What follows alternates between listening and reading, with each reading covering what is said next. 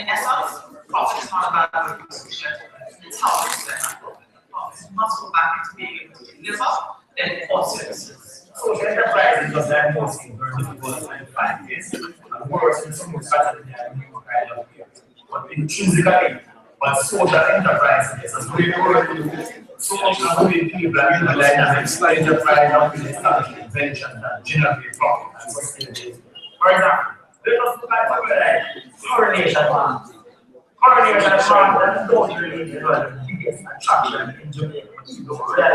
Attraction. It's the only place, the biggest market space in the entire Caribbean. The biggest transportation market is the dark web stores. Yes? So, if the social enterprise who wants them to input the cultural life of people operating the market, because kind of culture and traditional market, we want to establish some kind of visibility, waste management. No, it's about waste management business that are getting all the plastic that are transforming the food waste, composting, really generating this right here within the environment in which the people are vendors operate, in terms of the shoppers operate, and the neighboring communities, because you have Tubali, you have Marshall Lane, you have all those communities don't go that use that space. No, you can imagine when that place becomes clean. Yes, but I might not make money from the place. The working space of the market people, the working space of the customer, the entire interaction is improved. And it is improved by all these fast because never that it is improved by actually making a profit. Social enterprises for many years in Jamaica have created development. And more specifically today, we believe that social enterprises represent an important link which we achieve which is to create this the social enterprise is not driven by its profit, driven by its mission. However, we realize that we got more money. You can fulfill the mission. So your mission is clear in our mind. We don't have to wait for the social enterprise. The concept of social enterprise should be embraced by all the communities right across our nation. It has provided me with an opportunity to contribute in a real positive way to the development of my community.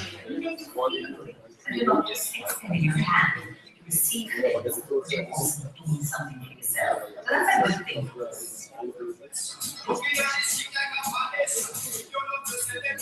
Social Enterprise Boost Initiative is about building, strengthening, and sustaining social enterprises throughout Jamaica. It's about assisting them to produce authentic Jamaican products that are market ready at an internationally accepted standard. It's about building equality in the product, using standards for profitability rather than creating a product and then trying to cover efficiencies. The reception, we're going to look at how we can really bring all the effects to Jamaica. We have to look at sustainability.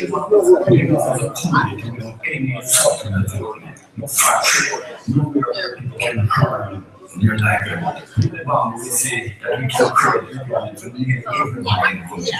Social enterprise is really getting down to integrity, and they're really getting down to the essence of what challenge is, and they are definitely, in my opinion, much more effective at change. Right now, there are black persons who are unemployed, and I think so we need help so that we can be able to employ those black persons we can can't take on more because the workload is already full, so we need more help in order. So enterprise are not welfare organization, wealth creation mechanism, but it creates wealth for a large number of people. The fundamental objective is improving your quality of life. That is a real function.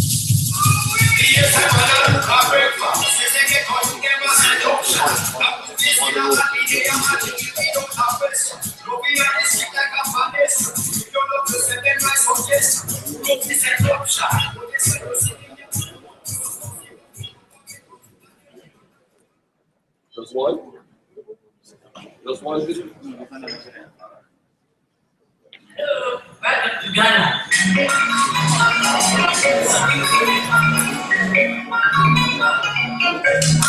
Ghana is cool and cool is Ghana.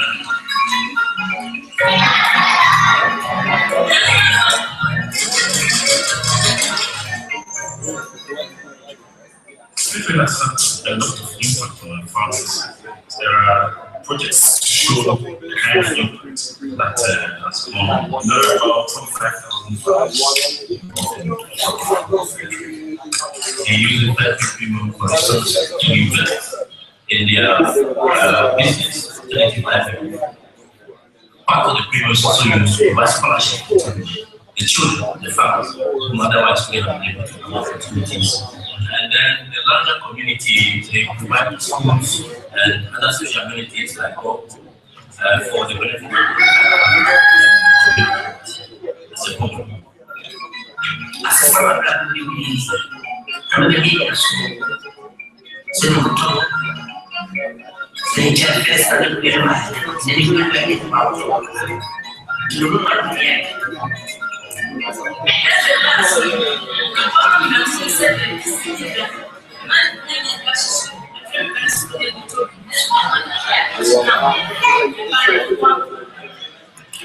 Lots more people are beginning to understand or see the benefits of the fair trade in the communities. I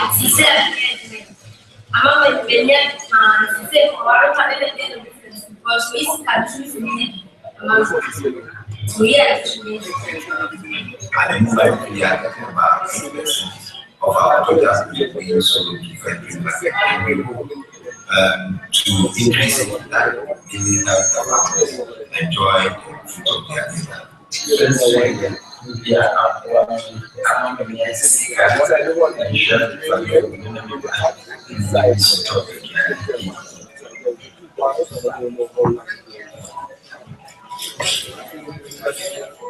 Yeah, she was just like,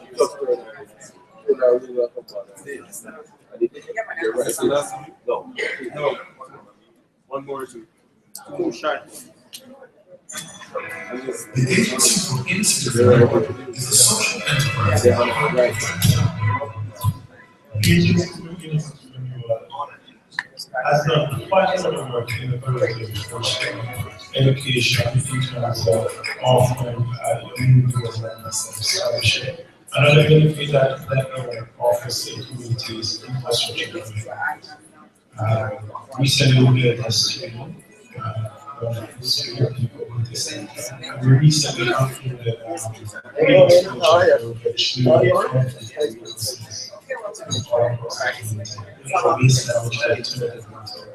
So that's one such individual who are leaving school at such a young age. I would say the administrative program. I know he's actually the president of the cooperative. It almost look at the leadership. You know, when I have something to do, the challenge engage the young boys how to play the guitar, the keyboard, and that sort of stuff. But even more important, they need to record their music, what they want to say, how they feel like this sort of stuff. Social enterprises like the Agency for Innocent Renewable or AIR continue to change lives and develop communities in sustainable ways.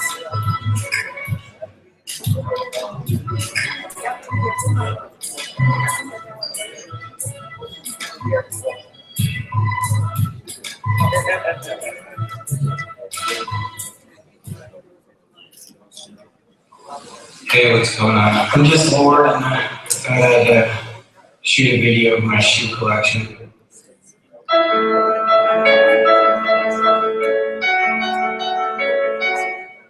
I'm super proud. I love shoes. I am going crazy with shoes lately. I stuff myself. It's I'm like a shoe freak. I thought everything colorful.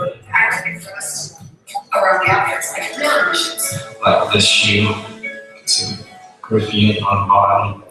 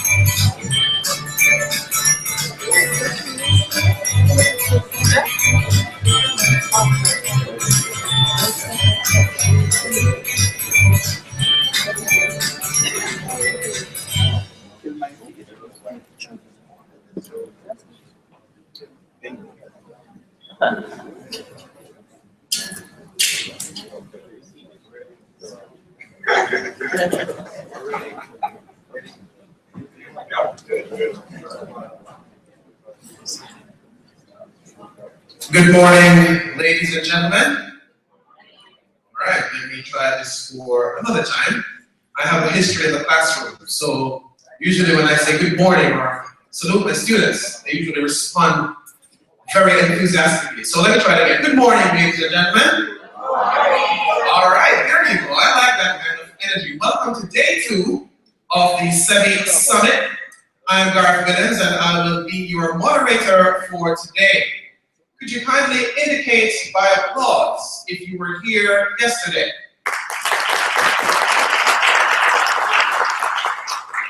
Very good, thank you very much for making day 2. And for the first timers, indicate by applause. Excellent, so we have a wonderful mix this morning, and I'm sure you'll be wanting more by the end of today's activities. Now, if you missed yesterday's presentations, any part of it, let me see if I can briefly summarize. I'm about to. Let me see how quickly I can summarize what took place yesterday. You would have missed presentations from Dr. Kanamawi Knife, Claire Dove, Peter Holbrook, and also Becca Stevens, as well as greetings from Earl Jarrett, the chairman of Jamaica National Building Society Foundation, Denise Herbal, and our Minister of Investment, Industry and Commerce, the Honorable Anthony Hilton. Of course, Ms. Denise Herbal is the Mission Director of the United States Agency for International Development, USAID, and you would have missed Safri Brown yesterday, and she's the General Manager of the Jamaica National Building Society Foundation. But quickly to just go through a couple of notes from the presentations made by Dr. Knife and also Ms. Dove, as well as the conversation with yesterday's moderator, Ian Boyne, where he spoke with the presenters. Dr. Knife, though, his presentation was entitled Social Enterprise, a Jamaican Perspective, and he examined intentional communities and the roles that international communities and the role that social enterprises play in sustaining those eco-friendly establishments. He went on to deliver a bit on micro enterprises which seek to integrate or reintegrate individuals into social systems under the social enterprise umbrella. He went on also to highlight how social enterprises differ from business entrepreneurs. And one of the highlights of his presentation was the important distinction between poverty alleviation and wealth creation. You might be wondering, what is that difference? That difference simply is that the poverty alleviation is transient and encourages dependency, while wealth creation is more lasting and promotes independence. It's almost a similar principle of give a man a fish, you feed him for a day, teach him how to fish, you feed him for a lifetime.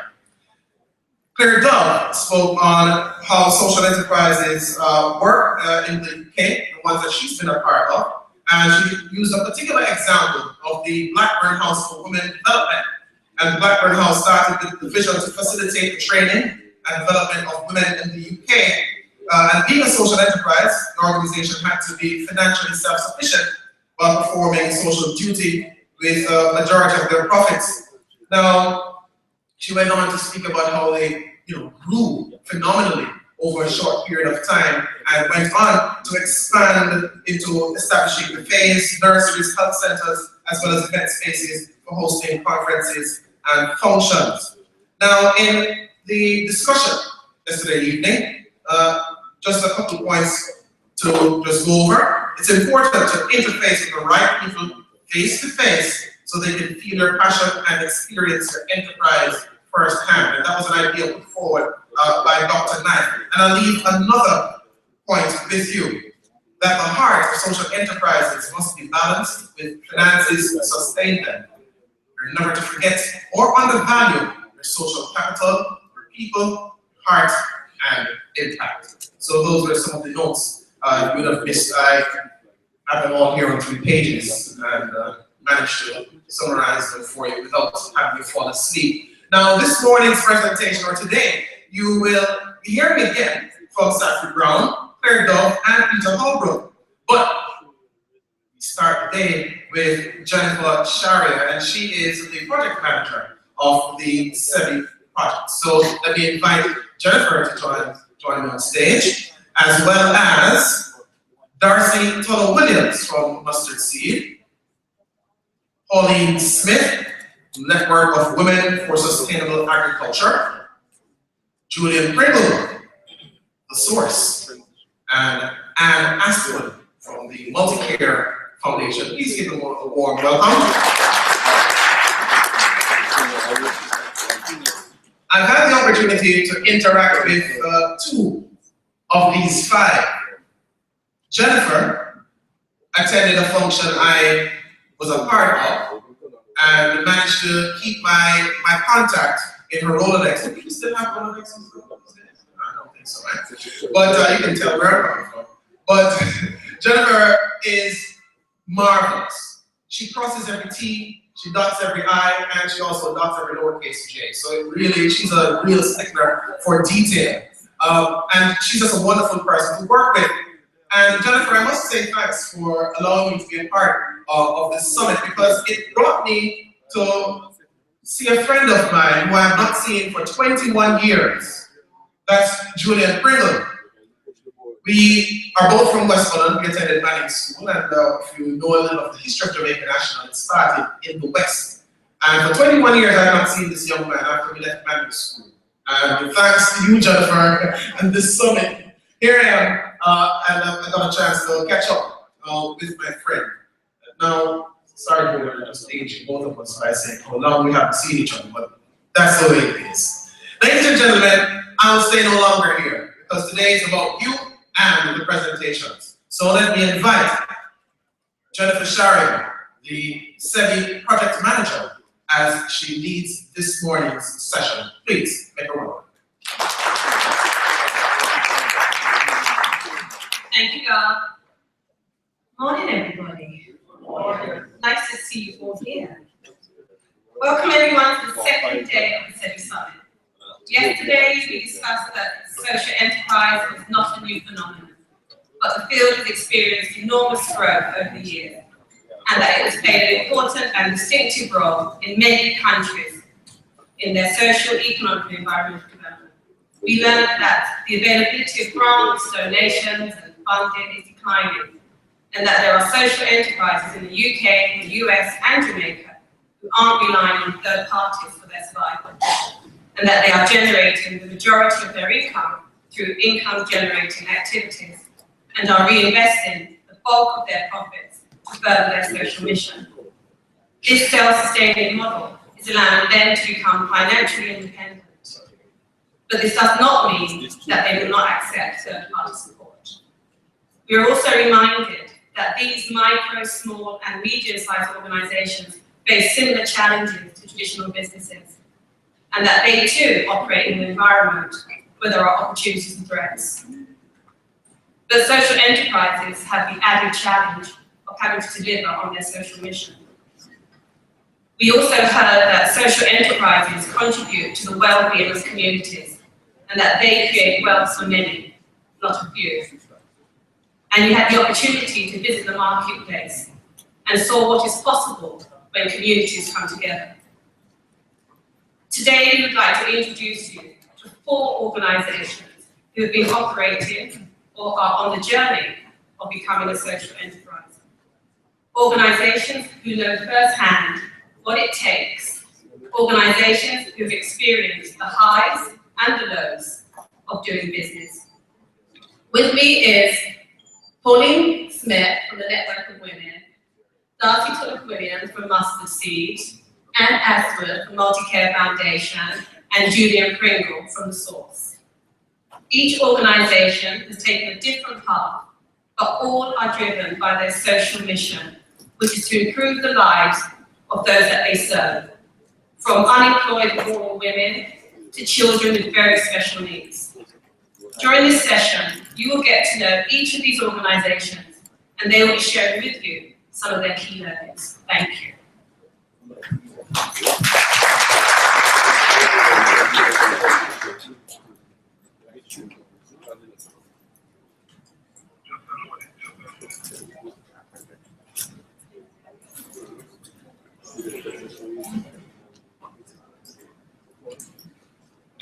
Help.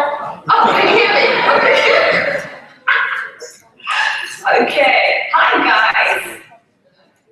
Morning. For those of you who don't know, the 4 guys who are up here are some of the pioneers on the SEBI program, the Business Development and Capacity Building program that's a JN Foundation initiative in collaboration with USA. I'm actually going to start with Darcy. Hey, Darcy. Darcy, we've been spending last day or so talking about social enterprises that Mustard Seed has been established since 1978. So social enterprise really isn't new to Mustard Seed. No, it's not. When we started in 1970, it was a vision video for founding father, Gregory Rankinson. And at the time, I think he had little enough in terms of money. He had about at least $700 borrowed from someone. And he had this dream, which has become a social mission, to provide for children with exceptionalities. And in doing so, he had the vision then also to recognize that he didn't want to go around with his hands outstretched, but to create some kind of wealth for the individuals who were involved. And so it was always a community effort. So what he had, he started in Mona Commons, and the little ladies there who were helping with children who were physically and mentally challenged, he started a candle making business. And from then it grew and grew. We always knew that alongside the social mission, we also had to have some kind of enterprise going on.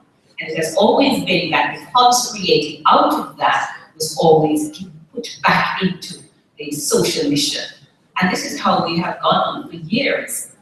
Not very structured, you can imagine, because we didn't have the personnel to dedicate quality, time, and interest to developing these businesses. So we had individuals who were in the caring for the kids, casting an eye at the candle making business, getting the children involved, that sort of thing. So it really hasn't any structure as such. But you started with candles, but now you're doing tilapia fish, yes, eggs, ceramics, yes, thinking about bakery. Yes. I mean, the number of enterprises.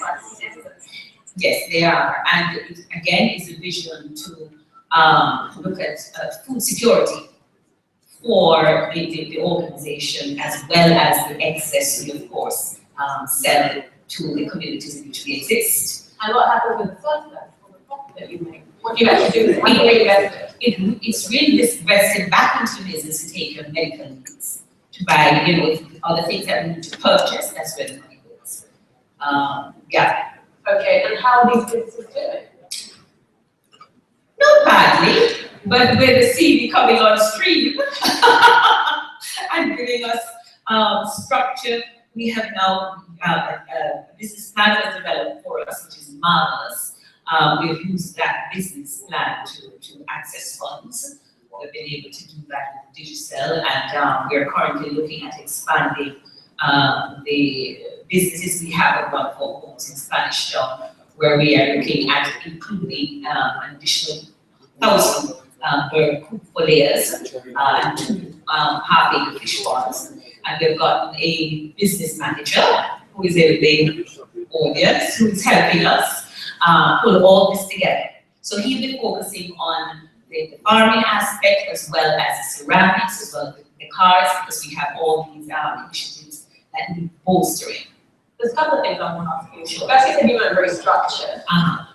You didn't have a business plan, and you didn't have a business development manager. No. So how did you manage?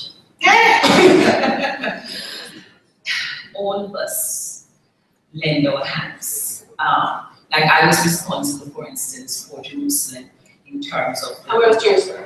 That's in Spanish Town. It's one of our homes there. We have about 165 children there and close to 100 workers. So I had responsibility then to give oversight to the farm there, as well as take care of all the children who were there. And when I was moved from that position, I still had responsibility for that. No, I don't. This is aware. Yes, so this is how we've always done it.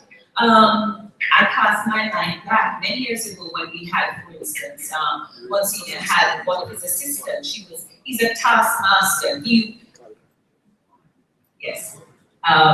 a taskmaster. And he had this young woman who had no training, but is good at formation. And I'm telling you, she was also managing the ceramics, doing the sales, the marketing, and everything else. So that was the culture at the time. Now we're changing it. Now we're becoming more organized. Okay. And Julian, the source. Can you just share with the audience what the source is? Well, the source is a community resource center. But in the heart and the minds of the person who actually use our services is far much more. We offer a wide range of services. We have a homework program. There's a learning readiness program where we teach parents how to identify the different stages of learning in your children, so that by the time the children get off to school for the first time, whether they be kindergarten or basic school, they will have been already on that road to learning. The homework program, right now our focus will be on the students who are preparing for GSAT. We have a GSAT boot camp every year, and so it's like 6 weeks of intensive review sessions for these students. Many of these students, they will not be able to afford extra lessons at the schools that they attend. All the source centers across the island serve challenged or marginalized communities. Our source center in Savannah Mark actually supports 4 target communities within our town. We have, right now, currently, we're also doing training because our focus is mainly on training and development, trying to empower the persons who live in these communities. Right now, we have a very exciting project that's going on. It's a stuffed toy animal training. So we have 3 weeks. Within 3 days, the ladies were able to complete products. I will actually have some of them on display for sale here at the marketplace. And are there any other ways that you generate income? We have a small internet cafe. We also have a small talk shop.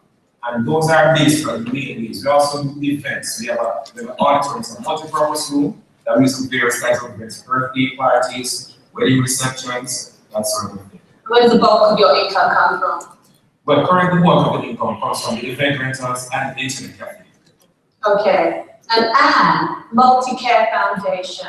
Tell me a little bit about Multicare and why you guys have decided to come up with a new idea and an enterprise.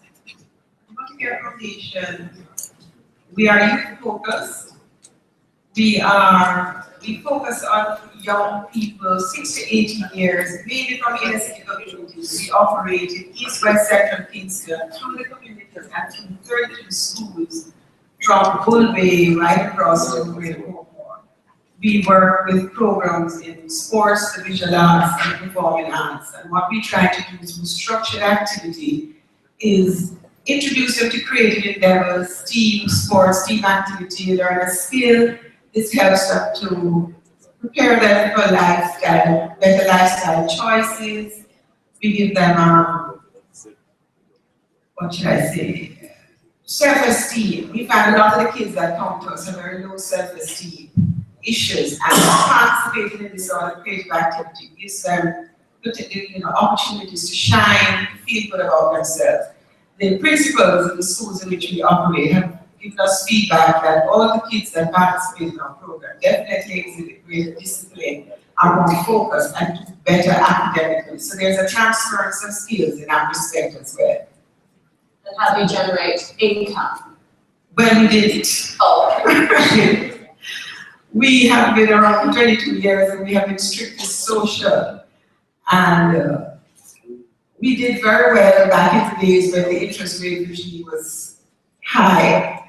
I went down in partners and established a trust fund from which we used to exist from the interest income. And of course, we all know where we have transitioned in that regard. So need I tell you that we are not able to sustain ourselves very well on the interest income that we are now getting.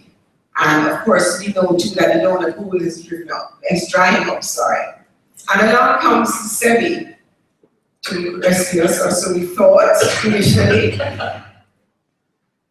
We entered into the social enterprise program with perhaps the wrong mindset. And we were rudely awakened to the realities that it's not going to be a handout. It's not grant funding that we're getting.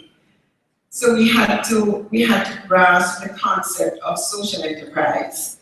Now we have embraced, perhaps what I should say first is that we had different ideas. We were very passionate about a particular social program in our visual arts department, which was supposed to use screen printing, not only as a means of earning for us, but to train community members so that they themselves could also see some sort of entrepreneurial opportunities out of it. That, of course, didn't work very well. We discovered through our SEBI team's help that it was very, very, very capital intensive. That we really didn't know too much about what we were getting into. We thought we had space and things like, well, what's the size of the equipment? What's the weight of the equipment? Can the floor support the equipment? Because it was an old building.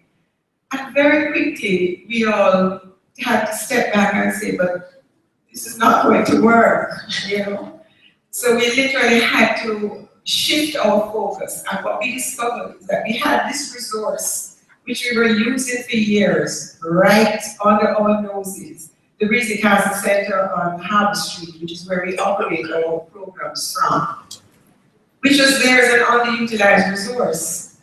So we quickly transitioned. How can we now use this property that we have, this beautiful environmental space, to create an events venue? And this is where we are. This is what we're using now as our social enterprise. And there have been challenges. Can you name any? Community challenges, let me start first, challenges within our team. First of all, accepting that we needed to move from straight social into enterprise. We felt at one point that we were abandoning our communities, that for 22 years, this is what we have been doing. You know, this is how we should, this is social, this is what we're here to do. We also had to convince our board that this was not only necessary, it was without it, possibly we're going to just falter and die. And we are all very passionate about what we do. And we know that we are making an impact in the communities. We get the testimonials from the participants, we hear from the principals, we hear from the parents. We could not afford not to continue.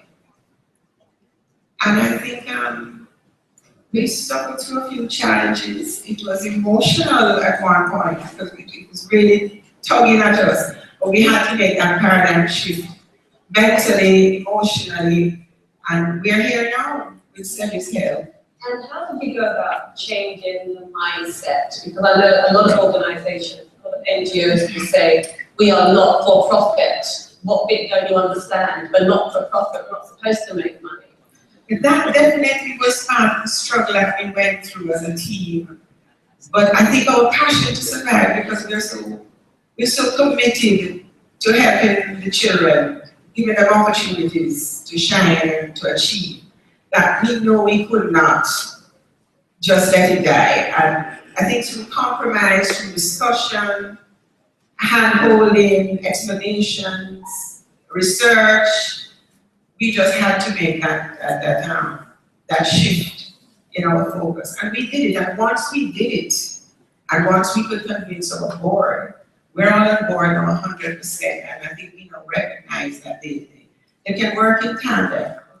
We're not abandoning the communities. In fact, what we're doing will put greater focus and greater impact into our community programs.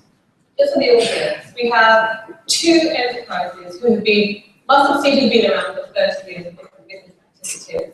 We have Julia, who's been around for approximately 3 to 4 years, and Pauline Smith and Multicare, both startups.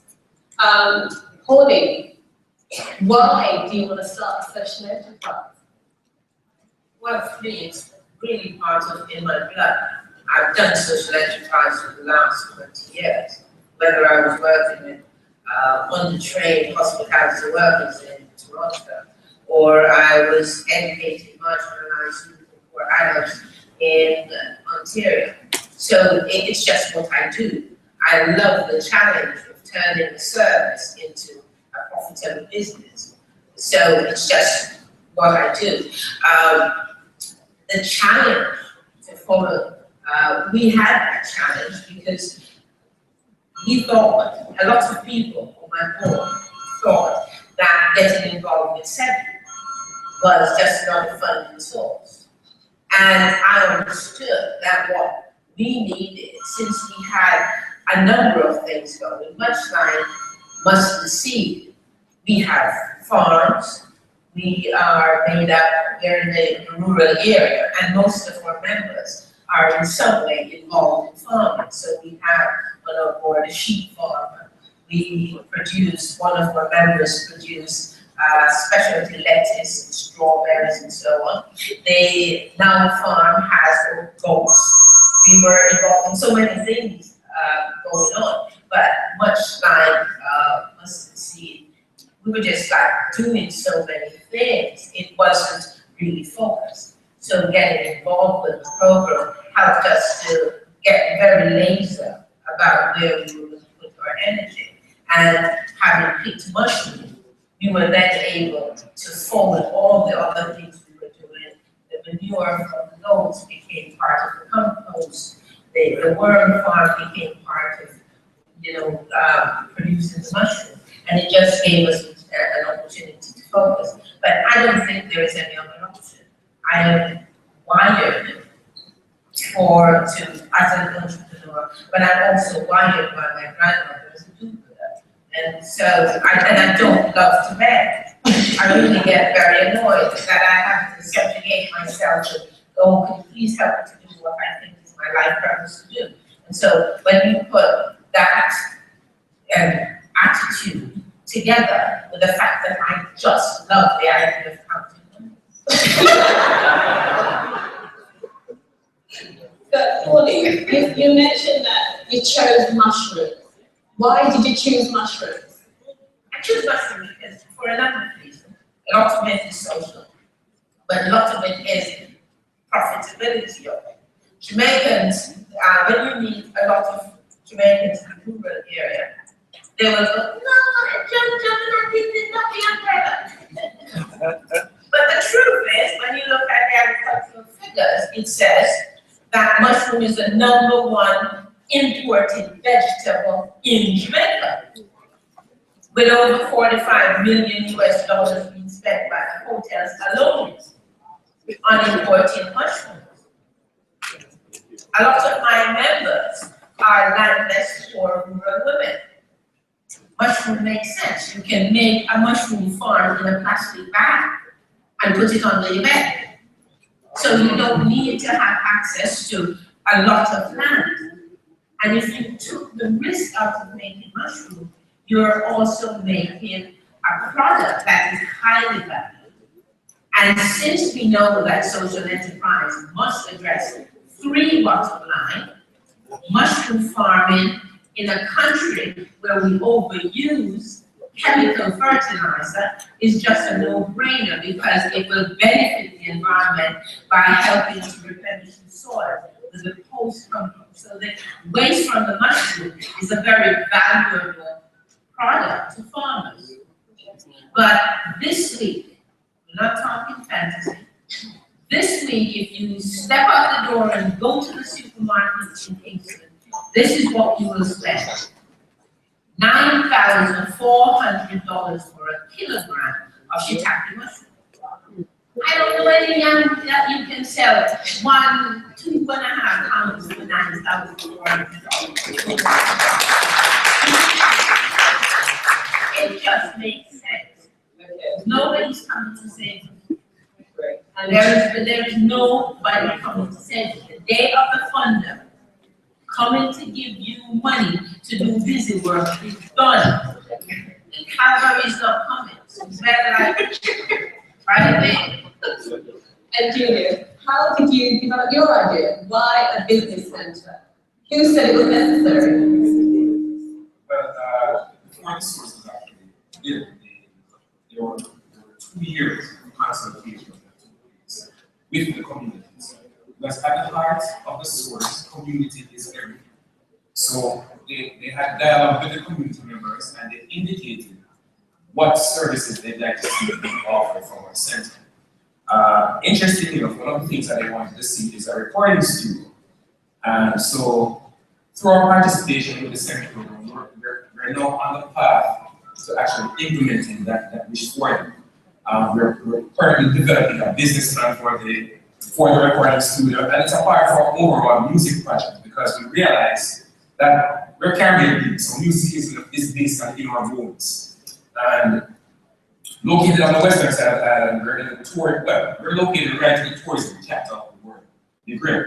So there's a huge demand here for live music and bands and musicians. So we think that if we position ourselves correctly within 4 years or so, we have a program, we can develop musicians, young talents from within the community, and then there's a point of that 15 minutes away.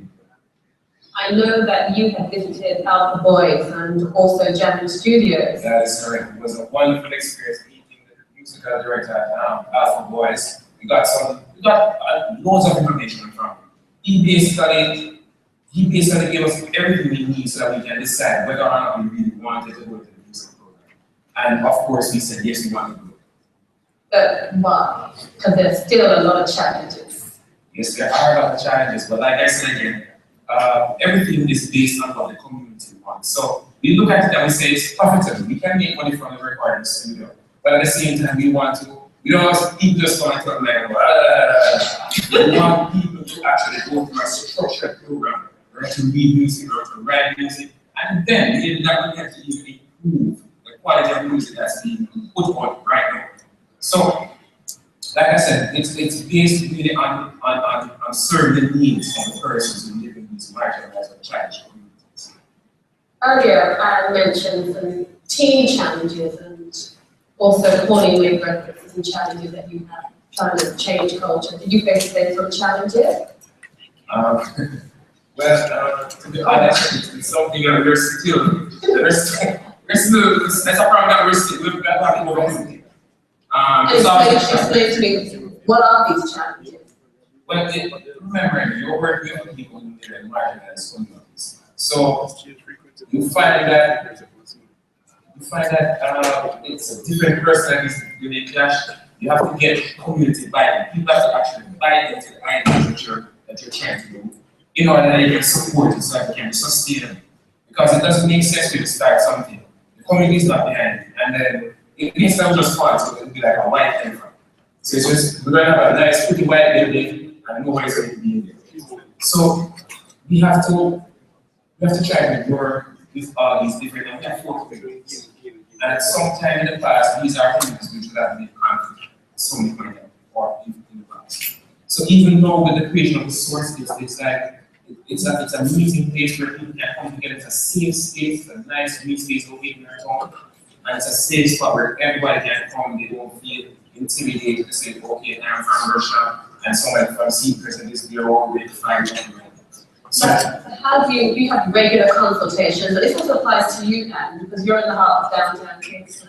So do you have regular consultations with the communities to get their buy-in? Well, we have a management committee. So the management committee is comprised of all the various stakeholders, including members of the community. So the source from time to time, we actually go into the communities and attend like regular community meetings and speak with the person here. At the same time, the community representatives, they are our mouthpieces inside the community. So they go out and they basically publicize whatever is going on at the source, talk to the community members, get feedback, so they're like middlemen. So they tell us what's going on in the communities and then we try to assist in whatever we can. Okay, and what about you? Similarly, we too are setting up a management committee. We are in the process of putting that together. We also engage the community. We know we need to have a big community meeting, which is on the books so very shortly. We have been engaging them on a one-on-one basis. We meet with a lot of the other community organizations. There are many in the Southside Parade Gardens area. And because we have been around for so long, and a lot of the young people, a lot of the middle-aged, they've all transitioned through our program, so they know what we stand for. We have their trust. They all see Breezy Castle similarly, it's neutral ground. So you have television and you have Southside, perhaps sometimes they're not so friendly, but everybody is welcome at Breezy Castle and feels safe at Breezy Castle. It's neutral ground, so there's no problem if members of not so friendly communities end up at Breezy Castle. So we have their buy-in, we know we need to concretize it further, refresh, renew, re-engage. And that's one of the things we're embarking on now. We have a wonderful football field out there, 2 basketball courts. We're right on the waterfront. It's aptly named Breezy Castle. When you go over there, you wish you had a hammock just to laze away. The challenge we face sometimes is that the community feels too friendly and they think it's theirs, it's their home. But that is what we're trying to get them to buy into now, that we need corporate, we need other entities. We see ourselves as part of the renewal of downtown Kingston, with the homecoming, the potential and possibilities are endless. We've had a number of activities down there already, Corporate Jamaica patronized us. We have football, they come and they practice for business house football. We have business house matches, persons practicing for netball, basketball. We've had corporate functions, health fairs, that sort of thing. So the potential for just about any kind of activity you could undertake we can accommodate it out there, and we know that you can get, they're on board with us for the most part. And we also see that it could present some entrepreneurial activities for them. If we put on like a craft fair or a market fair, there's a number of persons in the Parade Gardens community that do manufacture their home-based craft products. And we could also facilitate them if we have that sort of activity. I have a question for all of you. You all started with your social programs, and now you're looking at commercial objectives. How are you going to manage the two things? Social and commercial. How are you going to manage the two things? Because some of you have very small teams. I think it's how it's all, in our case, we believe in the design. In the same way we design our farm for safety. We are designing our organization for social enterprise. So the two founding members of our team, Denise Walter, who I could not survive without, she is firmly in charge of the social aspect of our organization. It is her job to work with the churches. We reach most of our women through rural churches. That's where we meet most of them first. We approach the pastors and we go in and talk with women in the congregation and tell them about what we do. And that for us is also part of the design, in that women who are used to go to church and sitting and listening, we found that they were a lot better at starting something in the community with than the ones who met at the drink out. So, you know, it made sense. So Denise, nice lady, Denise is just a sweetheart, a lot nicer than me. She is. She bakes candies and stuff. She's firmly in charge of the social part of it, expanding the social network, identifying needs in the community, identifying new communities, organizing them. When there's a death in our community, recently we had a lot of deaths, and children need to go to school and that, working with the food program, Denise does that. My experience is to strong the business. So we separated enterprise from social and get together to make sure that I'm doing enough business things to help support the social part. And in that, we are managing that by registering on a little known clause in the Friendly Society called Specially Authorized Society. Can you explain the audience what that is? A specially authorized society in Jamaica is like combining a cooperative with a benevolent society, so that you can use it's your mandate to do business and it's your mandate to do social work. And in organizing your board, we have a new position on the board, not just president, vice president. We have president, who is an outside person who comes and officiates the meeting, but doesn't necessarily have the time or the interest in the everyday work of the organization. And we have an executive director, and that executive position on the board is not a transient one. You can't build a business if you're being voted out every couple of years. So that executive position, director position, is a permanent position unless I steal off the money run away to and so that entrenches you in the organization. And so that for us is part of design construction. It is your mandate. Darcy, you mentioned that you've got a business development manager. Yes. Why did you bring him on? Because again, as we wanted to have a very pointed approach in terms of developing the business side. And as I said before, it was everybody dabbling a little bit of this, a little bit of that. So what he will bring to the table is a system that we have to put in place, and somebody who's there who's accountable for that. All right. We spoke earlier about the challenges. We have challenges, and it's mostly internally, not dealing with the market, external market, but it's internally, because many of our workers are unlettered and unlearned, you would imagine, particularly at the ground floor. And the whole business of saying to somebody, you have to have documentation. You have to know how many eggs are collected on a daily basis. You have to know how many bags of feed you're issuing on a daily basis. Now we have to get individuals to start writing, to putting any structures in place so that they are accountable and that they move from a situation where it's, you know, the community thing, you have the egg, somebody come and give them a flat, another one come tomorrow, give them another flat, you join the fish and give them half of it. No, that has got to stop. So we're looking at accountability. And our unit will be a standalone business unit that has to manage itself, and we need to get other individuals on, we will do so as is required. Okay. And how large is your team? Oh. We have 2 in the office. And we have coordinators for our sports program, our visual arts program, and our performing arts program. So from an admin point of view, we really have no staff, office staff as such. We too, as I said, we recognize that we need an enterprise manager, and we've been fortunate enough to have a volunteer who's been assisting us from a consultant basis as well as hands-on. And we're hoping that the enterprise will go enough that we need to pay him and entice him to stay on.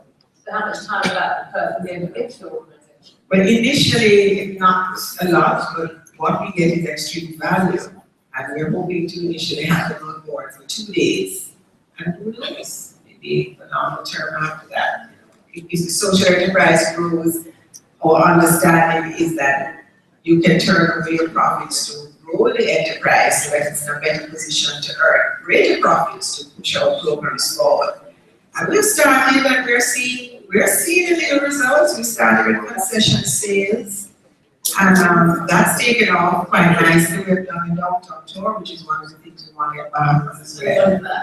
We set up a downtown tour and we facilitated a visitor to Jamaica and took her on a 3-day tour, various sites. So she got personalized, one-on-one, a tour guide. We driven around, we provided lunch, and she was extremely happy. We got a tip at the end of the day. So that's going to be one of your ventures? That's going to be one of our ventures because, as I said, that's one of the things we want to take advantage of with the hub as well. With a lot of people coming into downtown Kingston. And we have a lot of historical sites, lots of cultural things to go down and see. So that's one thing that we can also expand on. Okay. And Julian, how big is your team? Well, we have four members of staff. So, Are they all full-time? That's right. Well, our assistant center administrator is part-time. But the thing is, she's so committed, she actually works full-time. We also have a large pool of volunteers that from time to time we can call on for support. Challenge though is whenever we have really good volunteers, they always get snapped up really quickly by some company. The last very good volunteer we had, she actually coordinated our program. And as coming up that, she also did our annual summer camp. And she did such a good job at Science Foundation came, saw what she was doing and was awesome job. She's done Science Foundation.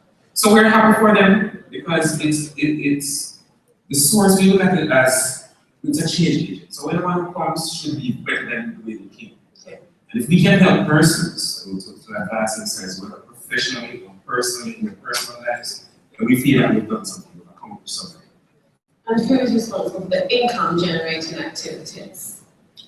The income generating activities. Well, so in every organization, once it's a social enterprise, there has to be balance, right? Because you can't have too many social activities going on. At the same time, when the social was strictly enterprise. So I am basically in charge of monitoring all of the enterprise activities as in my role as center administrator. And we have my direct report, my supervisor, she's the one who normally brainstorms and comes up with all these social programs. I'm not going to into the social programs. I like to cover things.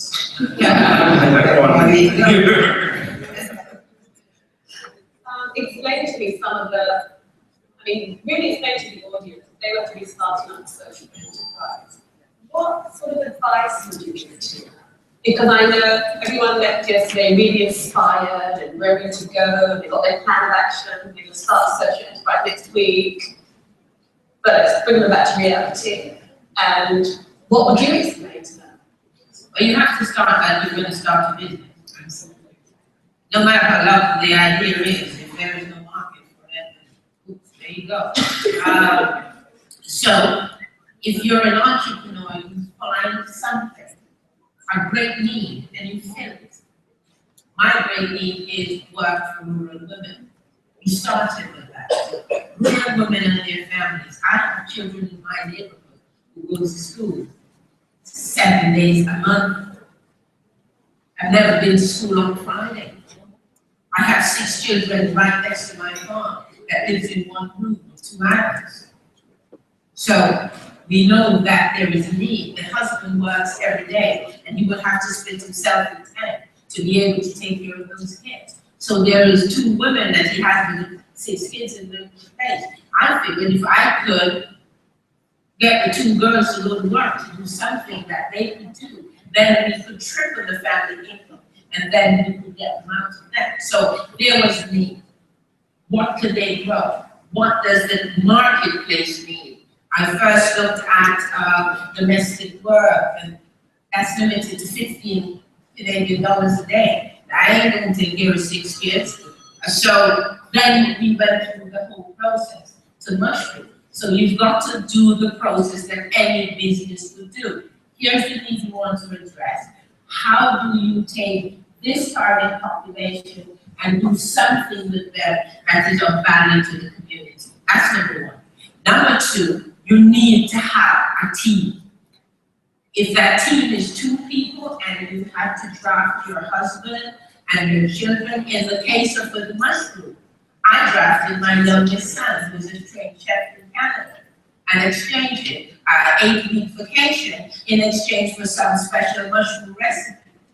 And come and with your tall self and hand out mushroom. Oh, by the way, when you're done here, there's all kind of amazing mushroom for you to taste. So you need to go through the same process and be prepared to cry, be prepared to stay up and don't sleep, be prepared to sweep floors, do all of the stuff, all that you would do to take care of your own business, because it's your business. It's just that instead of benefiting you and your family, you're benefiting your community and your country. Can I get a final word?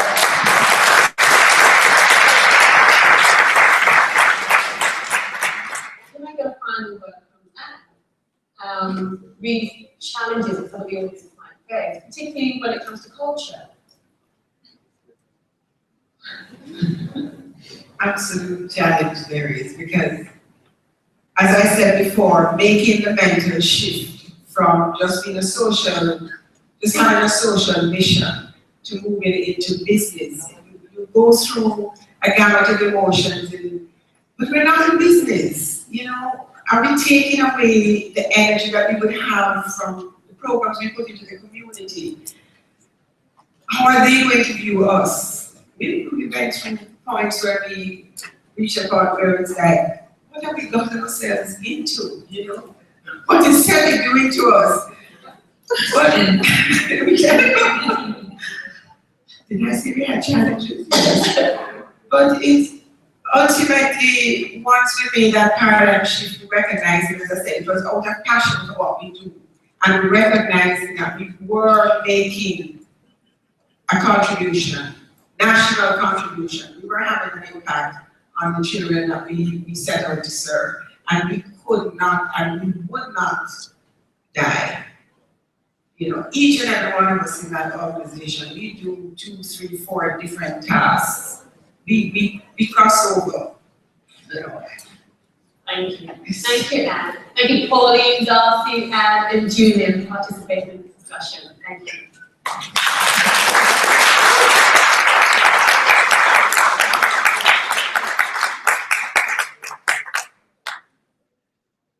I'd like to echo that sentiment of thanks to each of the 4 of you, and of course you, Jennifer, leading the discussion most ably. And the floor is open for your questions. We have a 15-minute question and answer segment which begins right now, but just ahead of it, just to remind you, and I hope that you have started taking notes here, because certainly you can have this passion for social enterprise, but you need more than passion. There's a lot more. And you would have seen from these 4 very different organizations, the way they've gone about business, the way they've gone about taking care of their social side of business, and the wide variety of challenges which they have faced.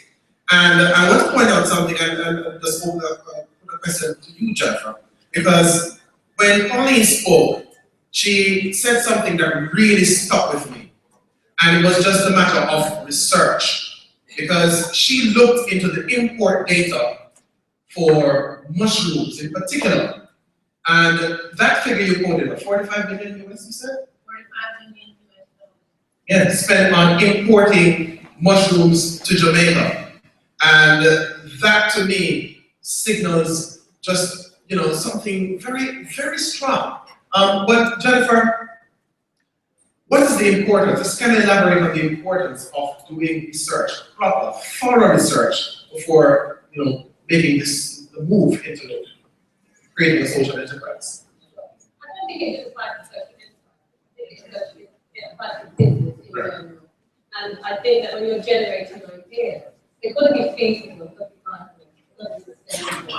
And there's a lot of information that's out there that's available to us to do research. But sometimes we just can't be bothered. But we have to be looking for gaps in the market. Because we don't always want to be doing more of the same. Or you want to be adding value to what, you know, another product or service, you want to be adding some value. And the other thing with social enterprises is that the business that they enter doesn't have to be connected to their social mission.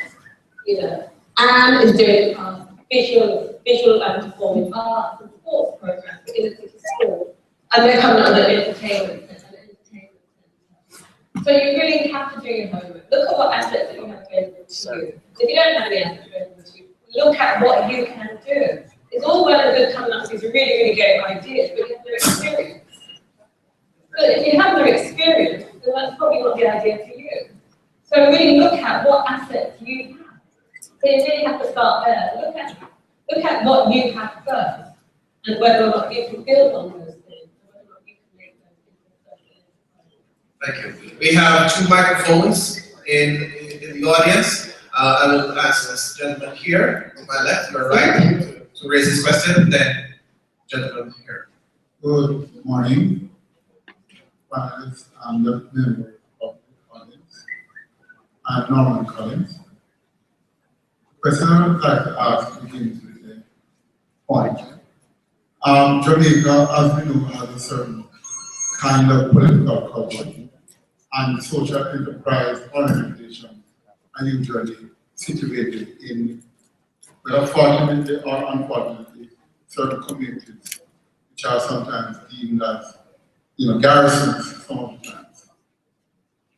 The question therefore is that, to what extent are these social enterprises being influenced either positively or negatively by the prevailing political culture within these communities? Elizabeth and Julie answer those questions, because they've both been practically described. But certainly we do feel the political tension. Our communities, there's a lot of tension between varying entities, and it impacts. We have a Art on the Street program every Saturday on Gold Street. We literally have the students on the sidewalk doing art, and the turnout sometimes is dependent on what's happening. You know, who can cross over from where. We have schools that are underpopulated because similarly, some students can't cross from one area to another. So when you can accommodate 1,500 students with one primary school that might have 300 or 400, although they have a beautiful building. So it impacts the programs that we do. But we are apolitical, and we make that clearly understood. We take no party lines. And I think we're respected for that. And once you demonstrate that you genuinely care about what you do, you genuinely care about the person that you're trying to help, cross party lines, they respect you for that. We don't entertain politics at all. We don't even entertain the governmentship. We don't deal with any of those elements. We encounter it, but we make it known that that's not an influence on us. We're not going to give because this is the party in power or that this other one or because we fall in this area. There are times when we have to work for particular reasons. You may call the MP for something or you call the council for something. But strictly, as I said, on apolitical lines. What about you, Jim?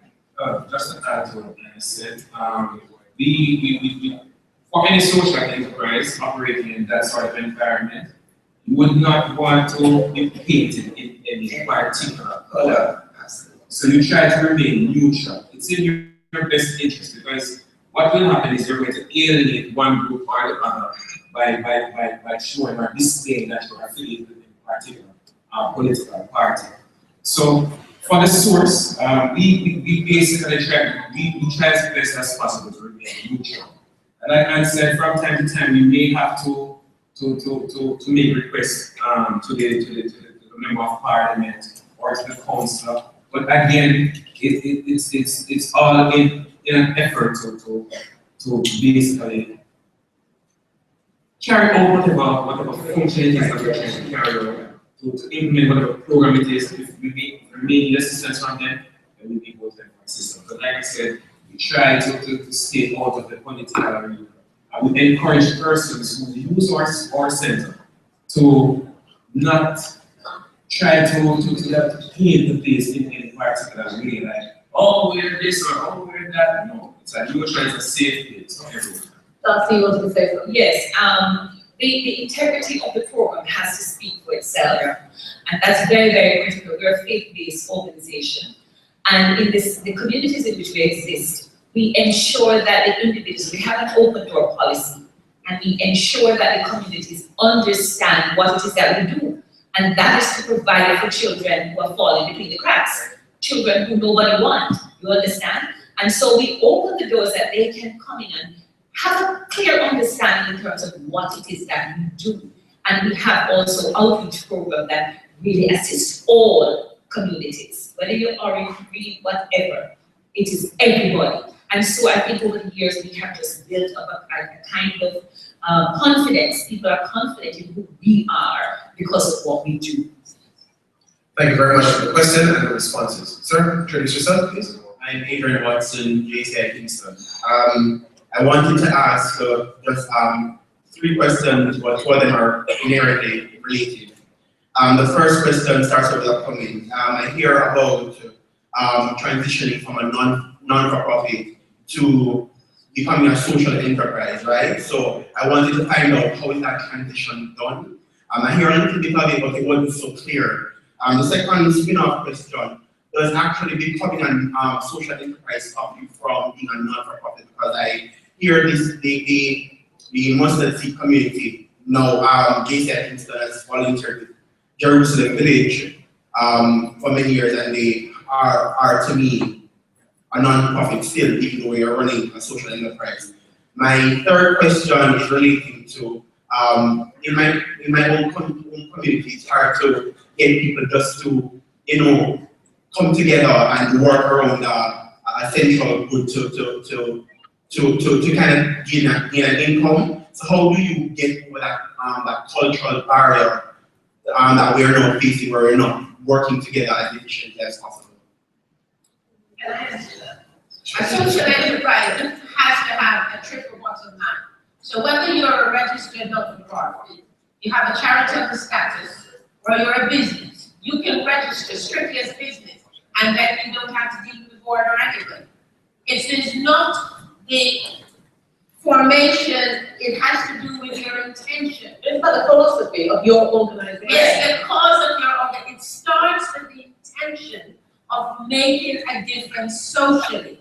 That's what makes you a social entrepreneur, or you make your business a social enterprise. So if you're a not-for-profit, it's moving in your head from waiting until there's a call for proposal or begging money. There are churches that are social enterprise because they generate income in order to run their business and to give back to the community. So it's not whether you're a for-profit or a not-for-profit, it is your intention and the matter of coming together and overcoming social barriers to select a project to work on. You have to start with yourself. You cannot, if your intention is to run out today and go to your community, they are where they are. It is what it is. So if you want to change the approach in the community, you have to first demonstrate. You become the champion. No social enterprise I've known has ever established itself and become successful without having a champion. Mr. Holbrook is a champion for the concept. Jennifer has been a champion for our organization. I am a champion for rural women. I just think women over 50 are just wrong. The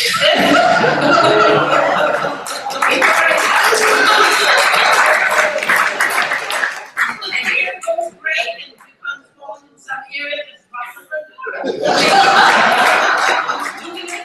So that's my passion. And I believe, like the Deerfield University internationally, when you train a grandmother or a mother, you stabilize the community.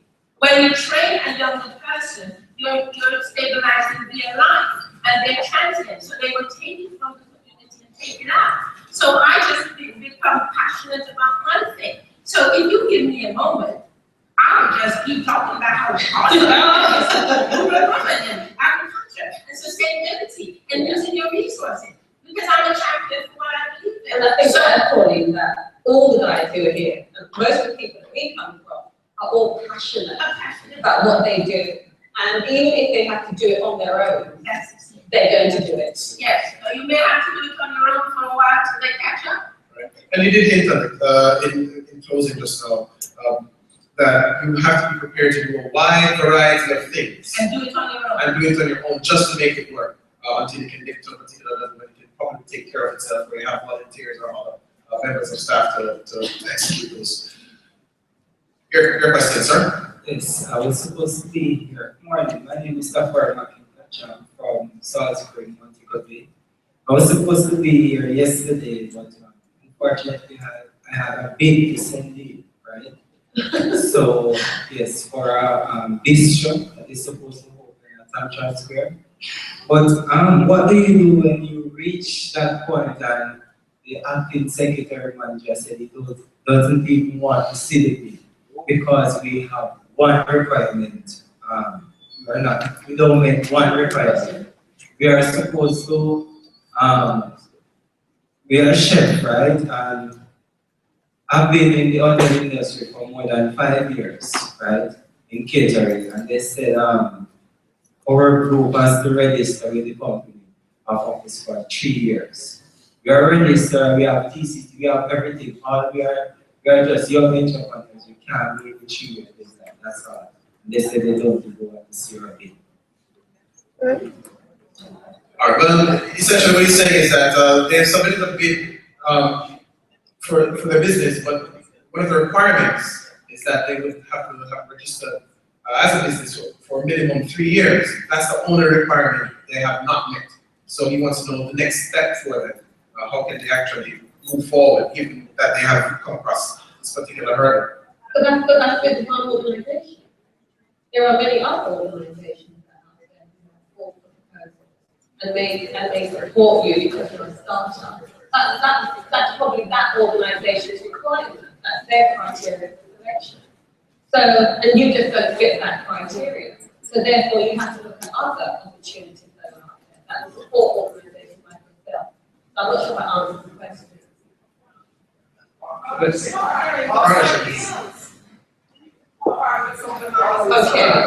Yes, because we are a social enterprise.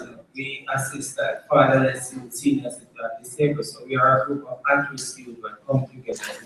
But are you also here as a response partner with others? They don't have to try and do it all on your own. All right, now, unfortunately, the time, I'm so sorry, the time for question and answer, but this day here was just before you spoke, I'm so sorry. So we'll take our question, but we have a 45-minute networking session. So for those of you with other questions, each of our presenters are available for you to speak with them one-on-one, and then we can hopefully get some of your questions answered. Alright, so this will be your final question, and then you're free in the networking session to interact with our presenters. Yes, my question is for Darcy. Yes, my club, I remember this club of Mandeville, and we assist in different projects. We heard about some mustard seed in Mandeville. Yes, and we were contemplating giving some assistance, but we don't really want to start an enterprise, I would say. But we would be willing to have volunteers to assist. Yes, that's fabulous.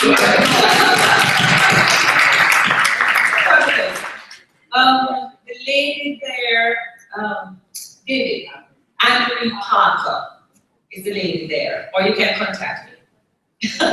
We're available. All right, great. So we are now going to enter our networking session and refreshment break. Just before I allow you to mix and mingle, just to thank the Jamaica Information Service, JIS, for partnering with us on both days, and also to thank Power 106 FM for being a part of us yesterday, and to welcome and thank Roots FM for being with us today. For those of you who don't know where to find Roots FM on the FM band, it's 96.1, am I correct? Very good, one of 26 radio stations here in Jamaica land we love, imagine that. Also to say thanks to the volunteers, and do remember to look around to see some young people wearing t-shirts with I, letter I. It's for information, all right? So anything you want to know, please feel free to ask some questions. I'll be able to answer you. Check out the marketplace next door. It's open until 6 p.m. So you can use your time now and see the wide variety of booths there, or you can wait until we complete today's session to interact there. And do remember, for those of you who are into social media, to tweet, post your pictures on Instagram or Facebook, and always use the hashtag SEBI Summit. That's SEBISUMMIT, SEBI Summit, that's the hashtag. Thanks again to Pauline, Darcy, and Julian, and Jennifer for their presentation this morning. And the next session will begin at approximately 11:15. Top 10 pitfalls when starting a social enterprise. One Peter Holder will be the presenter. See you then.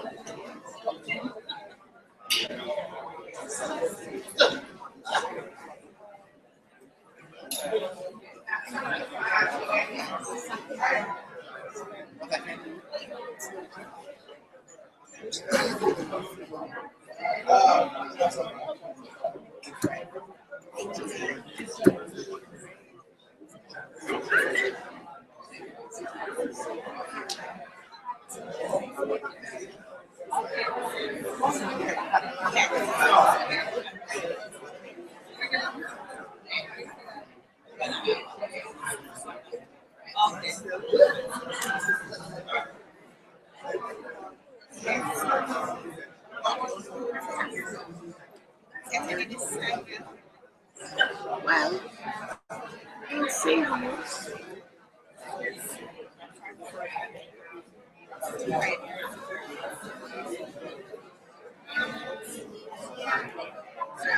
Xavier.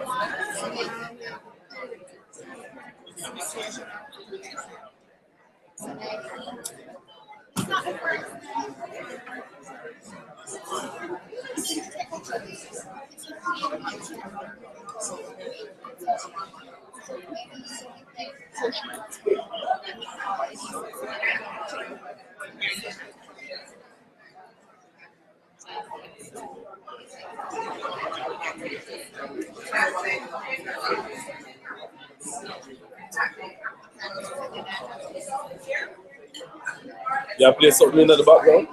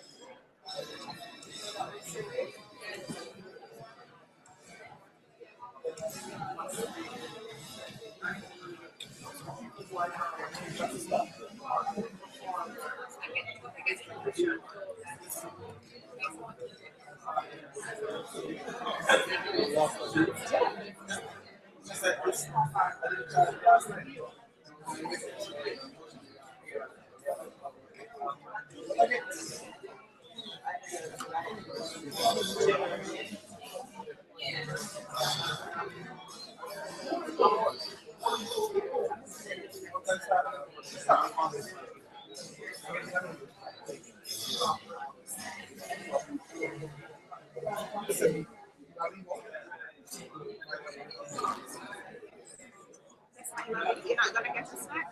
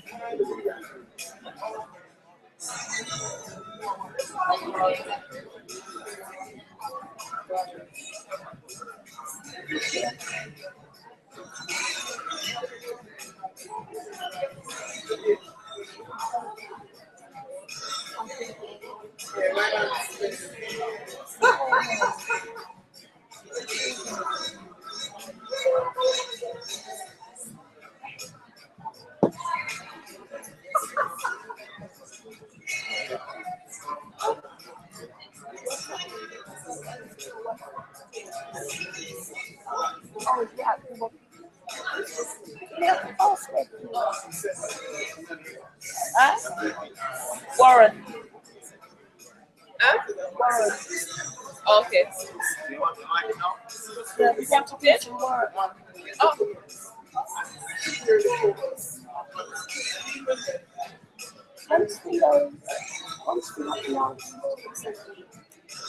Well, guess what? When he gave it back,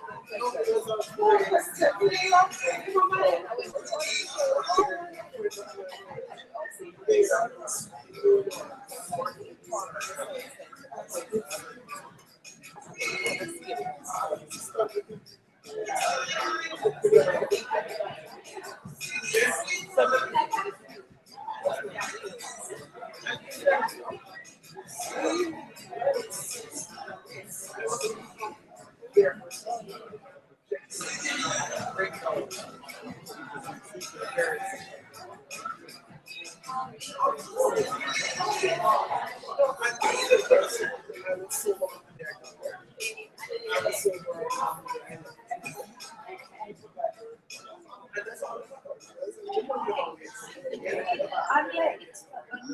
I'm here. I can't believe it. What's Davion?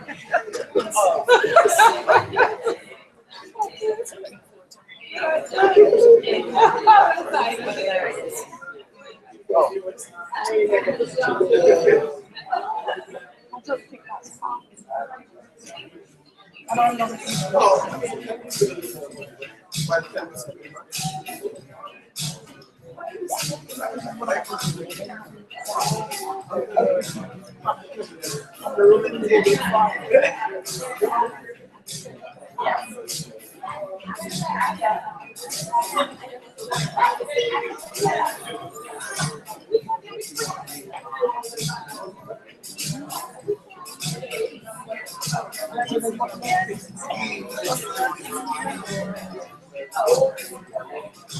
Something bad. So, well, yeah. No, that's good.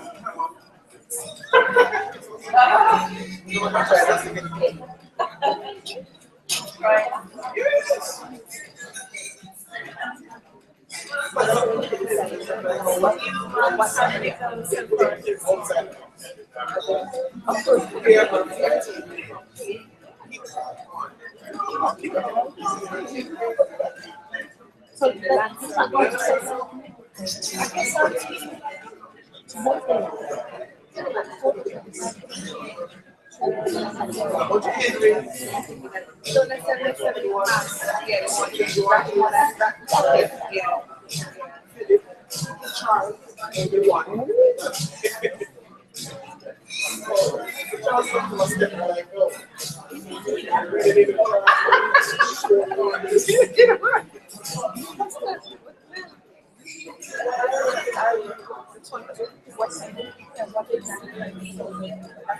That's good to know. It's a good dream to give one.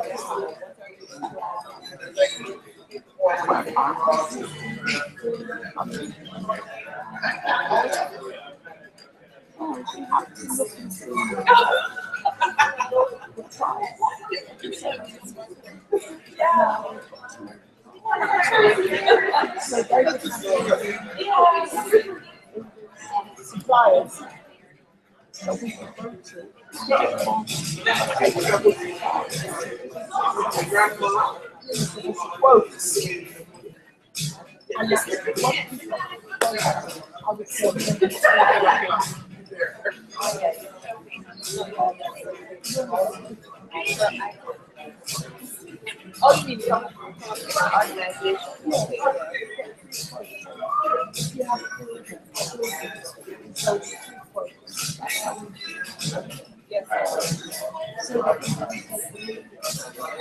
Yeah, I think I might.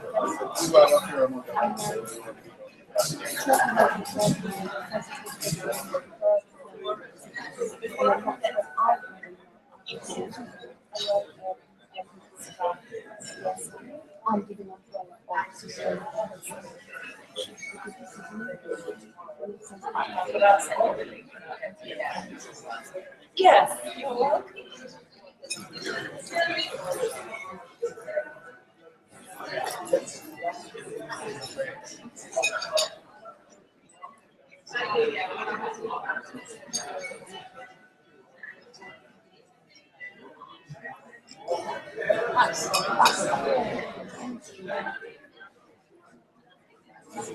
Council Street.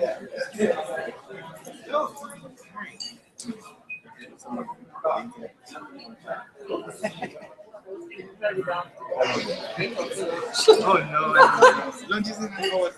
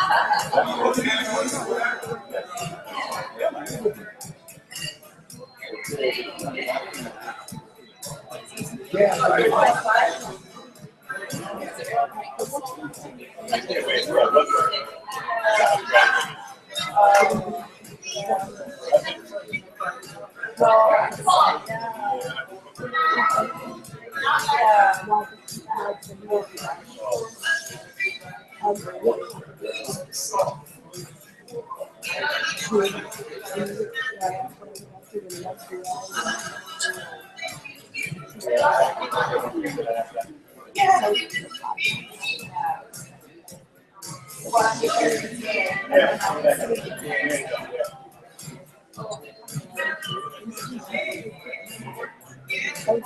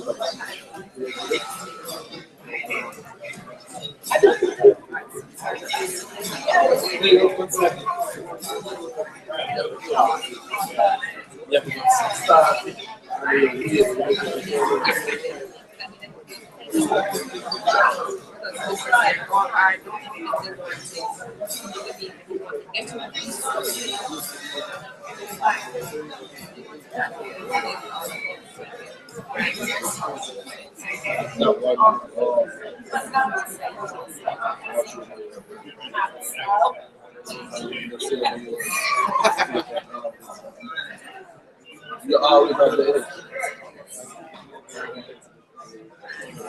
I don't think it's a good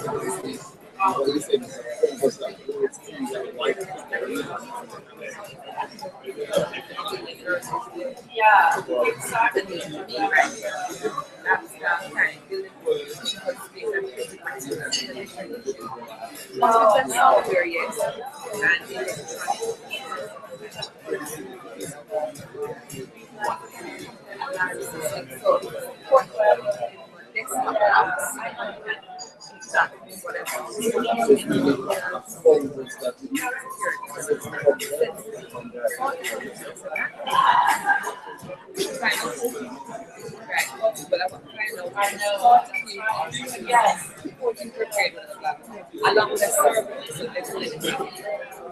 So I decided to configure the violence and route to right.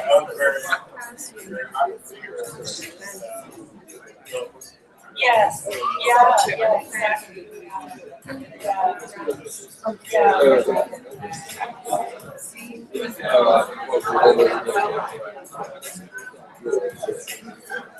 Oh, these are courses.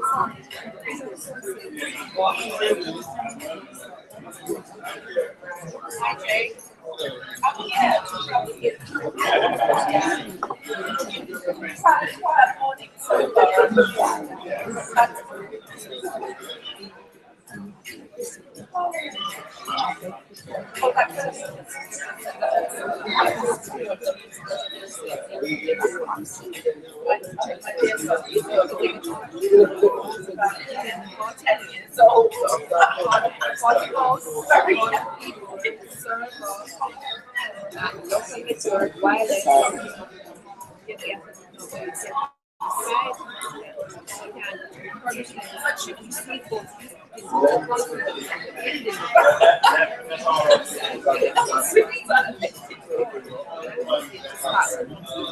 Yeah, that's true. Because he thought it's kind of,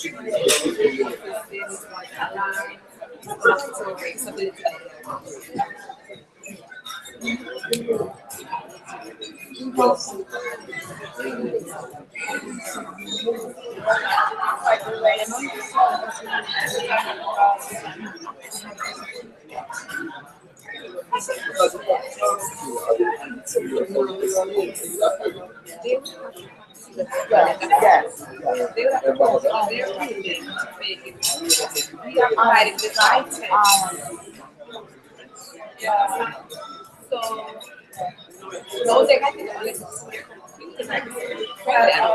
like that.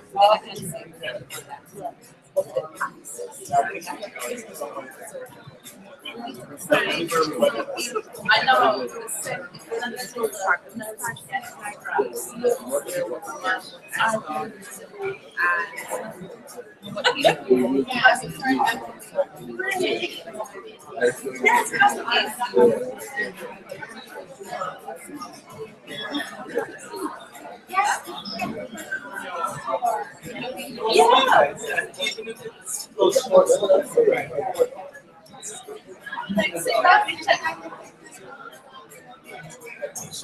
Oh, right. Oh, so he's asking for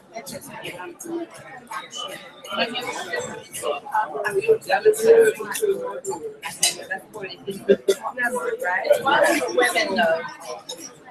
I already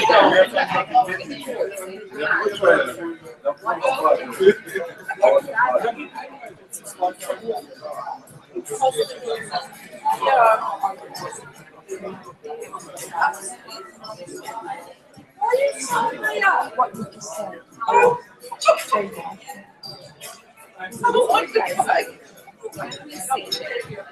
Because you look like you could do that because they have no voice. Can you say that? Get started. Get started. You mouse, the pad, the leader,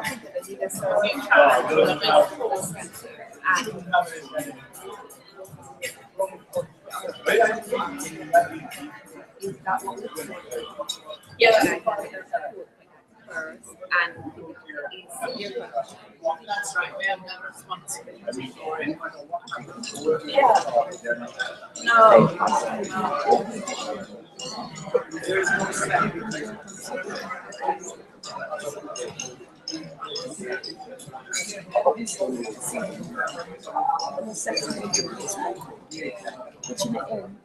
if you're wild, it's an object, cover their heads.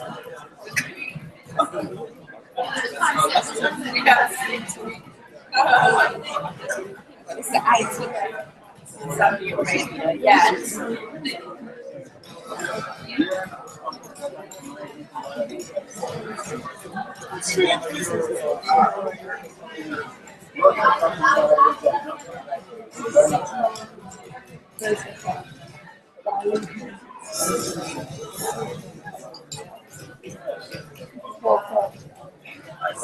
Yeah, my English.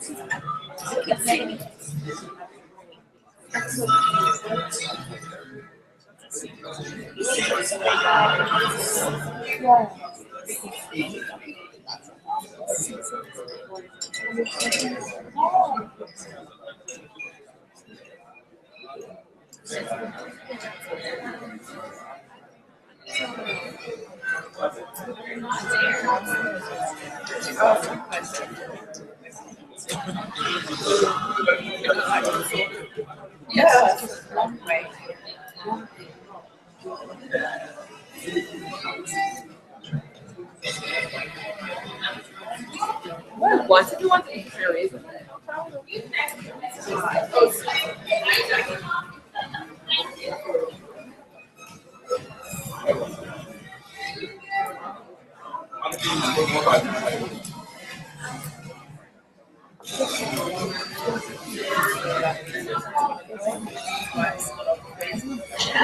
But you post such interesting things every day. You know, so interesting. Just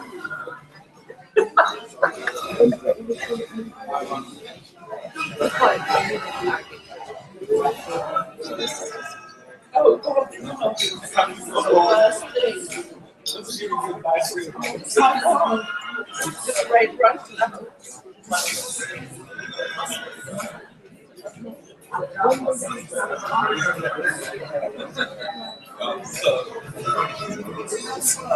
now.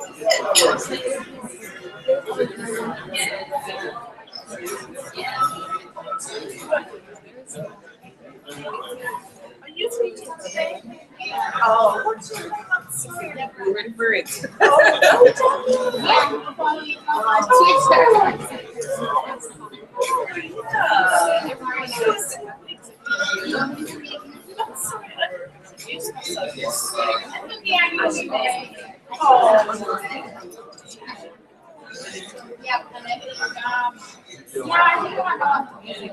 Yes, we do. Yeah, I know. Are you on Facebook? Yeah.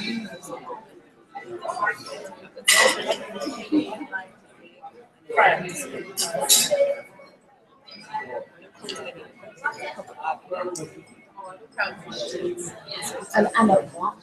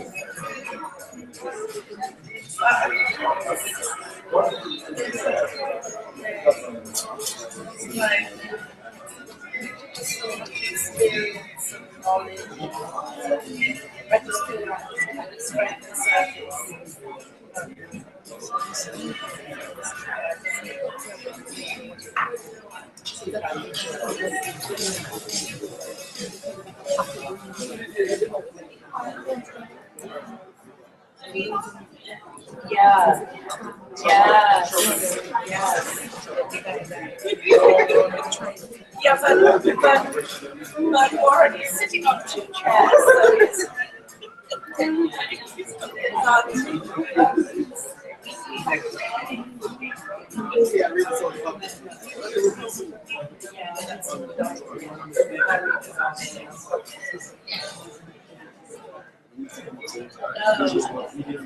yeah.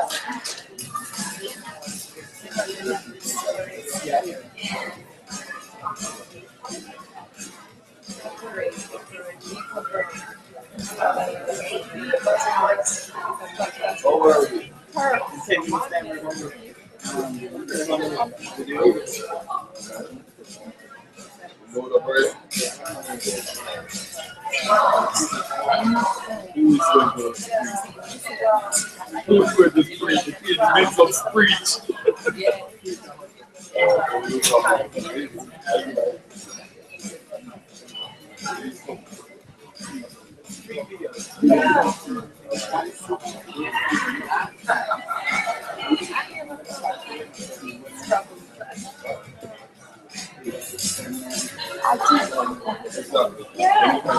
Right on time.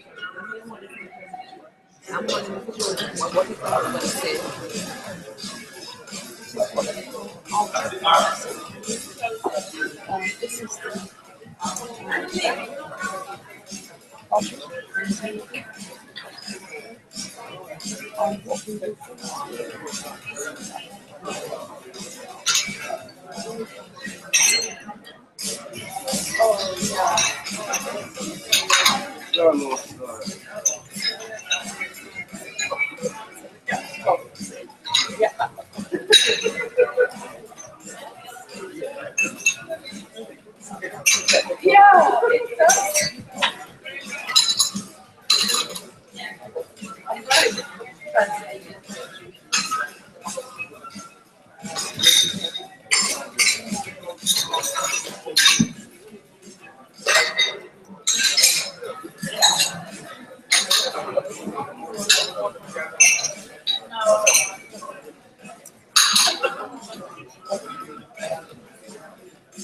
Line, come over there. Line, come over.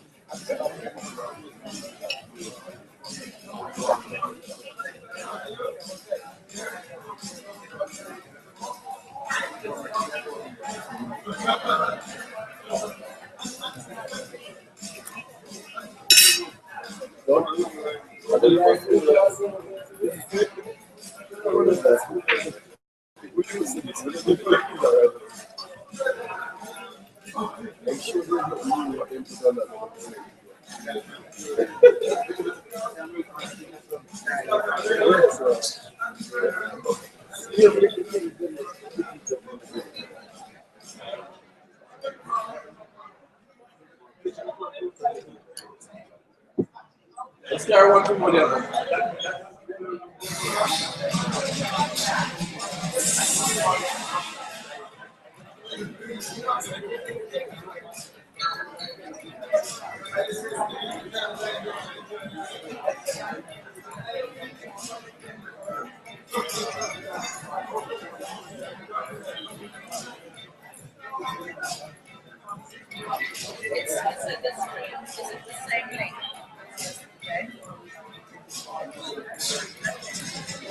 Oh, yes. Oh, okay. Yes.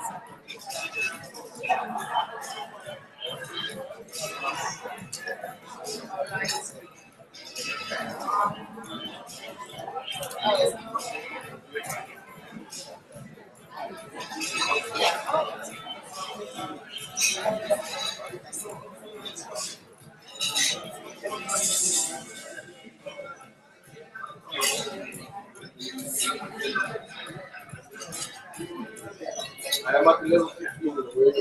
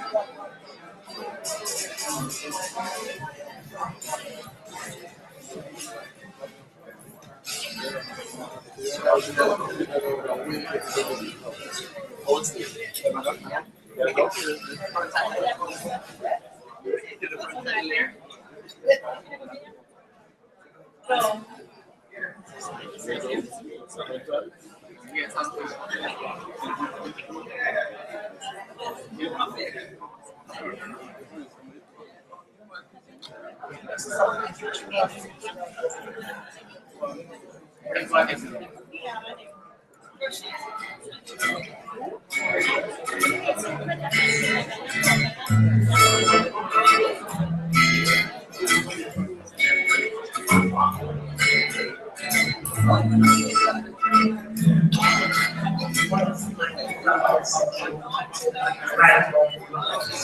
And as we explored them, we realized that more of it was lack of finances. People in the French society wanted to. And when you looked at the women's role in this, we realized that it's when you train a young man, at the height of his life, he wants to go off. But when you train women, especially the women over a certain age, we were in a different place in life. We wanted to fix things. We were staying home. We had grandchildren. We were thinking more of legacy building than we were of exploring and building our own lives. And so we decided we would focus on women. Our aim is to engage 1% of Jamaica's population in women. And we're looking at working primarily in the rural areas, where there are not many options. You don't get a job at the supermarket, you buy something clothes, and you don't watch somebody's going to get 1 day here and 1 day there because somebody's doing a little bit of construction. And we decided to organize them as contract farmers. We wanted to teach the value of small scale entrepreneurship. And who couldn't handle that, we would try to find meaningful things in the world. I'm trying to see if we can assist the listeners to earn some living, what they may be earning, and to see if they can improve their circumstances in every way, in their family life, with their children, their community.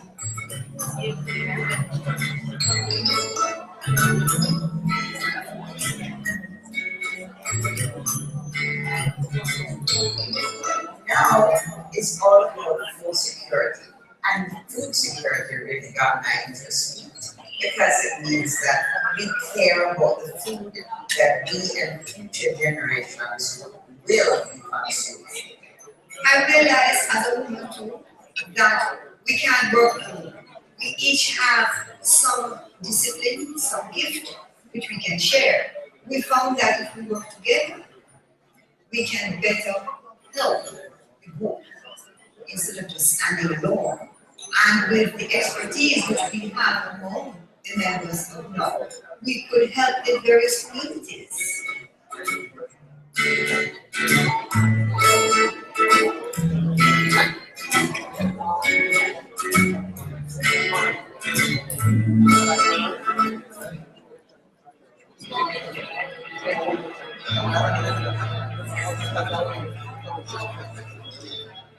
We started a project because we want to provide the mothers community opportunities to really raise income in their households. And by leveraging their artistic ingenuity and paper, we'll be able to help these families.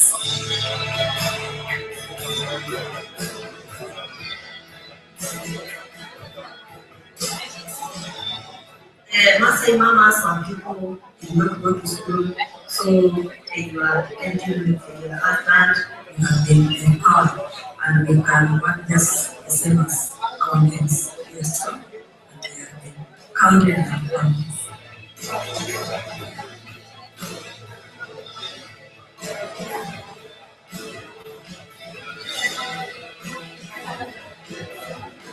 And they empowered by the person because they work and they study. And I see finally that every dollar provided directly impacts the household, kids, need to be them parents. We use the money for buying food for our family, buying clothes. Tunatenda kushona kwa sababu tunatenda kushona kusomeka.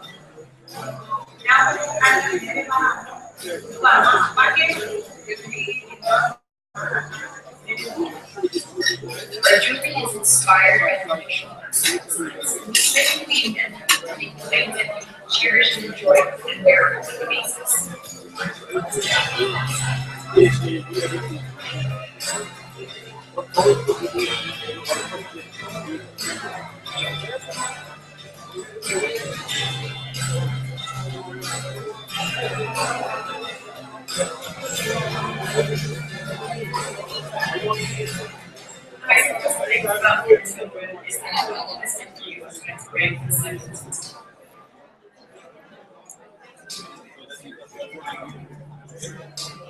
I have one meeting and one lady who did not complete her school.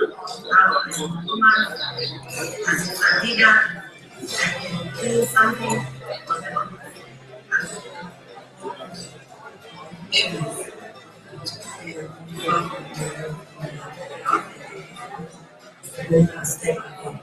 When we're touching things, we have to sit up Wherever in the world you see beeswax or items, know that the mamas do them. You can support the mamas and you need to get them to go ahead Giovanni, Mama.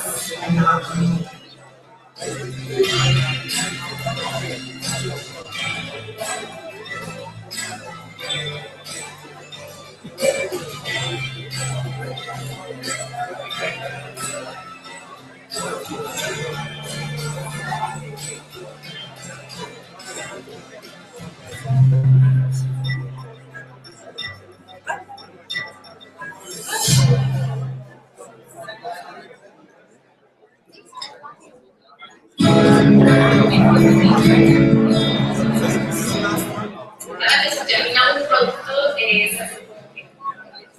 se siente la emoción.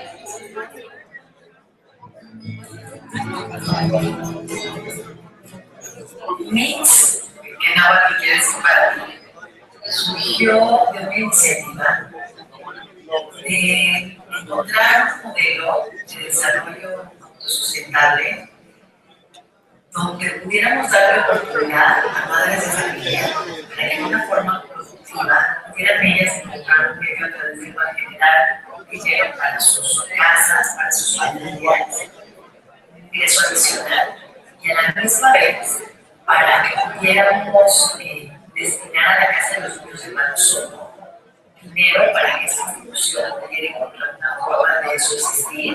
Es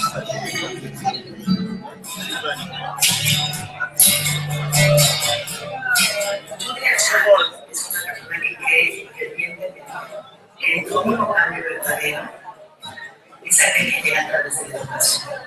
MIX está teniendo un triple impacto. Está padrísimo, estamos generando empleo para madres de familia y mujeres que desean seguir al sector. Estamos creando becas educativas para ellos que de otra forma no podrían recibir la solidaridad. Y estamos ayudando demasiado.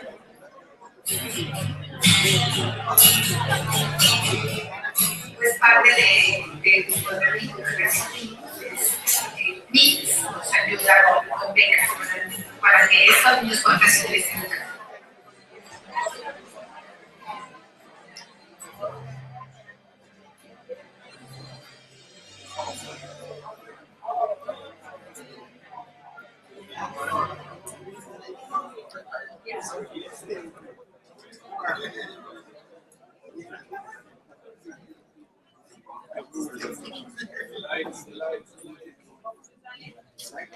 Good morning again, ladies and gentlemen. All right, let me try it one more time. Ah, there we have some lights now. Good morning again, ladies and gentlemen. Now you're probably wondering why a grown man with gray hairs has a teddy bear, a stuffed toy on stage, and also a bottle of juice. Well, I'm encouraging you to buy social. So, these two are from my particular neck of the woods. I'm from Westmoreland. So this juice is made by the Grotto Juice Company. That's right! The little screen over here on the left. That's good. It contains mango, pineapple, orange, and ginger. And it's very lightly sweet, very light. In fact, when I asked the lady to tell me how much sugar she used, she really put a toast. Thank you very much. She stayed from far and she was sugar into the mix. This steady is from the source. Shout out to the fan club. All right, so this steady is from the start. Somebody else has got a source steady too. There you go. I will have to work out whether I'm going to keep it or give it to my son. He's 2. But I encourage you to buy social. And for those of you who are in the marketplace just now, thank you so much for visiting the booths. And also, take some time out to dip into your pockets and support these social enterprises. All right? Woo! Now, the next speaker is Peter Holbrook. And I see him covering his face like, oh Lord, please don't eulogize me. I will not eulogize you, Peter. But I have to share something very quick. That Peter is the CEO of Social Enterprise UK, and that's a national body and voice for social enterprise. And prior to taking on that role, he was the CEO of Sunlight Development Trust, where he became one of the UK's most well-respected social entrepreneurs, responsible for the regeneration and social enterprise of some of the UK's most deprived communities. Not only that, I will go a step further, and I will be brief, Madam Timekeeper. If you take a look at my socks, for those of you who can see all the way up here, it says LFC, Liverpool Football Club. And yes, some of you young, I brought it up because of Peter. Peter supports AFC Wimbledon in Division 2. In 1988, when Peter was 10 years old, he was at Wembley for the FA Cup final when Wimbledon defeated my Liverpool Football Club. We exacted revenge on them 3 weeks ago in said competition. By the way, they should have won. Okay, Liverpool barely escaped. So, ladies and gentlemen, I didn't hear that. There's something coming from the penny section. But, ladies and gentlemen, no, he was making fun of my Liverpool. I can't have that. So, ladies and gentlemen, it is my pleasure to introduce and welcome Peter Mulber. But first, let me take a selfie. Because you're supposed to be taking selfies and posting them online using the SEBI Summit hashtag. Okay? So for all of you in here, I'm leading by example. Please whip out your cell phones right now. It doesn't matter if your makeup is on point or not. Right? Whip out your cell phones, and I'm about to send Teddy global. And you will do the same. Grab your neighbor, grab your friend, whoever it is, whip out your cell phones, and let's all take some selfies and use the hashtag SEBI Summit. That's SEBISUMMIT. And for those of you unfamiliar with what a hashtag is, just the number sign before the word SEBI. Alright? No, I just have to. Alright, so here we go, Teddy. Good stuff. Ladies and gentlemen, please make welcome Peter Mulber.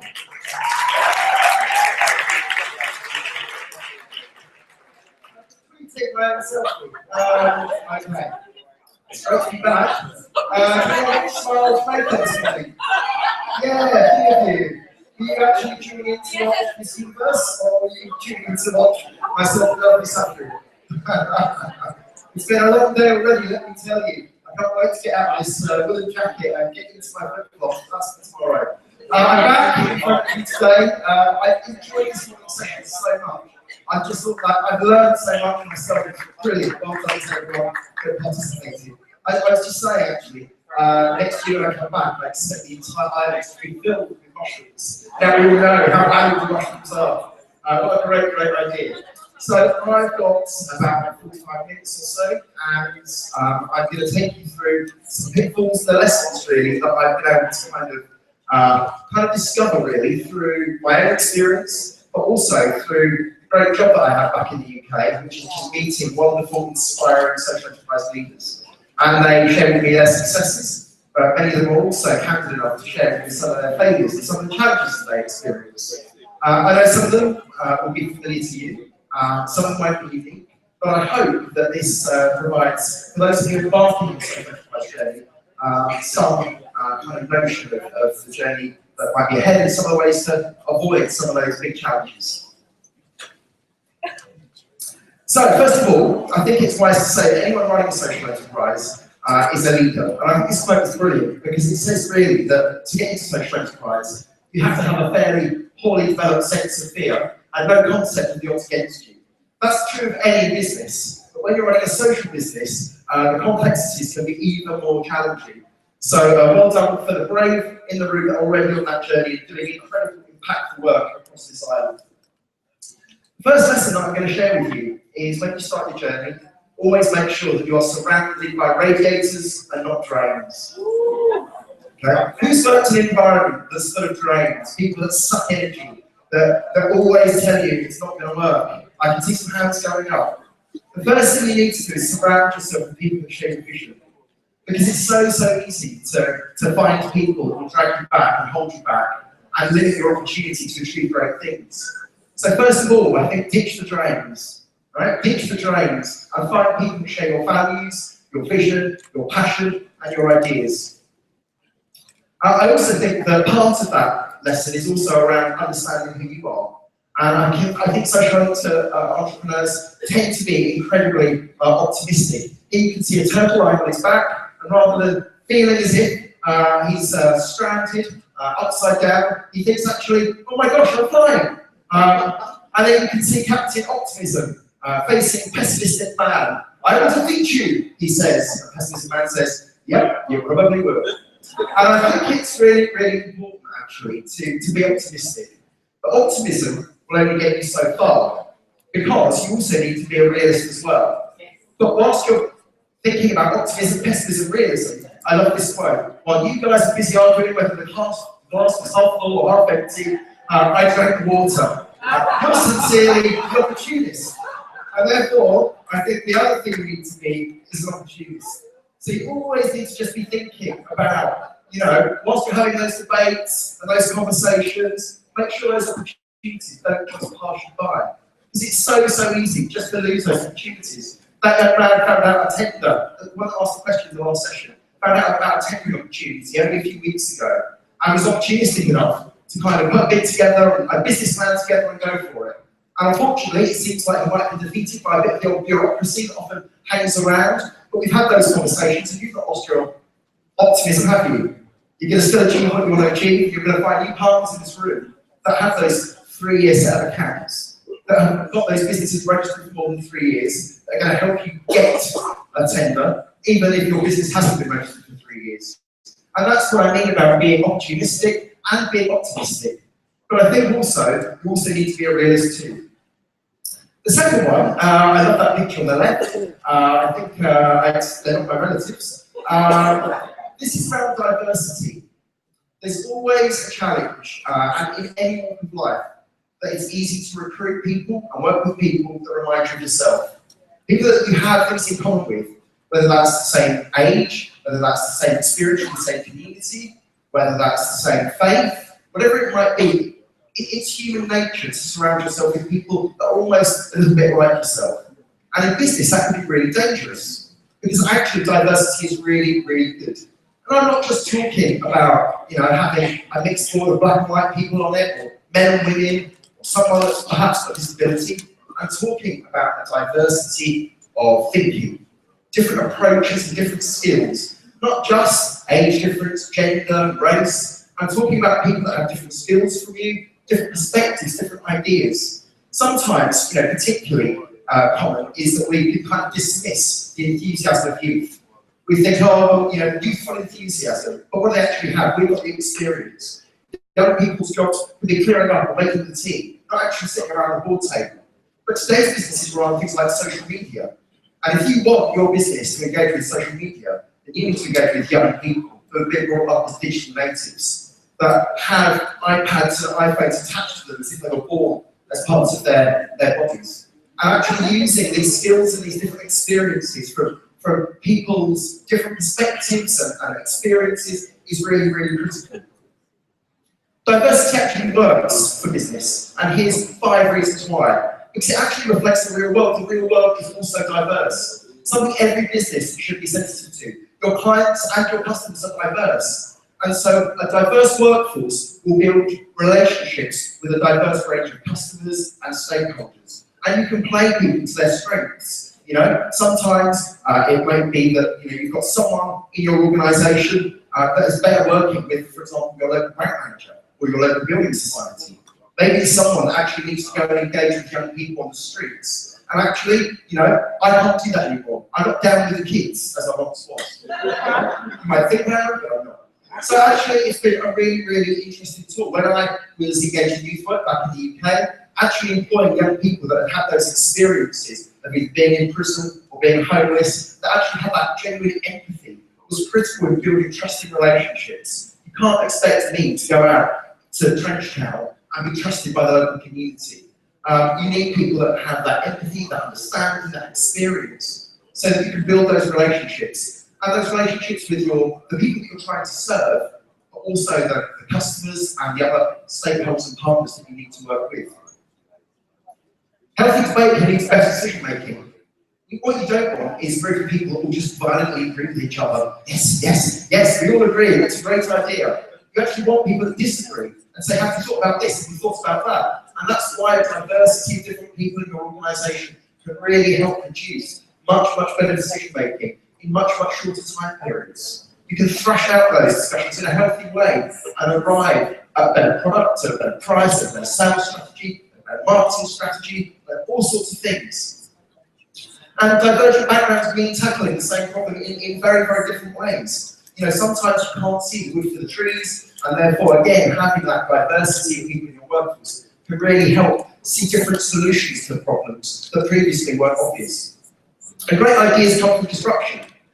We heard yesterday about the great disruptors, the revolutionary disruptors that are emerging in economies right around the world. The social entrepreneurs are leading that disruptive force in business. And actually, it's really, really important that you have people that aren't just the same as you to help that disruption occur.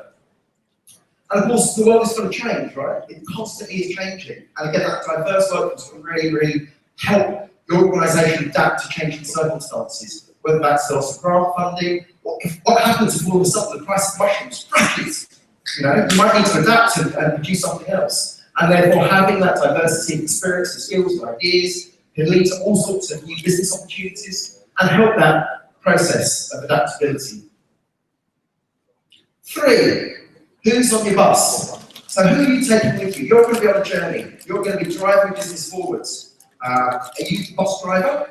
Are you the one that's deciding on the strategy and the vision, and you're setting that direction, and you're all coming with me? Or are you the conductor on the back of the bus? Telling people where to sit, collecting their fares, organising the people on the bus. And I think so often, you know, when we think about who we need to go on that journey, we think, right, what staff do I need? But actually, on your social enterprise journey, it's really, really unlikely that you're only going to take staff with you. You're going to take partners, you're going to take funders, donors, mentors, investors, champions. You're going to need all of these people. So think about who are the individuals, what organisations they represent that you need to get on that bus in order to embark on that incredible journey. And of course, once you've got the people on the bus, it's also really important to make sure that they're in the right seats. I've come across people before that have been, like, you know, you might know from, or you might remember from yesterday, I've run some catering social enterprises, and I've had people working in the kitchens. And they're working in the kitchens because perhaps they came to us and they didn't have, at first sight, many skills. To put them in the kitchen, because in the kitchen you can learn the skills to become a great chef. It's only been over a matter of months, maybe years, that actually we've realised that those people have other skills that we didn't necessarily acknowledge or appreciate. And rather than forcing into the kitchen to make food that they don't really like making or they're not interested in making, they actually have a whole set of skills that can be deployed elsewhere in the business with much, much greater impact. And again, sometimes if people aren't, you know, succeeding in a job, it's because they're in the wrong job. It's not because they can't succeed. So finding the right role to meet the skills of the people that you're trying to work with is absolutely critical. And testing things out, giving people an opportunity to try a bit of time working in administration. Some people love that. I hate it. Some people love finance. I hate it. But there are people out there that do like numbers, that do like figures and like paperwork. And actually, they can be all shapes and sizes. And actually, someone that's working in your organisation, maybe as a domestic cleaner, maybe as someone working in the kitchens, might actually be really, really capable. You know, so many women have to manage household budgets. So many women have financial skills, budgeting skills that can be really, really useful in business. But just because they're not an accountant or they haven't come from that profession doesn't mean that they don't have great opportunities to demonstrate their skills in those roles. So as well as taking the right people with you on your journey and making sure that they're radiators and not drains, and making sure that your team is diverse in terms of ideas and aspirations and viewpoints, it's also important to make sure that their skills are identified and you've got them in the right roles, because that's really going to help the business succeed. 4, how do you know that people want to buy your product? Now, here are some really, really bad products. This is a pasta up here called Only Puke. This is a pasta. These are genuine products, ladies and gentlemen. I kid you not. We've got chocolate biscuits called Plop. We have some peanuts called My Dad's Nuts. I'm not even going to ask you if you want to eat my dad's nuggets. No, man. On the stage. But sometimes people have this great idea, they're convinced that absolutely, they're bang on. They know what's going to work. And actually, they haven't done any market research, they haven't tested their ideas. They're all working on enthusiasm and an idea that they're always right. And actually, we can get things remarkably wrong. You won't be able to see this particularly well at the back. I think there's probably some of the lights up here. But someone even developed a toilet roll that was printed with information and bacon. And again, all of these products have failed. Fruit juice called Terra, the beer, well, let's not even go to the beer there. But the world is full of good ideas that just collapse. So best to avoid them, best to do your homework, do a bit of market research, and ask around, test your ideas. Don't just assume that your ideas are right. And the best way to do that is by involving your intended customers in the product design. It's something increasingly that large multinationals are doing. It's something that social enterprises have been doing for years and years and years. Actually involving their customers, their beneficiaries, into the heart of the organisation, into every aspect of it. But increasingly, companies like Nike are testing new trade brands out in places like the favelas in Brazil to see whether they go down with the young kids living in those communities. Testing out the products before they go to market to make sure that they think that they're cool. Because a white middle class executive based in New York isn't necessarily going to know what's going to sell well in Kingston or in Trenchtown or in Brazil or anywhere else in the world. So actually taking products out and testing them and making sure that there's an appetite, there's a market for these products is absolutely critical. And it doesn't have to be a big scientific expensive process. It involves putting a few people together, showing them your product and asking them what they think about it, and they see flaws. And if they tell you that they don't like it, don't get angry with them. This is your market research, this is valuable. Don't be frustrated if people tell you that they think your idea sucks. Because if people think your idea sucks, I think you can save a lot of time, energy, and potentially money by listening to them. This is a really, really good slogan. I talked yesterday about actually recognising and accepting failure as part of the journey.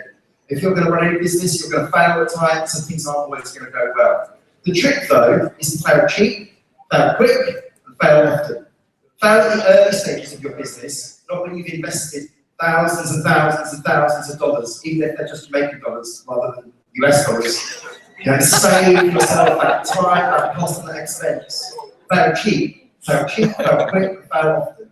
If you do that, you will learn. And I've always said this, and I know that Claire and many others in the room that have experienced failure and success will recognise that you've always learned so much more from failure than you ever do from success. Those hard knocks are the making of you. You come out of it stronger, you come out of it with more determination to succeed, and with those critical lessons that will stay with you for the rest of your life.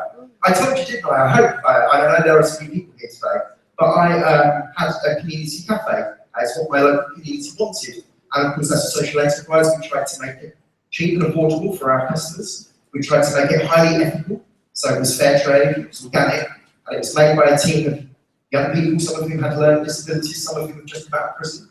And so the training of those people was quite costly, and selling that kind of proposal in a community with no money is never going to make sense. I'm actually thinking that just opening more cafes is going to be my route to success. Wasn't. All I did was scale failure. And that's a really, really bad going too. So fail early, learn mistakes, and kind of move on. Prototyping. This is an early Palm Pilot. And actually the Palm Pilot is gone. Does anyone have a Palm Pilot anymore? Does anyone remember a Palm Pilot? Long ago. Anyone under 18? You were still doing nappies? But pretty much, the idea of prototyping is one stage before prototyping. So when you prototype a product, you kind of build it up and you kind of test it, but in a fairly developed phase, in a fairly developed state. Prototyping it is knocking it up really, really quickly and cheaply. It doesn't even have to function properly. But testing its look, its design, seeing what people feel about it, seeing if its functionality, even if it doesn't work properly, explaining its functionality and seeing how that goes with people is a really, really good way to test things out before you actually start investing in a product or whatever it's a service that doesn't actually work. And there's a free book that you can get. It's a PDF by this author, Alberto Savoia, called pre-prototype it. Make sure you are building the right it before you build it right. And that's just making sure that your assumptions about the product or whatever it is you're building, the service, the business that you're building, is right at a very, very early stage. That allows you to adapt, to change, to reconsider things. Is this going to work financially? Do we need to change that a bit? When I built the Sunlight Centre in Gillingham in 2000, initially we were going to just fill the entire building. It was a large building with loads and loads of really, really good community stuff, things that people wanted to use for free on the whole. And when you realise that you've got to start actually paying for building insurance, and receptionists, security cameras, and caretakers, changing the light bulbs and toilet paper, and all that kind of stuff that a building requires, you start actually thinking, can we afford to make all of this space available just for the community? Or do we need to perhaps build in some income centres into this building, give away a bit of our space, and actually generate rent as a way of generating income to make the whole thing sustainable? It would have been easy to just build a building and fill it full of good stuff. The critical thing was to fill it with a mix of good stuff and income generating stuff so that the building could still be there today, still serving the community and not close after the grant funding had ended.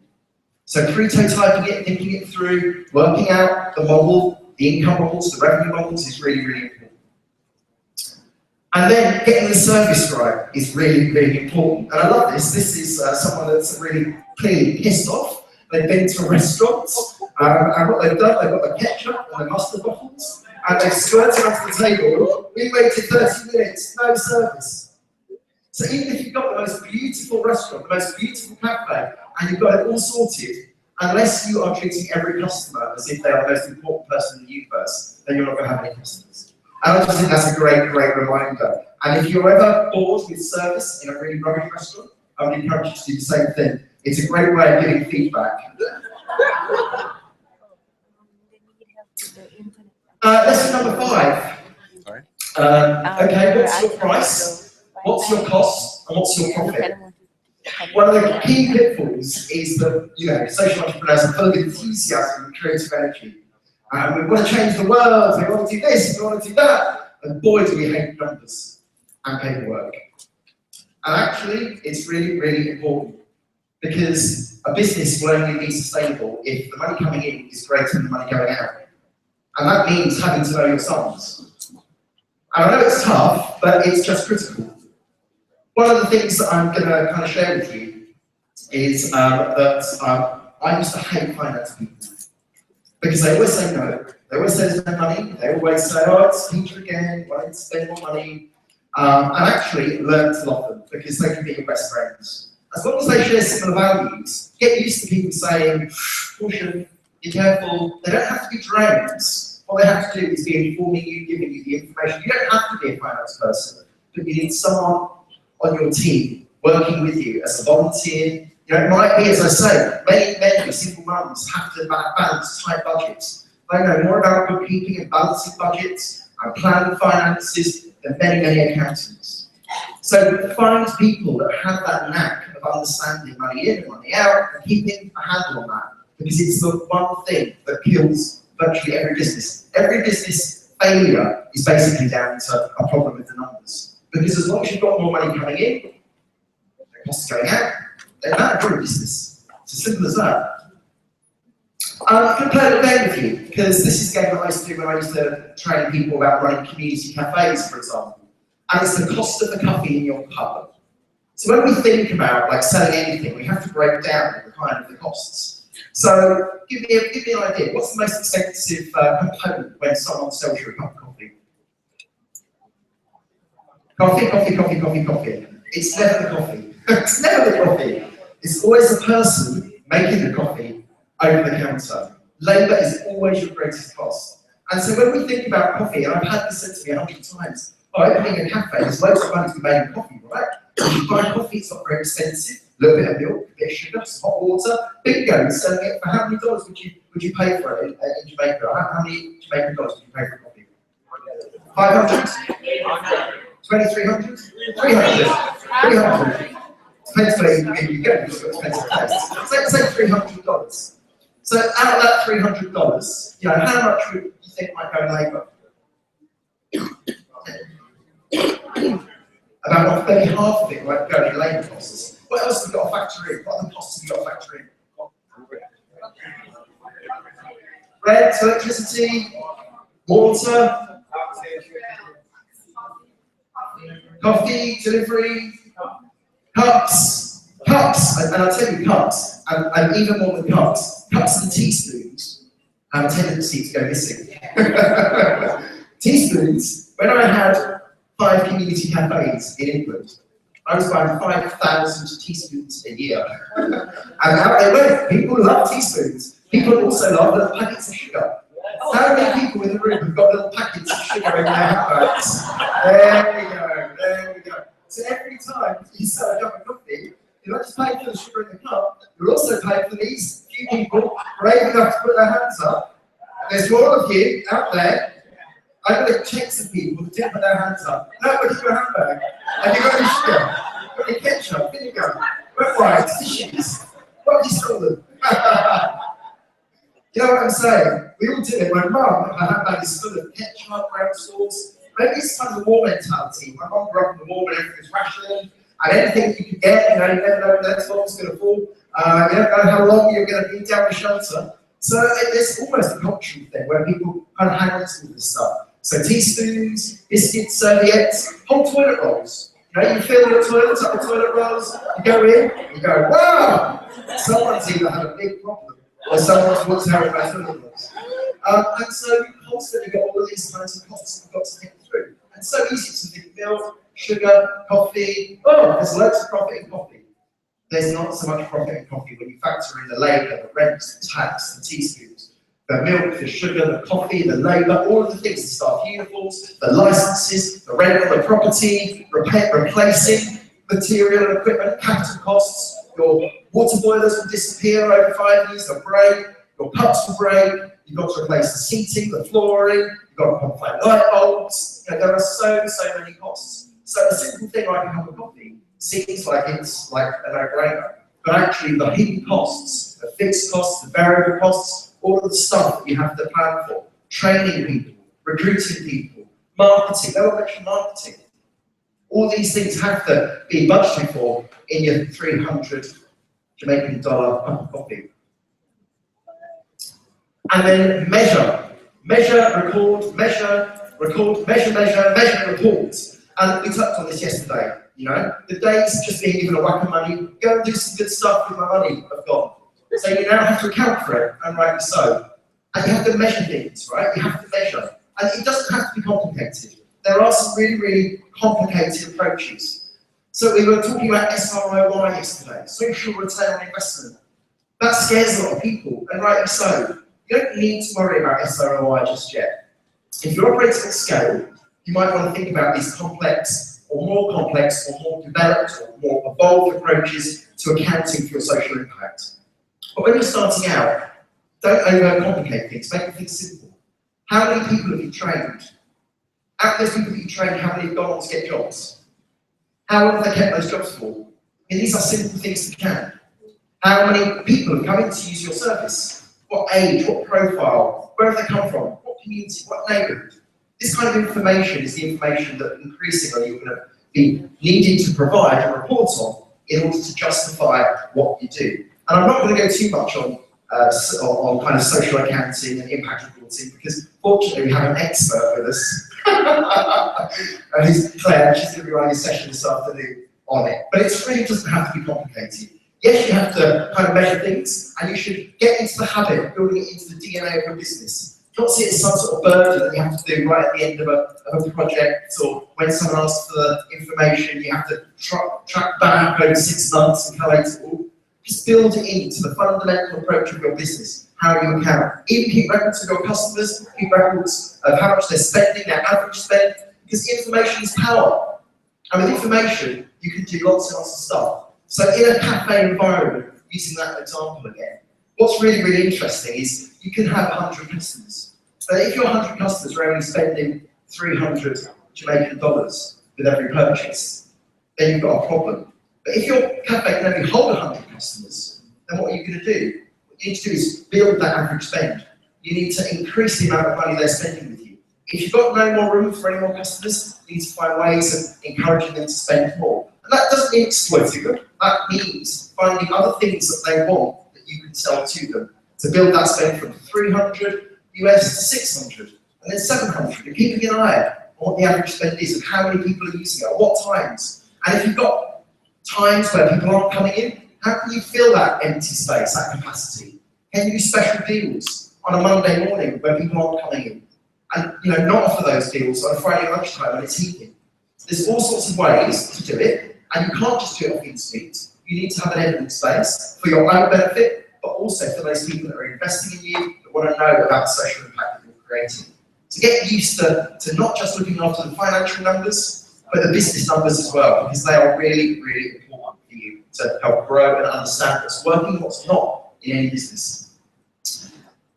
So, and part of the same message really around reporting and keeping track of what's happening is storytelling.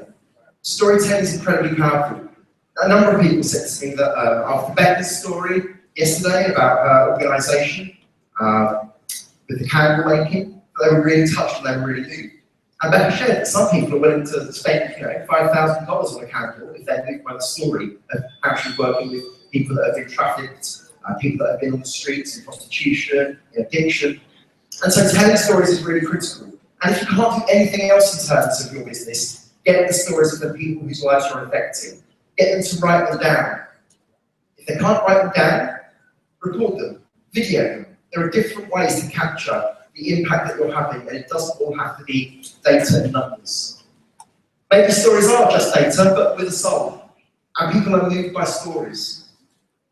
Those who tell stories rule the world, said Plato, 2,000, 3,000, 4,000 years ago. When did Plato live? Does anyone know? 3,000. No, it's kind of on the mark, anyways. So 3,000 years ago, Plato said that, and it's true. Lots and lots and lots of social progress has been made by the telling of stories. Whether that's stories coming out of South Africa about people like Steve Biko, whether that's stories of the women's movement in Britain in terms of getting people to get a vote, getting women to get a vote, it's often come through partly the role of storytelling. Lesson number 7 for me is, the pitfall that I'm going to share with you is most social enterprises, particularly those that come from the social sector, are finding their way into business, are terrible at selling. They're a bit shy about selling stuff, right?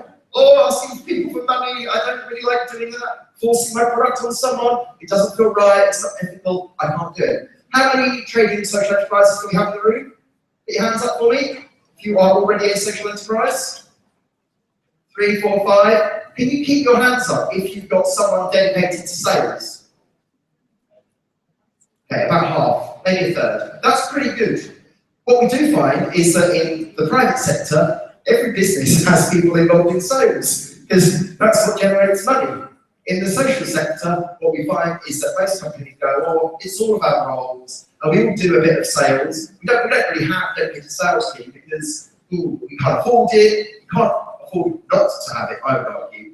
You need people to go out there and sell your products, because that's what will bring the revenue that will allow you to do the impact that you want to do. So selling is a really, really, really important part of the whole kind of social enterprise journey. It's traditionally something we do badly. Shy salespeople tend to have really skinny kids. You're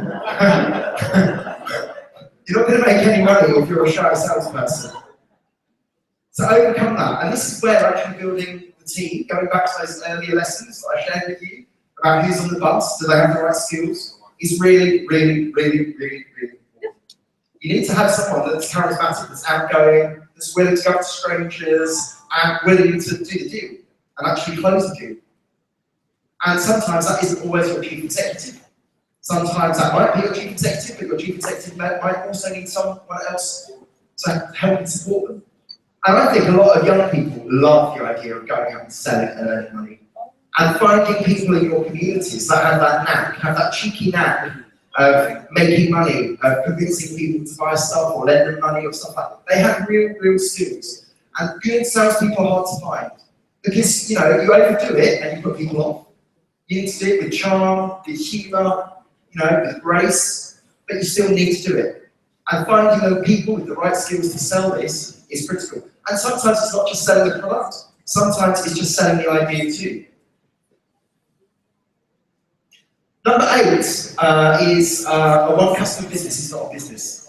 So there are lots and lots of social enterprises that just have one customer. And that might be government, it might be a public body or a public authority, it might just be one corporate customer. And that's no better than really having just one grant funder. Because that one customer can decide to go away at any time that they choose. And actually that makes your business very, very vulnerable. So the perfect notion is this kind of picture, where you have a queue of different customers all queuing up. And if one of them gets fed up, if one of them moves away, if one of them dies, no, it's not the end of the world. Well, it is for them, but not for you. That's the most important thing. Sorry, that came from nowhere, that was not rehearsed. So my point being really is that you cannot rely on just a couple of customers to maintain your business, because it will be very, very vulnerable and very, very weak. And in the UK, we have lots of social enterprises that do just have one customer, and that is the government. And an election can be called, a government policy can change, a minister can change, a minister can be sacked, and all of a sudden that relationship can go cold immediately. And a business without a customer is not a business at all. So really diversifying your income generation from a multitude of different customers. And that can be a mix. I think the healthiest mix is to have customers that want to give you money through grants, customers that want to give you money through buying your products and services, and perhaps government customers that want to procure contracts and services from you. And that's a really healthy blend.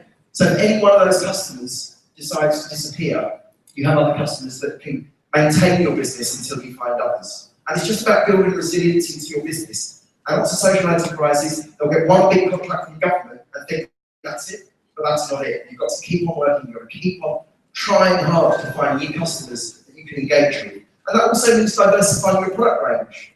That does mean innovating new ideas. Just because all of a sudden you found a brilliant market for soft teddy bears, doesn't mean that that's where you should stop. Where else can you go? What other products can you develop within the skills that you have within your team? I've been given a 10-minute warning. And there's another really salient lesson to remember here. Satisfied customers tell 3 phrases. Angry customers tell 3,000. So in terms of your marketing, you really need to get the customer service right. Those people that spread their ketchup and their mustard all over their table, I'm sure took a picture, it went viral over Twitter. I don't know if that business would ever recover from that sort of experience. So it's really, really important to think through having as many customers as possible that are not only as many and as voluminous as possible, but are as satisfied as possible as well. And sometimes that means accepting, despite the fact that the customer is not always right, that the customer always has to leave satisfied, even if they're wrong. You have to find ways, even if you can't agree with them, even if you can't resolve their complaint, that they go away feeling as if they've been listened to, respected, understood, that you have empathy with their problem, and even if you can't resolve it, you try and end all relationships amicably. But great customers will come back time and time again. So try and build your satisfied customers, and at all costs really, avoid angry customers, because they do huge amounts of damage to your business. And this for me is a really critical picture. And I think if there's one slide that you should take with you, this is probably one of the most helpful ones. So this is where we want to be. We want to be up here, in the middle of the star. This is where we've got profit coming in, and we're on mission. We're achieving great things because our sales are going well, our income is high, and our mission is as high as it can possibly be. The problem is, sometimes, and I think many of the social sector organisations, is that your impact is up here. It's the heart. It's absolutely doing wonderful things, but you've got no income to continue to do it with. And the worst, also here, this is not good, this is almost acting like a private sector organisation, where your profitability might be great, but your social mission is not being achieved, it's really weak. So you've got to get to that sweet spot. And if you ever find yourself in this corner here, just stop what you're doing, hold a crisis meeting and go, not only are we off mission, we're not making any money. We need to rethink our business plan. This is clearly not working. And the great thing to do is to achieve to get to where the star is. where your impact is high, your profitability is high, and that's where you will continue to grow. You'll be touching people's lives, you'll have more money to do more good stuff with, and your business will scale and achieve wonderful things. Your staff will be happy, they'll be proud. Lesson number 9 is simply be excellent. You know, business is tough and it's competitive, and you have to be good at what you're doing. In fact, you have to be excellent at what you're doing. Refuse to be average, let your heart soar as high as it will. That's a great notion. Just because you're a social enterprise does not allow you to be rubbish at what you do. You still have to be great. You have to provide good customer service. You have to provide a good quality product at a competitive price. You've got to provide good quality customer service. You've got to deliver on time. Your product has to be consistent. And this is difficult stuff to get right, but it's absolutely crucial. And so many social enterprises stumble with product reliability, the ability to fill orders when they arrive because they don't have the stock, they don't have the capacity. And all this stuff isn't easy. I've ordered, I've got 3 boxes of some great literature that was meant to be here. When I arrived at your kind of immigration department at Kingston Airport, I arrived ready for the beach. And they looked at my kind of landing card and went, Chief Executive, so you don't look like a Chief Executive. Who are you here to see? Why are you really here? And they held me up immigration for about 20 minutes until I told them that I knew Jennifer Shagger, at which point I went, oh, come in. My literature that I've also organised to come over here is currently being held at customs. So it was meant to be here today. That's okay. That's no problem. It's going to be here. And although I'm giving you very broad lessons, we've got some great literature. We've got Social Enterprise Explained as a leaflet. We've got Start Your Social Enterprise. We've got Why Social Enterprise, a guide for charities becoming social enterprises. And these have much more content, much more depth than I can give you up here. Now those boxes are going to be arriving, hopefully tomorrow or the day after. I have a good authority that they will be at the hotel and they can be collected by the foundation and then the foundation will have them used for future events. But also those guides and publications are also available for free on our website as downloads at socialenterprise.org.uk. So have a look at those and see if they help.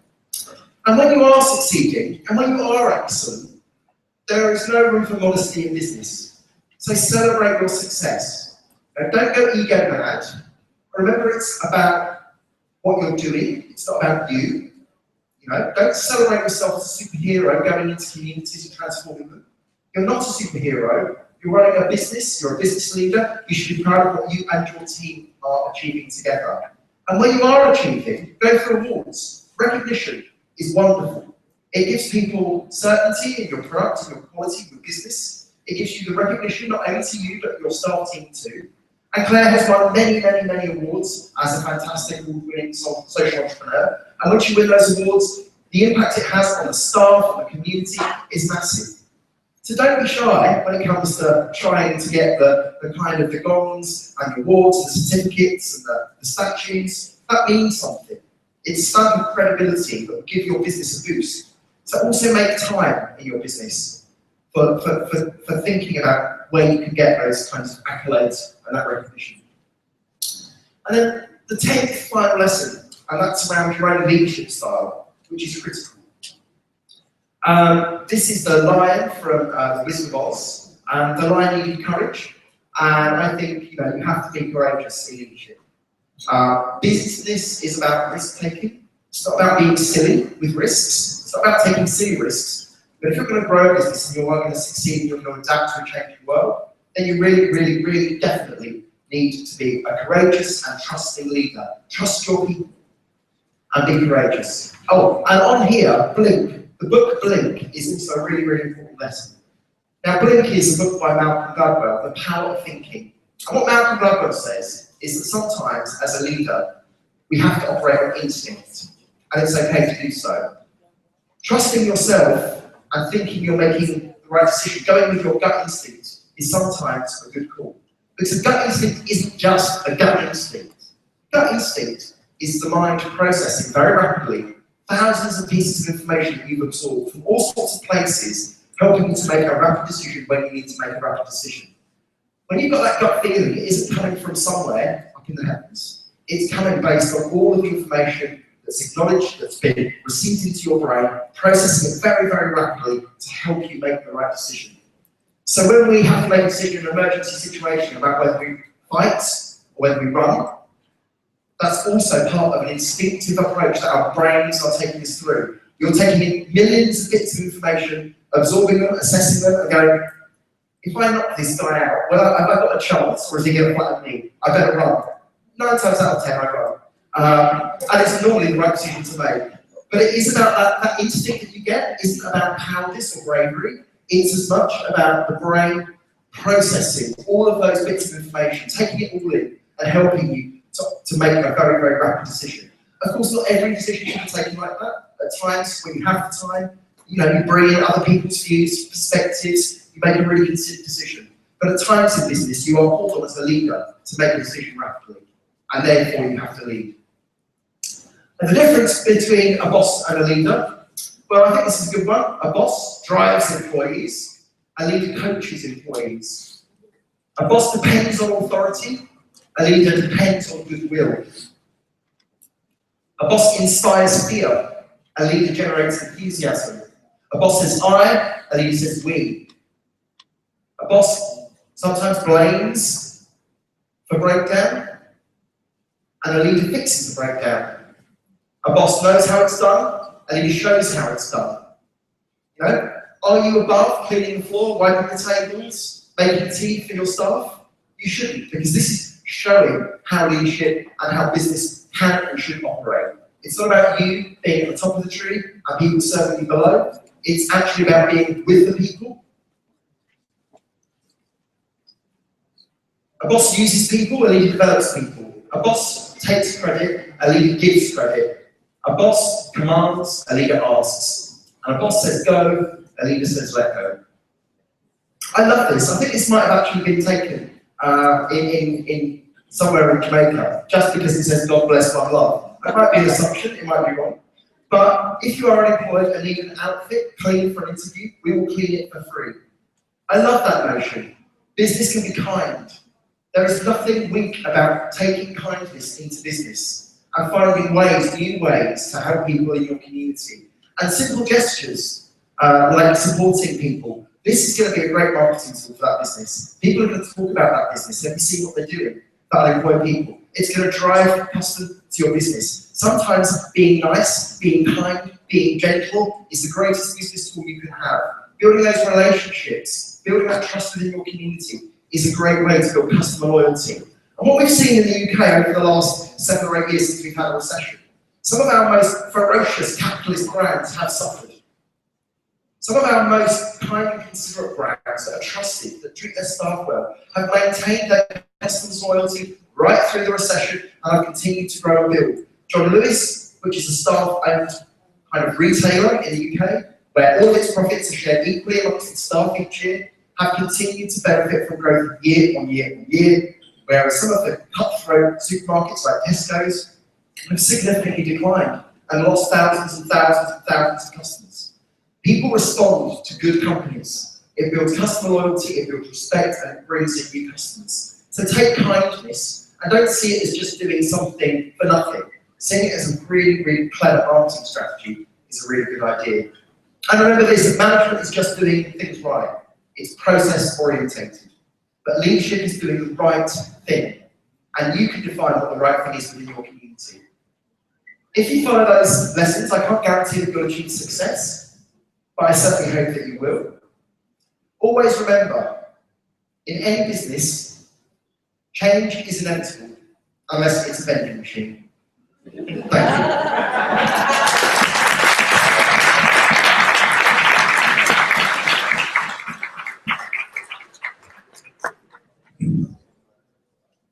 Thank you very much. Thank you very much, Peter. And the floor is now open for your questions. But Peter, I just want you to elaborate on something for me before or while everyone formulates their questions. You made mention of celebrating success and being appreciative of whatever accolades you may receive. And you pointed out that sometimes social enterprises tend to be a little, I'd say shy.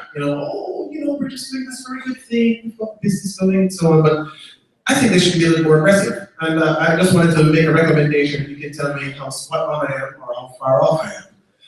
I would suggest that you submit your stories to the media. So whenever you're doing good work, yeah, have somebody come along, take some photos, and just kind of document what took place when you're doing, you know, the wide variety of things that you do. And also to, you know, record your events, record interviews, record videos, submit these to the media houses. I work in media, I can tell you. A lot of my colleagues enjoy having to go into the field sometimes to find stories. Sometimes we're short-staffed in the media houses, and we have to start prioritizing which events to attend, which stories to pay attention to. Where do we send the cameraman, or where do we send the microphone or photographer? What do you think about those kinds of ideas or suggestions? I think it's, fundamentally it's a great idea, but there's big buts. So I think it's a great idea. You should be able to do that, right? But journalists have very short attention spans. They get inundated with all sorts of stories. And something I've seen time and time again, are good organisations writing 5 or 6 page press releases. And that's never going to work, is it?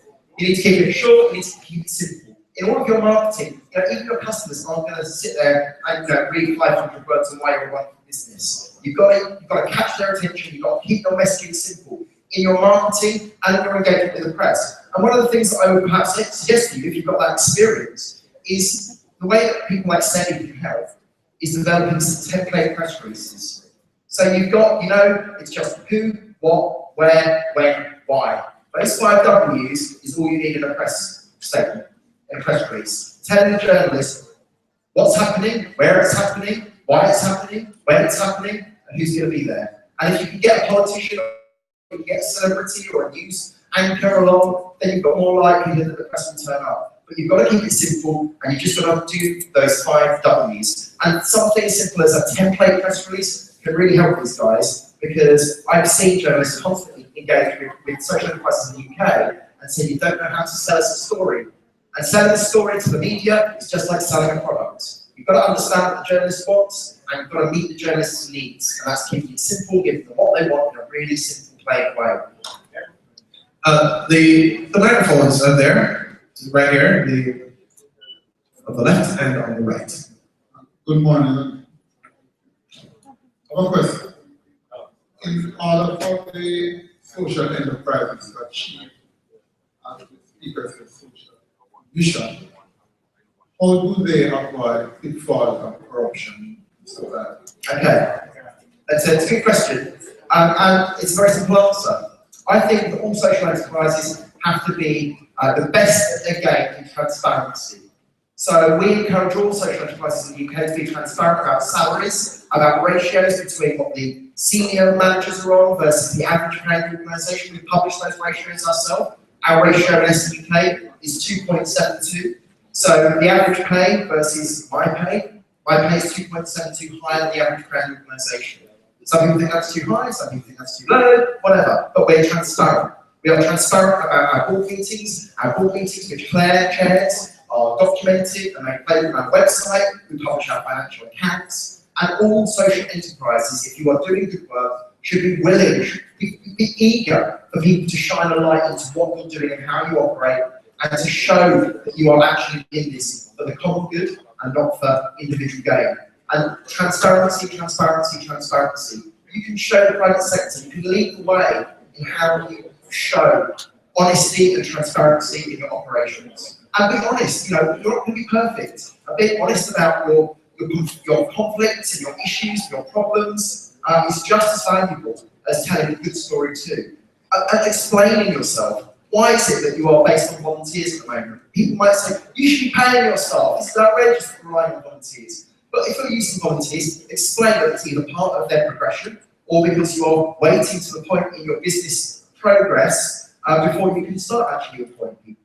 And I think as long as you can respond to questions and be open and honest about how you're operating, you can justify what you're doing, that's the best way to clean up all levels of corruption in politics, in business, in banking, wherever it may lie. Transparency, transparency, transparency.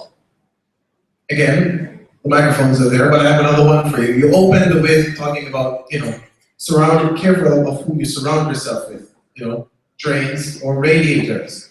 Now, sometimes you can't necessarily pick a radiator. You are just surrounded by drains. So the obvious question is there a way, or how do you go about, what would you recommend as a way of converting those drains into radiators?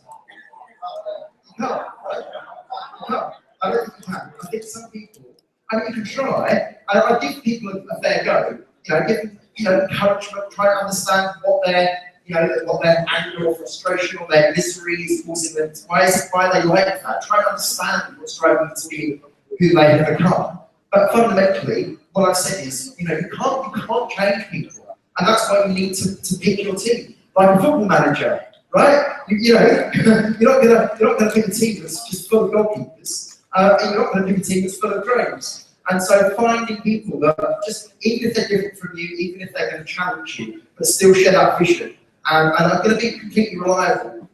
I've been through some really, really, really tough times at Social Enterprise Coalition, Social Enterprise UK. We lost all of our government funding in 2010. We went from about £1.8 million of government funding to zero in 3 years. And, Claire will know, she was on that journey with me, that I needed a chair, a mentor in Claire that I could rely on, that I could cry with at times, that I could be completely open and honest with. But someone that basically believed in me, someone that believed in the mission, someone that believed in the organisation, and kept on saying, I'm here, I'm with you, we're going to do this together. And that is the most important thing when you go through tough times, is to have those people around you. And Claire is a fantastic radiator.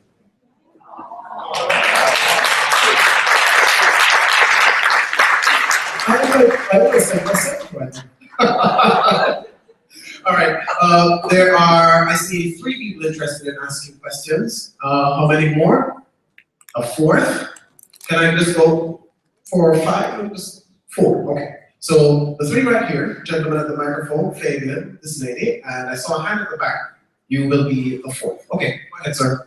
Okay, so I just want to open by thanking you for reiterating 3 things: diversity, reality, and talking about change. But my question is, how do you get to motivate? How do you motivate your staff in terms of fitting into the roles and skills that they have not yet discovered or they have hidden away?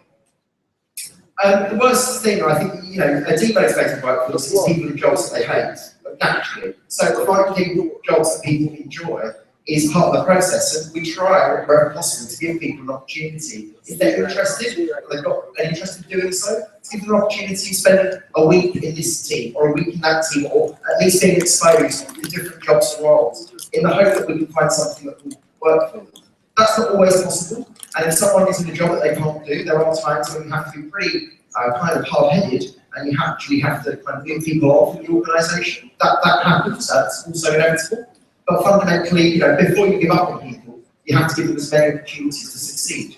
And that can just be by job sharing, job swapping for a while, having that conversation with them, and having that kind of honesty and open relationship with your staff, which is based on trust, so that they can tell you when times are good, when times are bad, when they're enjoying things and when they're not. And at times, people do have to make decisions to move on to other organisations or other roles. So that's the first thing. There was another question you asked. Okay, just thanks to me. People say thanks, I like that. It's not easy, but I think the more you do it, it becomes almost instinctive, right? You become better. The more you do this stuff, running a social business, the better you become at it. You're not perfect. Allowing people to see your own flaws, not pretending to be superhuman, is really, really important. And just having that kind of honesty and approachability. Never, get to the point whereby you think you're king of the castle. Always walk with your people, and often walk behind your people. You don't always have to walk in front of them. It's good to walk behind them and watch what they do and stay close to them. And if you stay close to them, I don't have my own office. I share my office with all my team. I have conversations. I make tea for them. You pick up conversation on the way to the toilet, on the way to boil the kettle. You build relationships with people, and staff are people. And get to know your people, and you will understand where they're going to fit best and where they're going to be most productive for your business. Right. Okay, yes. So you indicated, oh, you didn't, okay, all right. Well then, that means we only have 2 more questions today. Please.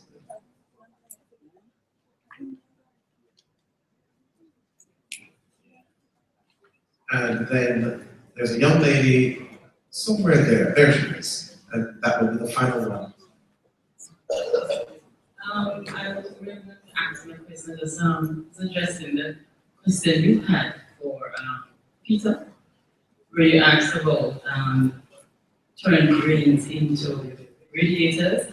I was just basically saying you can't change drains to make a radiator for the drain. What you can do is unclog the drains.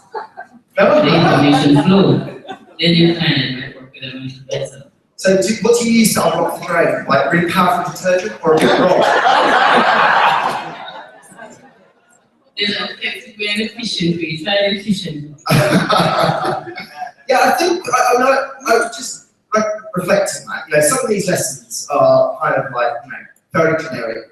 They don't work in every situation. They're kind of general lessons that hopefully you can just absorb and think about and mull over. And just thinking them through will help.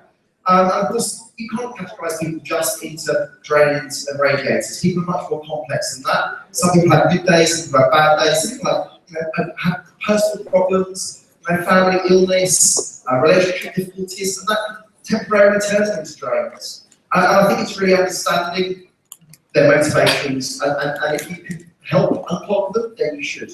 But don't spend all your life trying to force people to change, because it's hard to do so. And the final question. Hi, good afternoon, everyone. Right, my name is Shanoy. Just a little bit of context. I'm here in 2 capacities somewhat. I am communication consultant with the United Nations Food and Agriculture Organization. So we're always in the business of doing change initiatives, social enterprises, and the like. But I also operate JamaicanMummies.com, and I've always been looking at opportunities. What I do currently is to share parenting advice with parents, different parenting tips and the like. So I've always been looking at how to convert SAME into a social enterprise.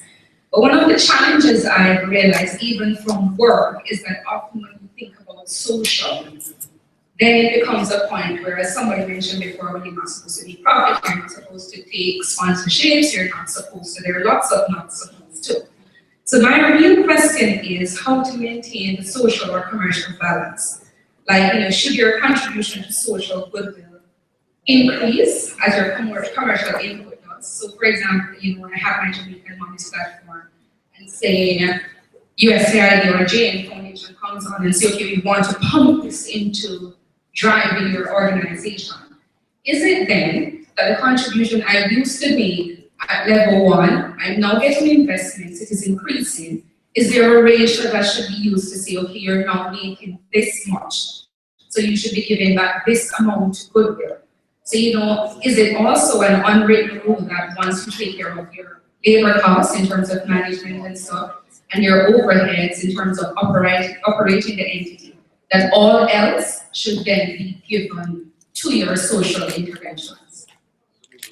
You getting it? Kind of get you. Let me have a go at answering that question. If I fail to answer your specific point, then I'm very happy to chat to you after lunch and understand your question a bit more depth. I actually did run a parenting social enterprise in Gillingham alongside the recording studio and the radio station and the cafes. Our parenting program was brilliant, and it worked because it was a genuine social enterprise. Parenting interventions used to fail quite badly in my community because it was social workers that were traditionally had degrees, were quite privileged, going into a very poor community and telling, you know, young people often who were young parents how they should parent in situations that they had no experience of. So what we did is actually recruit local parents from within that community who were succeeding against all odds to be wonderful parents, and they exist, as you all know, and actually using them to become our trainers and our parent coaches and our leaders in that community. And immediately what we saw was there was much more trust between the facilitator or the parent coach and the person that was being coached. There was much greater levels of attendance, and actually we were paying these people from the small community to lead these parenting classes. And so we were putting money back into the community. And what that allowed us to do when we were generating profit was to just extend our services. So as long as we, as well as doing the contracted services we were doing, the profits we were making allowed us to do things like infant massage, the really early stuff that the government wouldn't pay for, but we knew was really, really impactful. So my answer to you would be really, every situation is unique. You have to make your own judgments about what's right, and I can't tell you from a UK London-based perspective what calls to make on your business. But putting the soul, putting the love into your business and thinking about ways that you can maximise the social benefit, using the profits you're generating, using the opportunities you have through USA and other opportunities, extending your reach, showing that you are creating the biggest difference that is possible to make, will just continue to help grow your business, because that will lead to success, successful outcomes, sustainability, all sorts of stuff. And when people challenge the word profit, profit is not a dirty word.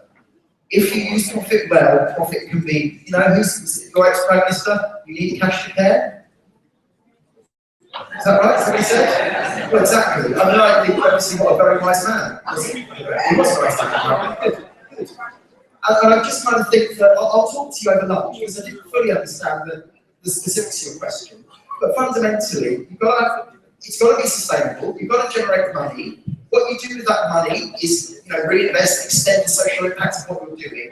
And you can be socially entrepreneurial, not just in terms of financial transactions, but the approach you take to running your business. And being socially entrepreneurial might well be, rather than bringing in kind of expert professionals to teach parenting classes, finding those parents from within those communities that are succeeding against the odds to be the mentors and the coaches for other parents in their community. So I'm sorry if that doesn't answer your question. No, you have done a great job, actually. You really have delved into quite a bit, but I would be open to speaking to you further if that's possible. Okay, virtual high five. Thank you very much for your question. Ladies and gentlemen, Peter Hoggle.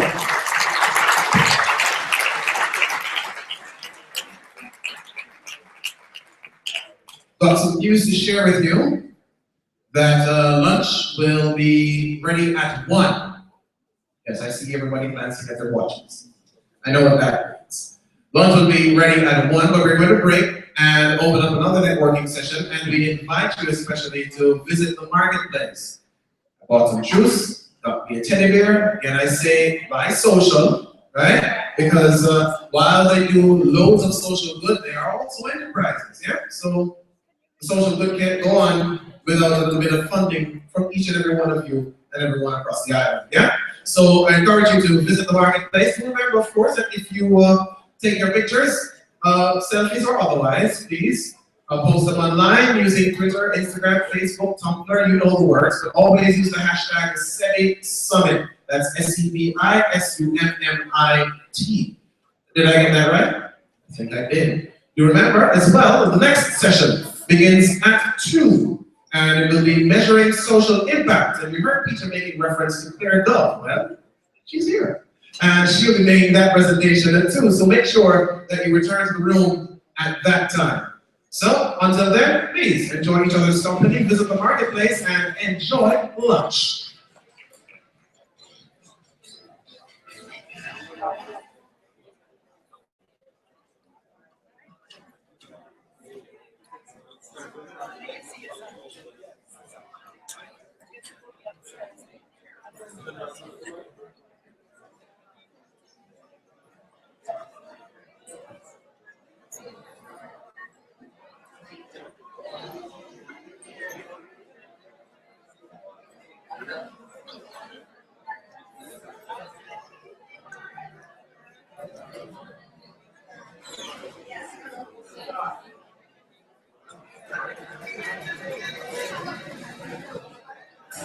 All right, just take the volume down one bit. Do remember that lunch is upstairs, top of the town. All right, the 17th floor to be exact. Okay, lunch will be served on the 17th floor, and don't worry, you don't have to use the stairs. They've got elevators. All right, so the 17th floor, top of the town for lunch. It will be served at 1 o'clock.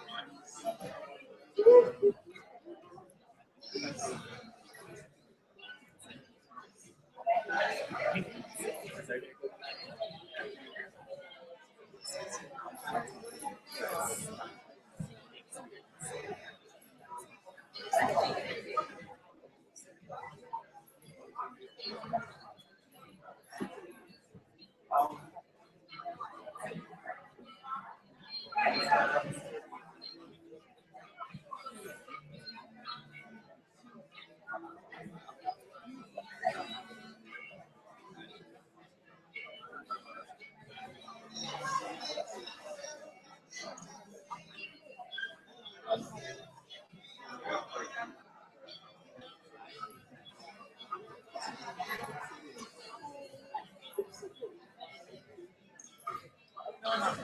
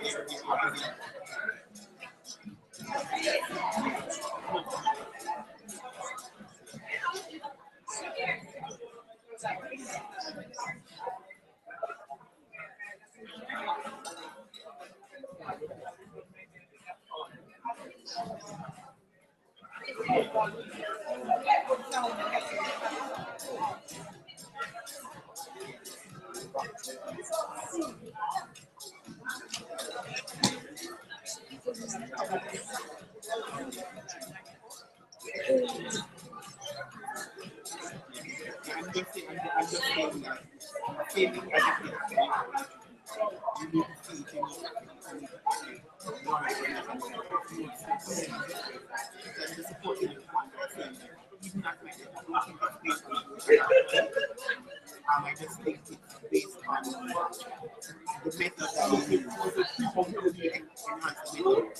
So this thing you can just make a mistake.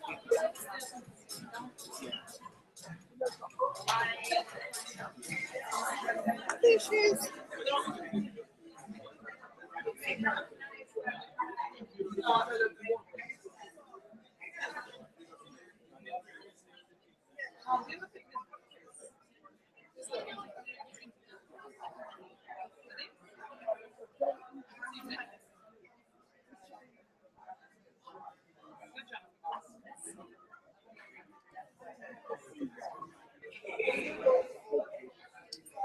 It's radio, right? Yes.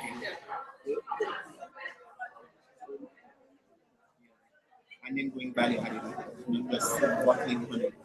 Everybody is bottling honey. I wanted to either go into honey mead, which is honey wine, or into and flavored honey wine, because I really have very few products in honey. Oh, wow. Yeah. Flavor honey wine. Flavor honey wine. And yeah, when you just say flavor honey, that's the tea. So I wanted to go into the food section and still be able to do one for the nutraceuticals. So things like honey-based hair shampoo. Yeah, honey-based lotion. Stuff like that.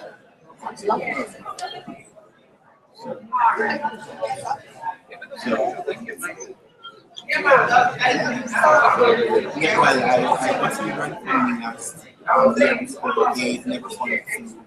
So even though I wanted it, I kept on following the content, tired of following the content. one of my community. So I don't know what I'm going to follow. I'm just going to take one final effort to follow and see what happens. I just kept on getting open for different stories and I don't know. So the only thing that they needed me to do was to register my business and register my business without giving me that funds. So one of a few of my other members said, and they heard me happening. So these are the other members saying they registered, but they registered in my name. No, that cost about $60 because it was just an individual business, so it would have been much cheaper to register. So it was just a business in registration and a company. No, I have a lot of registered company. Having suspicion of that ongoing because of course that means paying $60,000 in taxes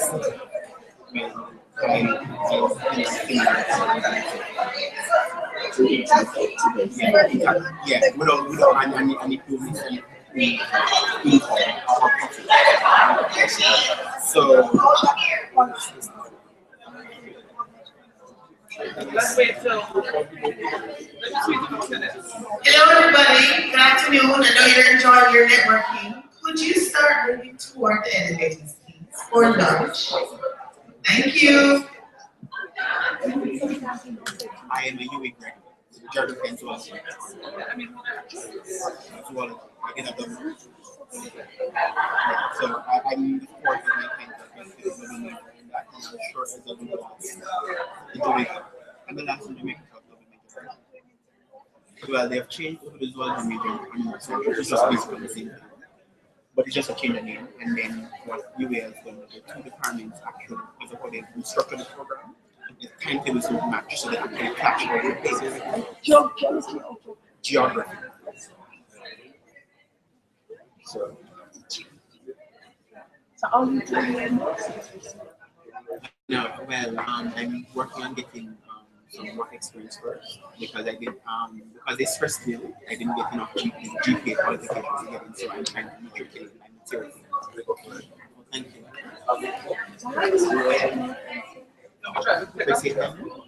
I'm a mentor at one of the UA careers this year after I graduated. But I'm going to take her advice and just that I'm moving a little bit slowly in terms of responding to her.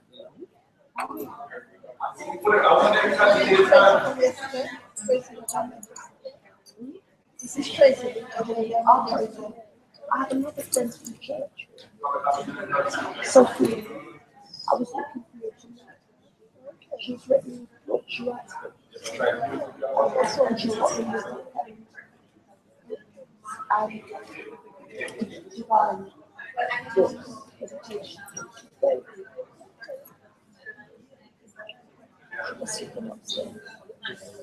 She said if it wasn't for me.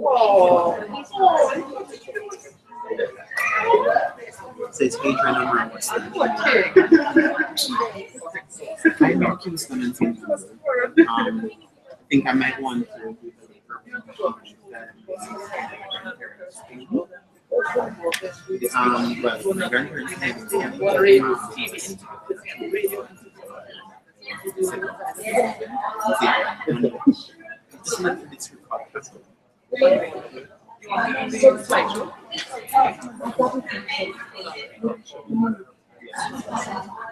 yeah, but the community is one of the districts should be coming from money.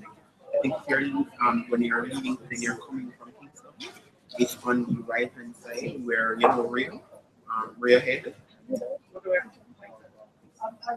The famous place I know is it's really because so it's one of those options. You take the left hand side when you take the left hand side. Click to the video. If you want lunch. Because I'm ending on. All right.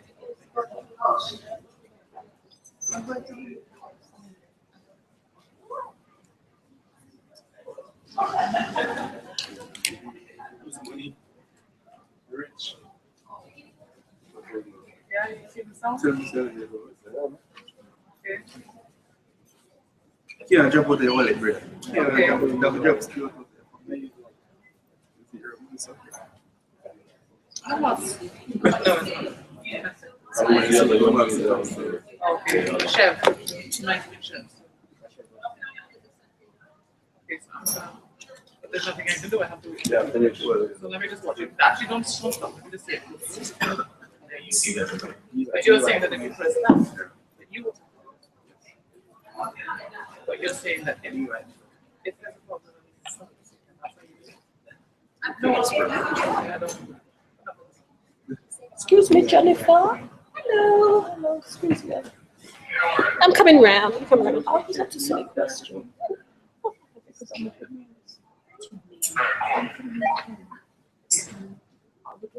Looking for chef. Yeah. Yes, please, start. What, to be involved how? That's volunteering.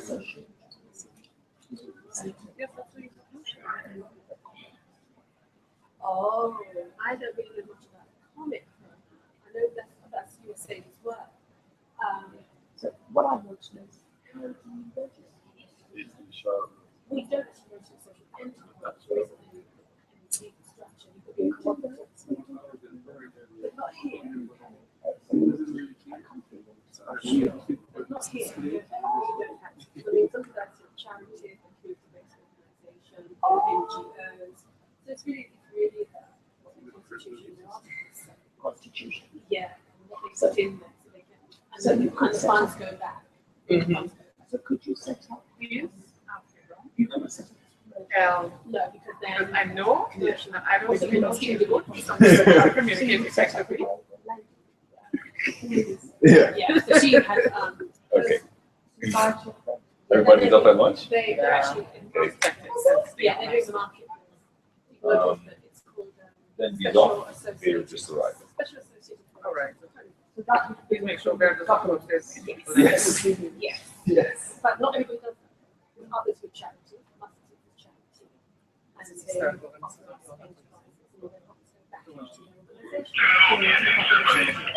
so they all have different structures. Our particular according. So she, yeah. So her structure. So other organizations, like so 75 is the best way. So you can go online and learn about those things.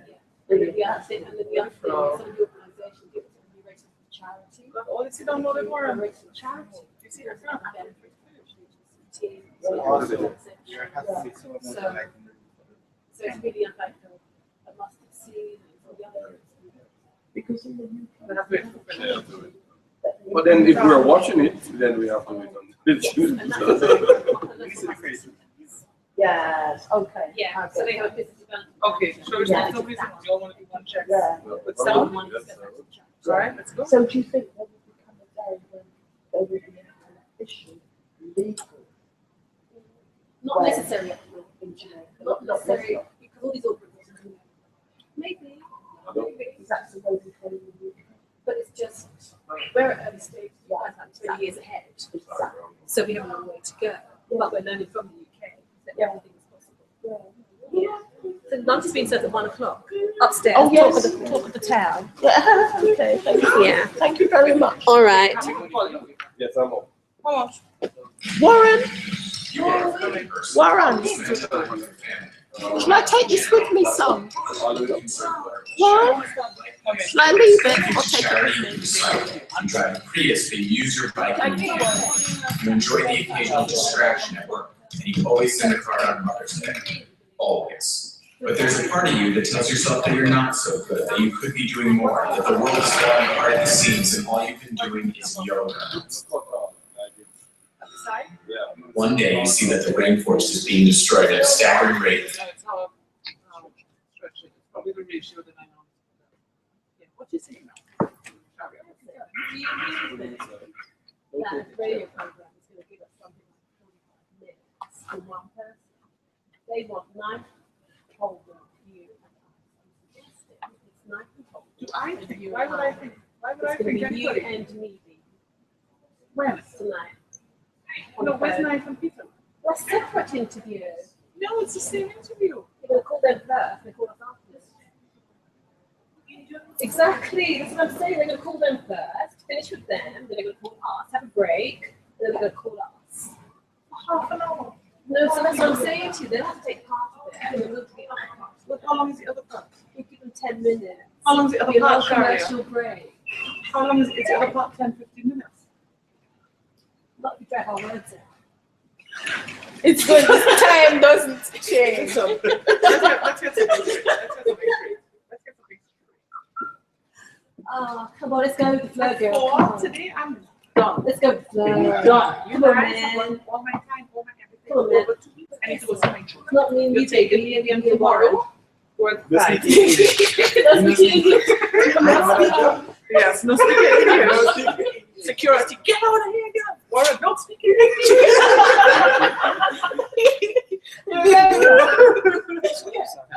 Okay, I don't know how to do that. We're going again, Lauren, in June. What?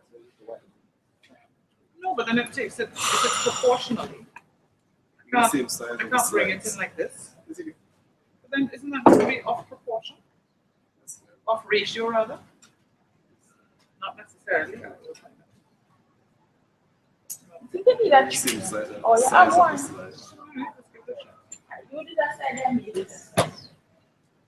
Alright. You are a good person.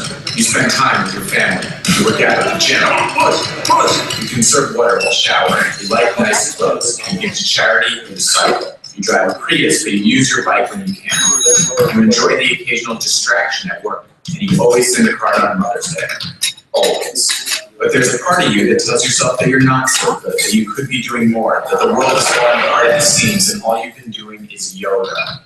Yeah. One day, you see that the rainforest is being destroyed at a staggering rate of 32 million acres a year. That's the equivalent of 1 football field every 78 seconds. You feel bad, angry, guilty. You've been apathetic for too long. You want to do something about it. You must do something about it. Well, this is what you're not going to do.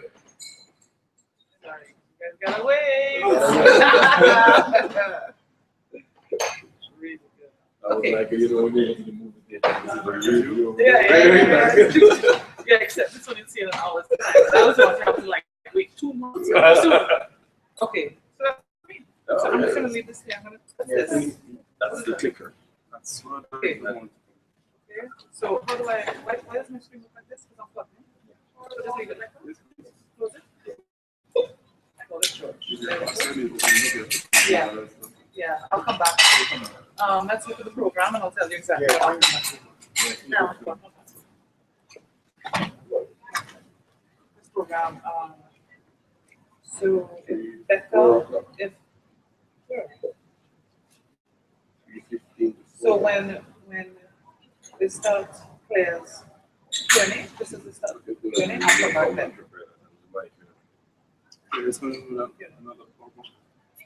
No idea. That's a very good question. What would you do?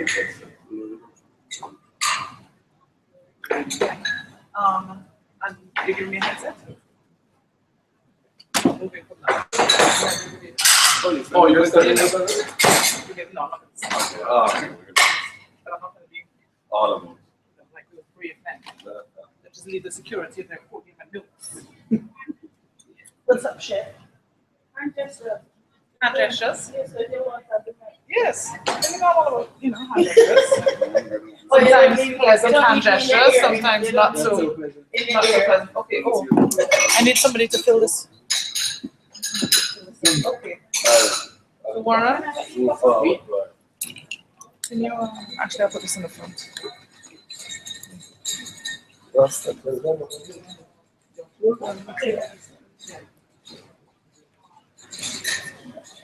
Warren, what's my laptop?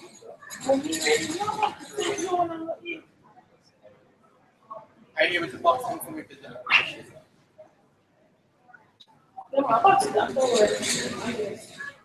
You're eating my holiday.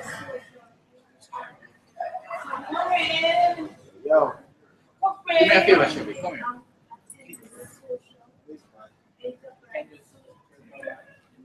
I can. You know me.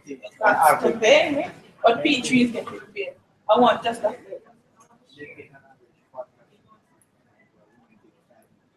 Yes. We have caves. Airports, and I said, okay. Son of a said, I'm weird. Which one you think easier? I like coal or a cave? No, that's the same. Really? No.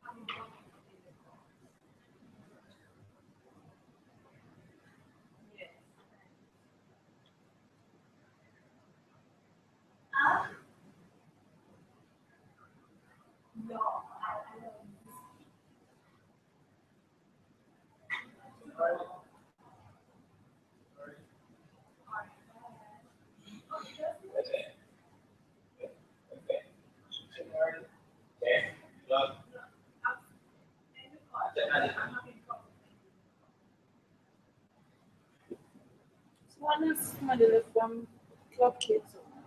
Oh, shouldn't have said that. Did somebody leave a club kid?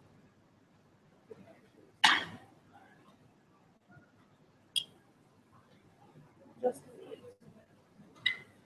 me looking for you?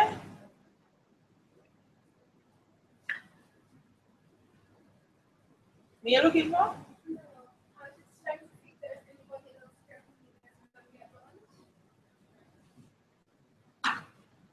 Huh? I'm saying they're doing nice pushing. They're doing nice pushing.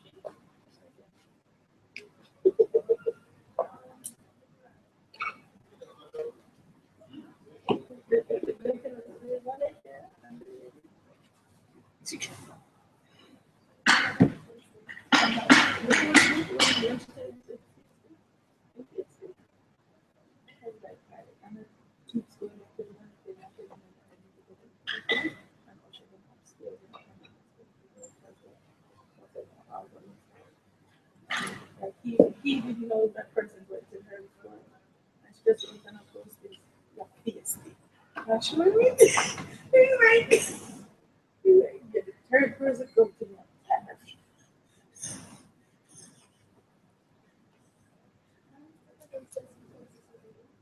Who? Oh, they said. Yeah. Come back.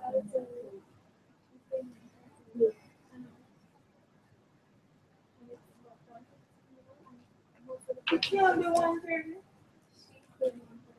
That's what the program said, but remember that lunch was set back out there.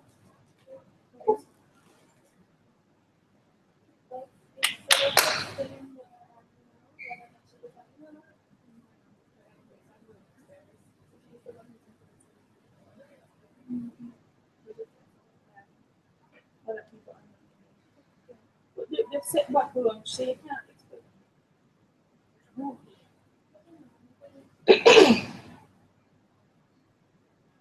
More gonna look up here before.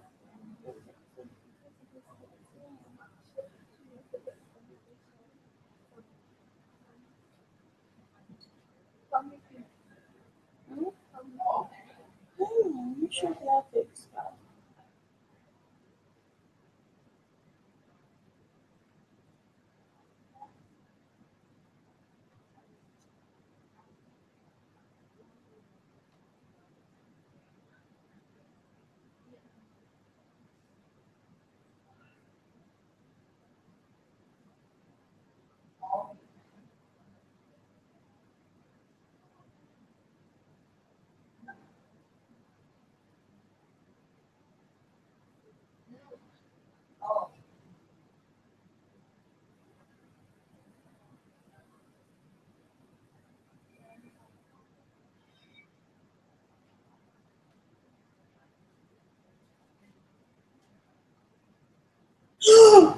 She lives.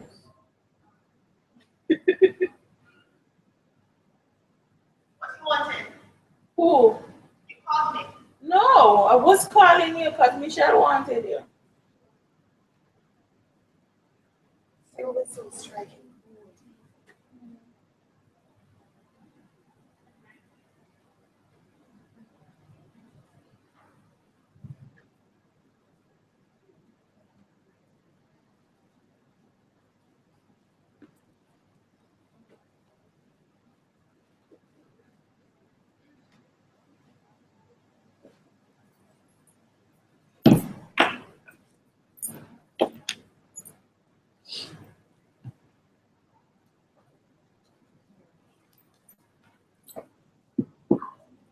Oh, Shanice.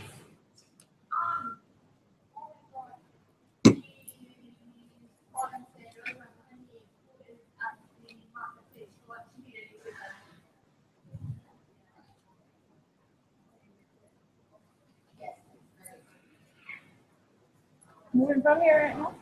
Oh, it should be back. Yes.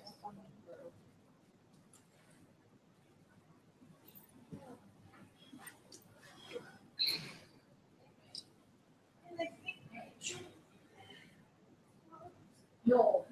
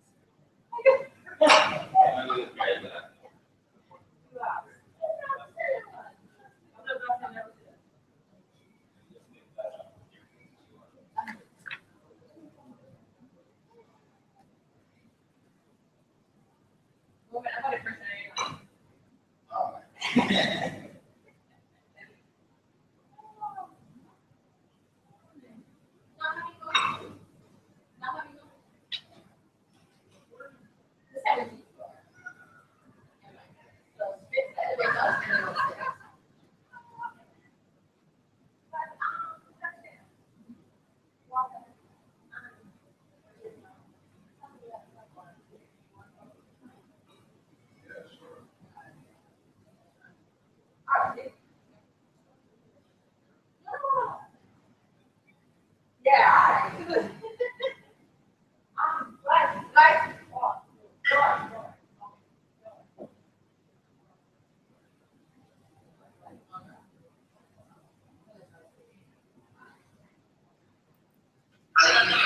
Social enterprise in the UK, just share the basic facts in your opinion on the developing nation, or your own social enterprise, how can we help something forward? This is all I enjoyed the results we've seen. I would say that this whole culture of violence and here, I've seen so many ideas. It's and the next 5 years going to be critical, not just like during cancer, in all this Caribbean, it's place where social enterprise is happening.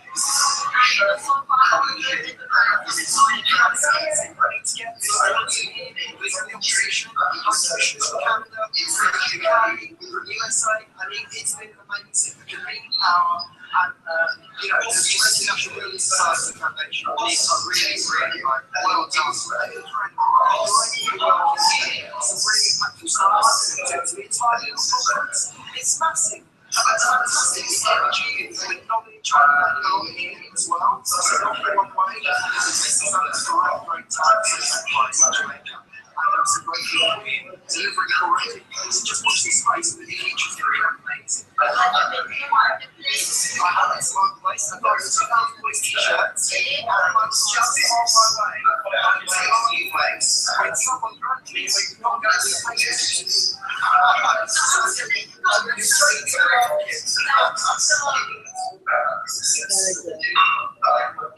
It's going to drive us to business. Sometimes being nice, being kind, being gentle is the greatest business you can have.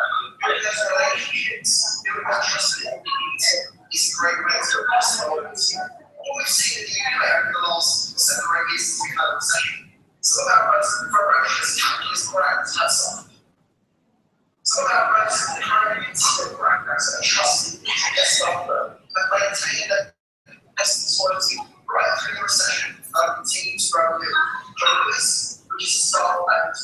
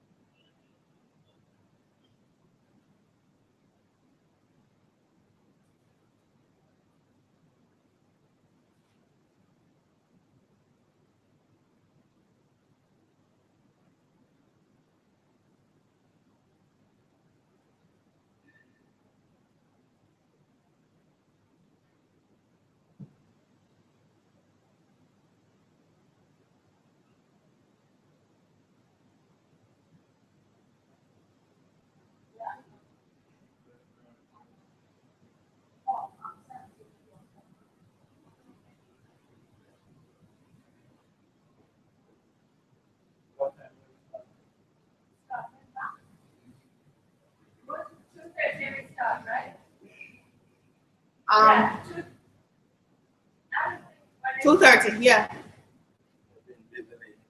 Yeah.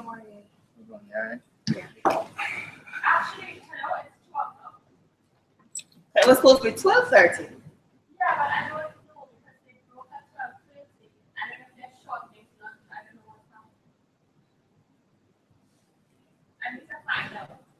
They're either in the secretariat, Brown and Sharia, or upstairs. Yeah, Yes, I think so.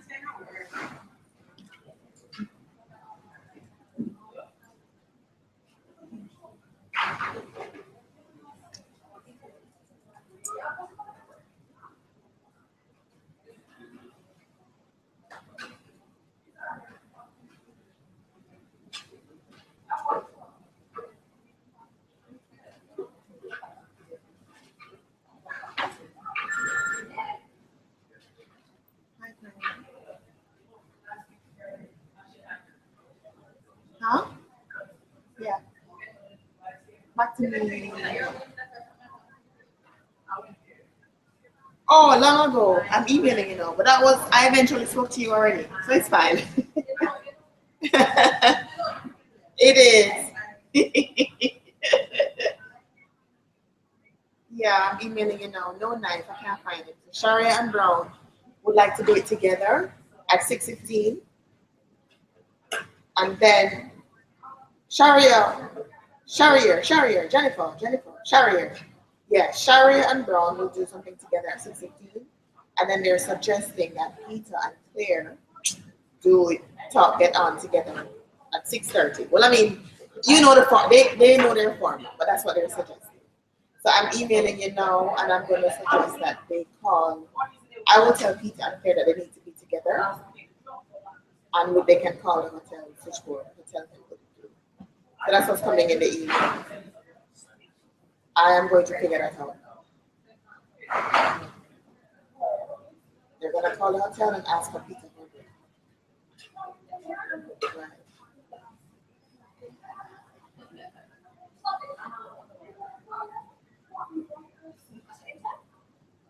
Sure. Okay. All right. Okay. All right. Bye.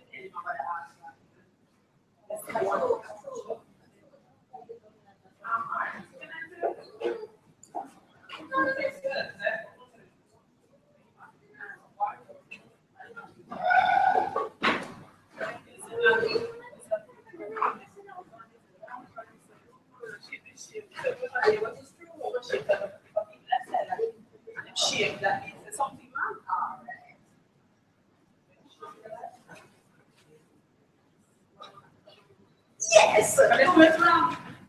You know, oh, you know, that's how we're not seeing.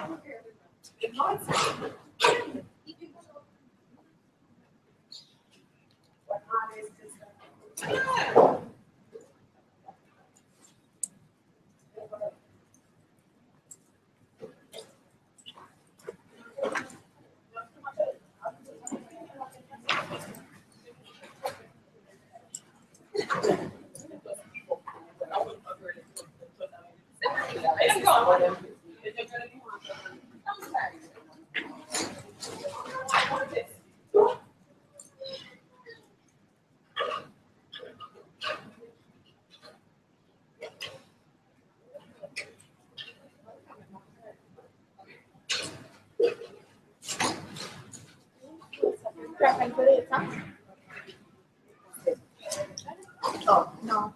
I'm prepping for things, but that's what I wanted. But there are a couple things happening later. Boy, these people wrote a lot of notes. A lot of notes are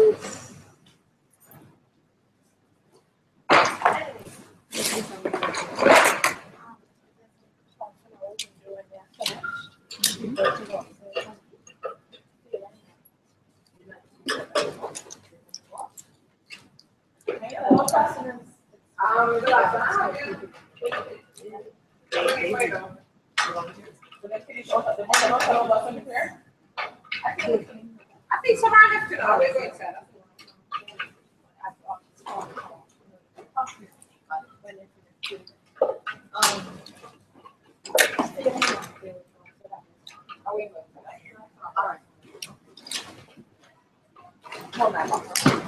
Thank you, Anatoly.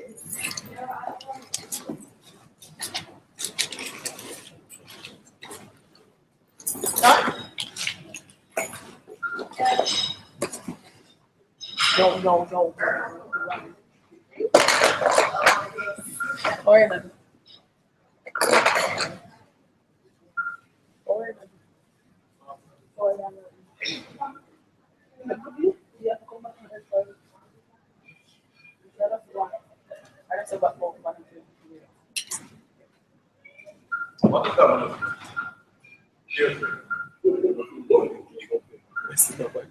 Some people, a lot of them there, listen.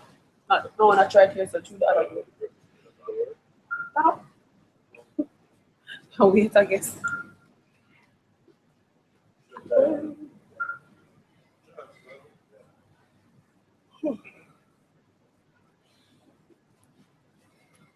All right. Well, another half an hour from it. We are at 1:35. Yeah. Where comes the man? I want to call that.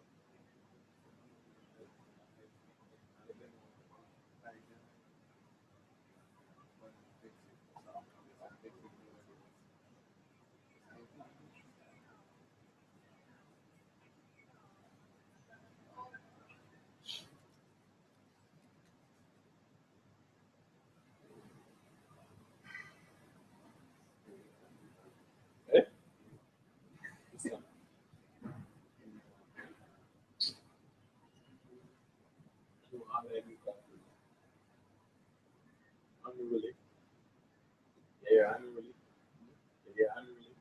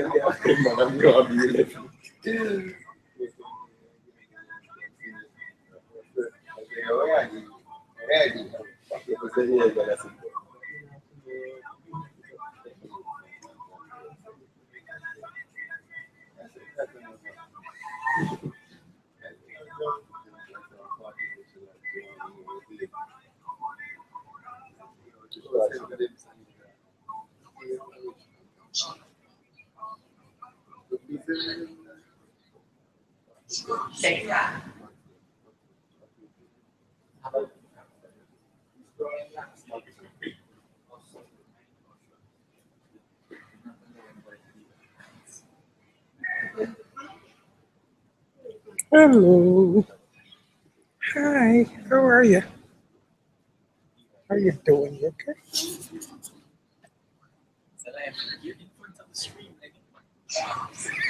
No, it's just is it machine. So this is our setup. Base raise to the left. That's right.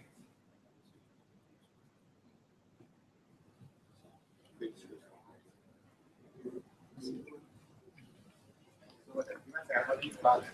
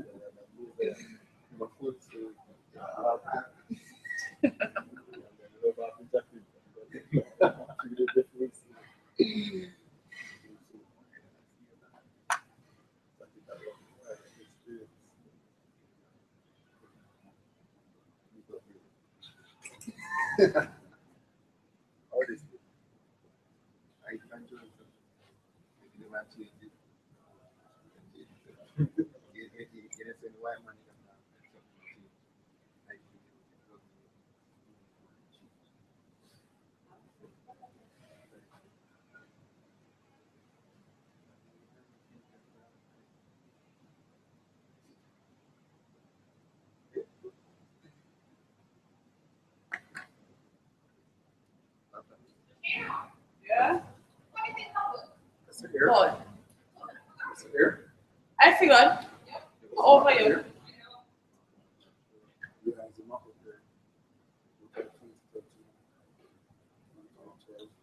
Hello. Yes, Mr. Cole? How's it going? Wallace. Yeah, but go away. This one is a problem.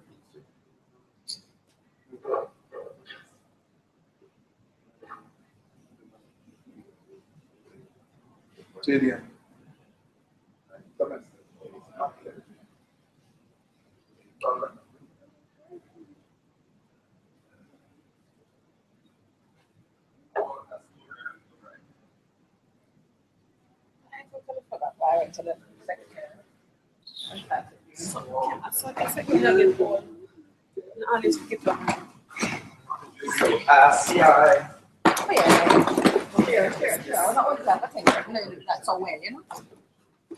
Good one here. Hold on, let me put more glasses on this table. The story on the Then just come take up this table.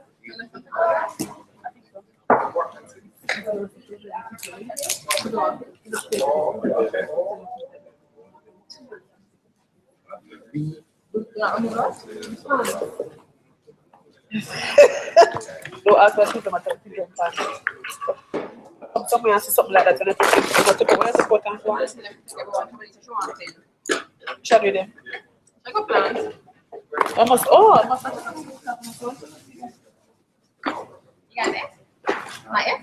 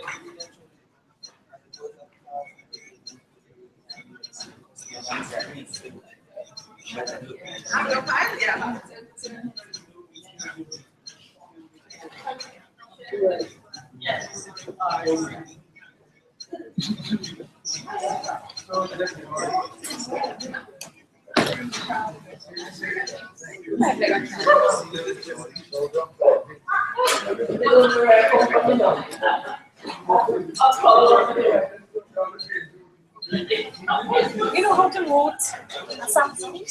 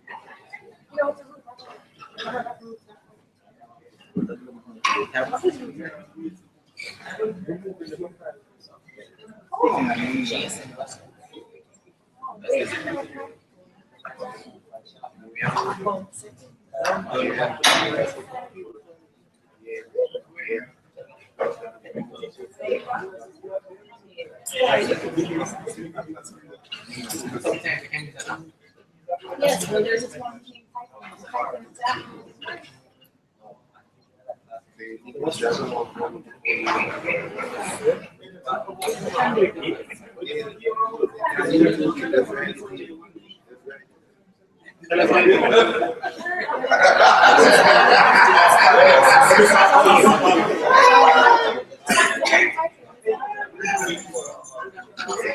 That's the reason why.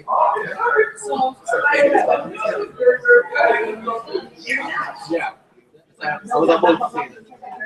Yeah.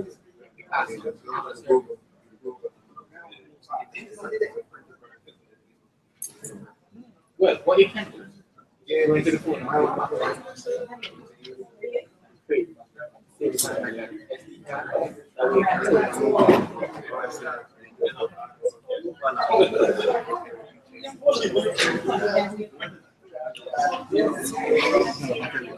There's always YouTube. Are you stuck in this one?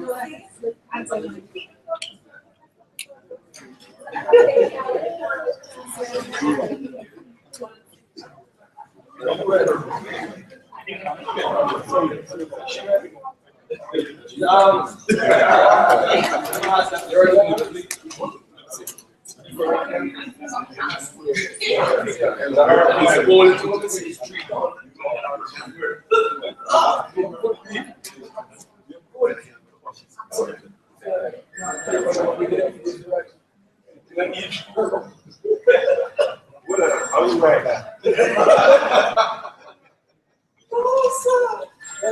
Right information. Yes, Lord. No,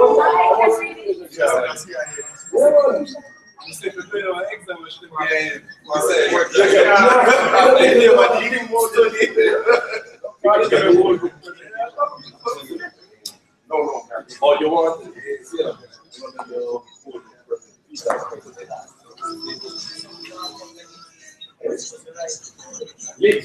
people can see and understand.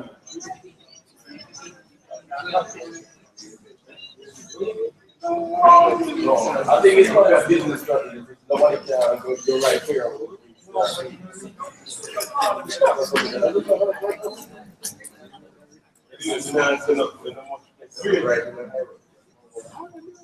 The second only thing I see is that it's 3D.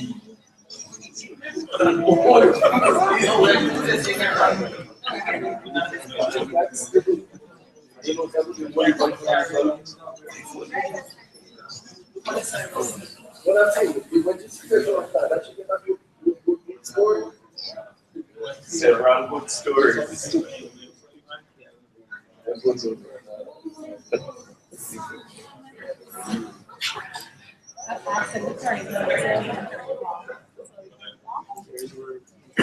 Because when our person's going, it's waiting.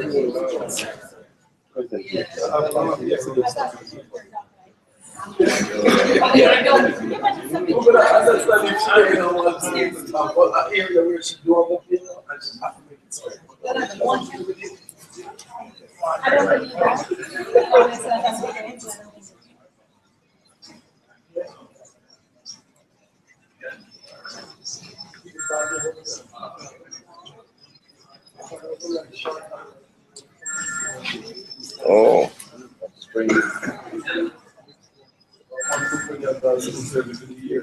you look like in the day, so.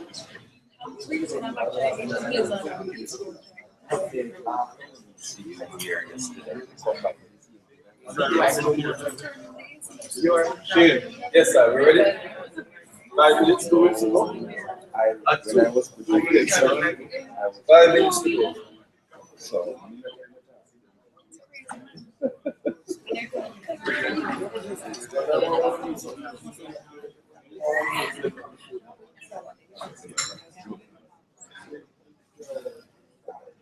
Lucian, I want to be general. We never see that. Never see that yet. So where?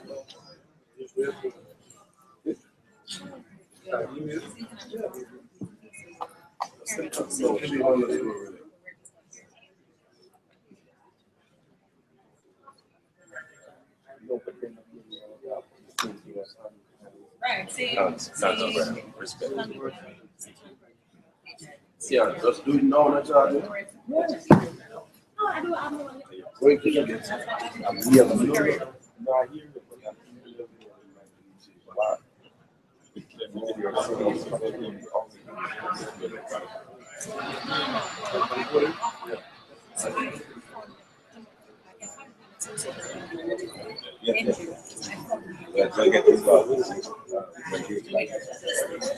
I found that.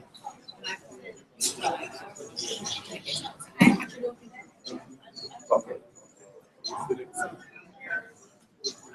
So I would fund them and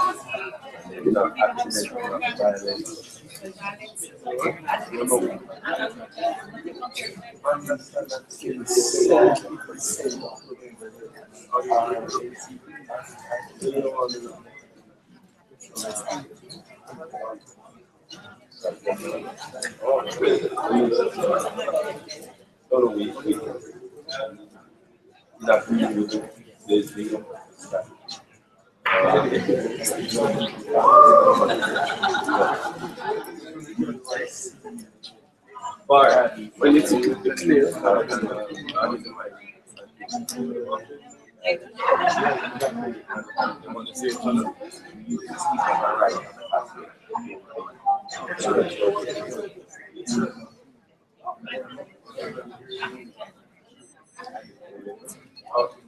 I'll tell you.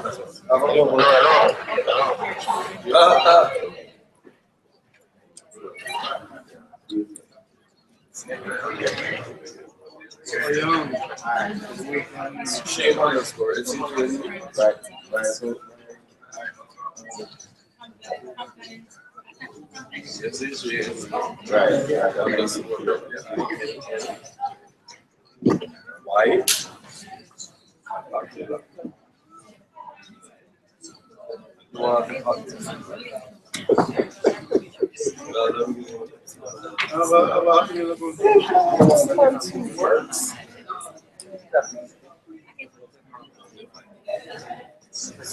All our knowledge, please.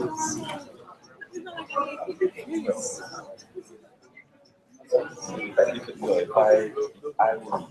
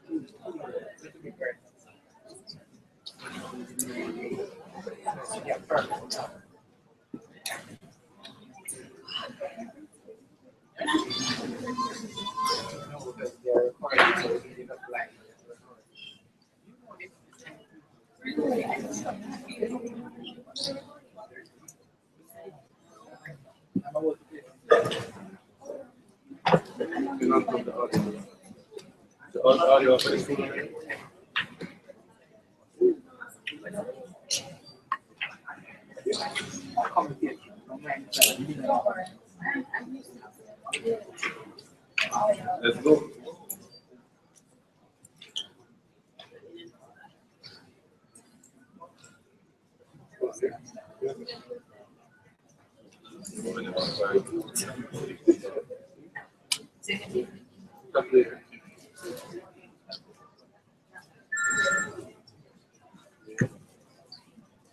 In the right hole.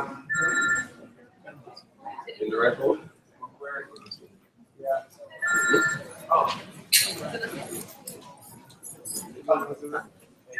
Hear it. We started out as Raji, just connecting people to the range.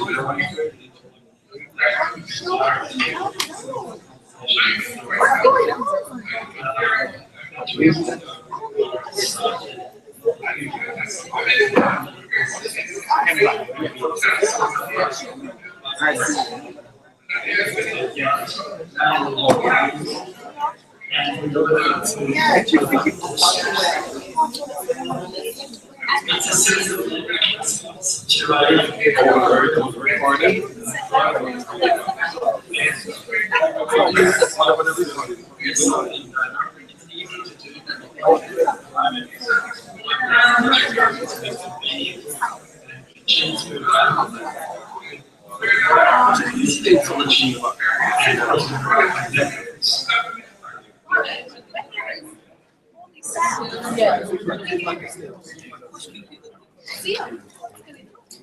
We're looking into here. They're getting used to it as well.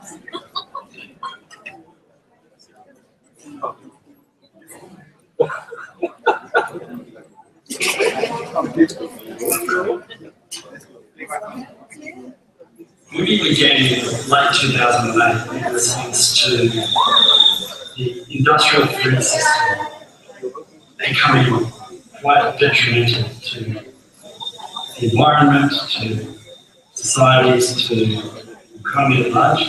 And we started out with an idea that we could just connect people who were into growing food and into local food, that we'd be able to facilitate a conversation and build something more.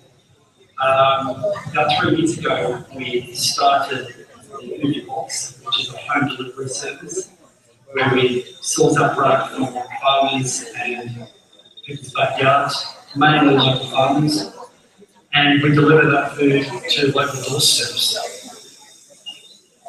It's a citizen-led response to a real global problem, and we believe that local food is something that it's easier to do than we think it is. At the moment, globalised industrial food is the most convenient and cheapest food available, but with the right kind of use of technology and building the right kind of networks, we can make local food a more affordable and convenient food option, which means that we can slowly wean ourselves the large industrial food that currently dominated by a few massive players.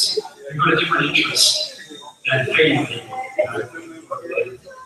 the mission. So, starting out small, starting out in our own backyard, and we've got a vision to be able to see that together we can make a real change our food system.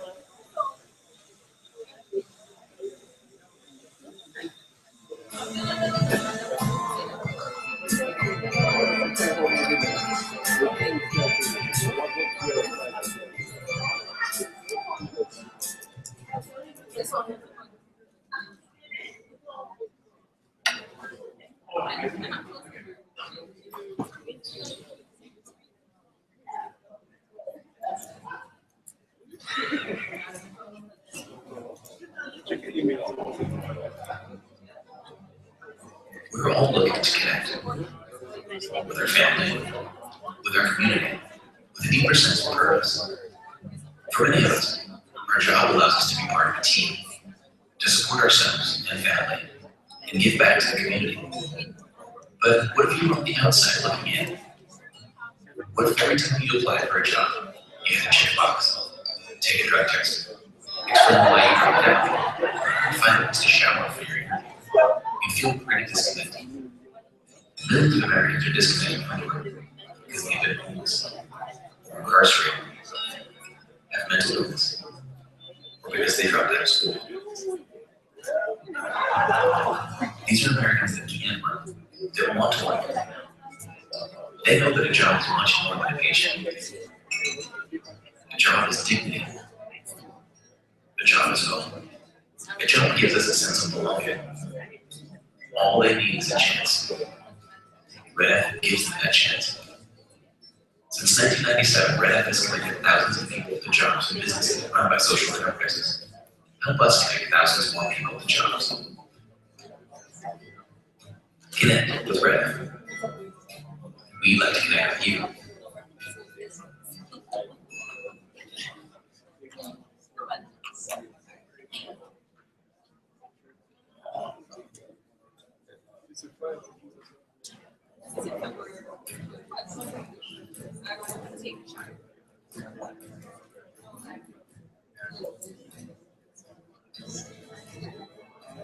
This Farms is a place that just radiates and then love moves. It's really love this. Working in this environment, you love people. In spite of they may have a bad day, but you just love them anyway.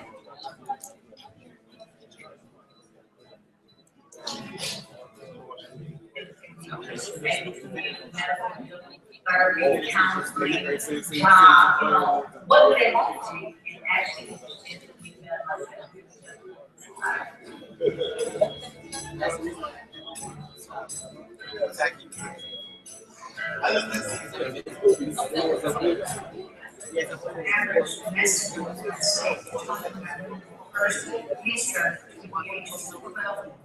first, first grade to the age of 7, streets. So there's huge gaps in health and education.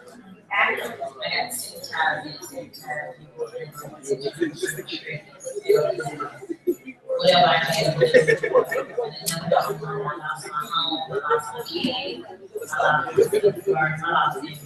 so it's possible to go back down. You're in the jail 10 months on the streets where you're surviving. Just go out there and get a job. Just pull yourself up by your bootstraps. No one on the streets by herself. To the communities, the broken communities. It's the community.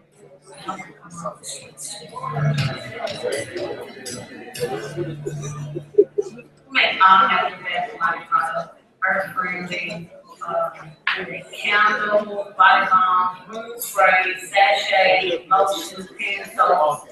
We want to sell the products. We really want to support the community. Then support the movement. It's about changing the culture that still buys and sells the The other thing now, this walking here and sitting here with other knowledge. So the setting is around a couple of persons.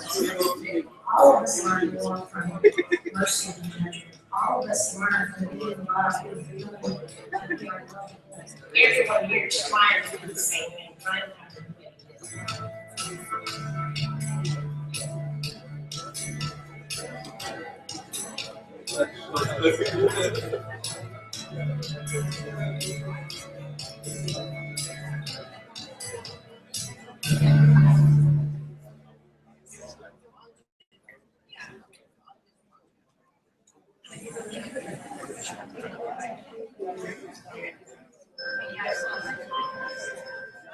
Did you know that over 2 billion books a year are trashed in the U.S., taking up landfill and needlessly draining our natural resources? Did you know that over 30 million Americans are functionally illiterate, limiting our community's potential? Did you know that less than half of parking space on your commercial property can make a huge impact on these social issues both locally and globally? So just how can one parking spot change the world? Starting at Nest and Better World Books are pleased to present the Better World Books Dropouts Initiative, a turnkey book recycling program that helps you get involved. Corporate real estate is a vital part of the local community. It connects people and business. And as consumers become more and more conscious of sustainability, they're voting with their dollars to patronize businesses that show they care. The Dropouts program helps improve your business's image by signaling your support of the environment, education, and literacy directly to the community. In short, it connects your business back to the people in the community you serve. Here's how the turnkey program works. You need less than 20 square feet for us to place the Better World Books Dropbox on your property.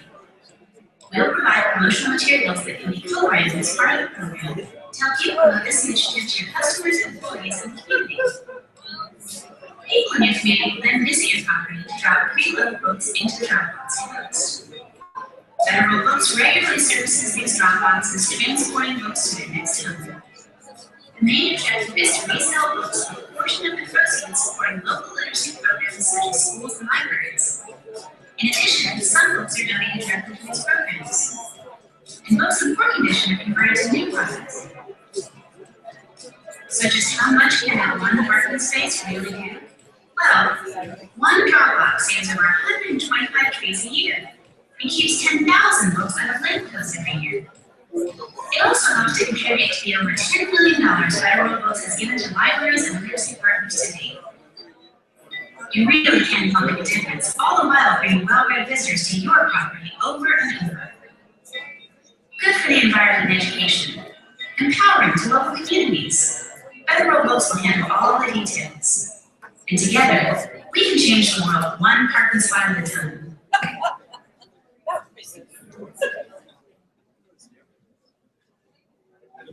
Movie began in late 2008 in response to the industrial food system becoming quite detrimental to the environment, to societies, to the economy at large. And we started out with an idea that we could just connect people who are into growing food, into local food, that would be able to facilitate conversation. About 3 years ago, we started the Foodie Box, which is a home delivery service, where we source our product from farmers and people's backyards, mainly local farmers, and we deliver that food to local doorsteps. It's a citizen-led response to a very global problem, and we believe that local food is something that it's easy to do and easy to do. At the moment, local grocery food is most convenient and the cheapest food available. With the right kind of use of technology and building the right kind of networks, we can make local food a more affordable, convenient food option, which means that we can slowly bring ourselves off the large industrial food we're currently dominated by a few massive players. We've got a different interest than feeding people. The mission is so, starting out small, starting out in our own backyard, and we've got a vision to be able to see that together we can make a little change our process.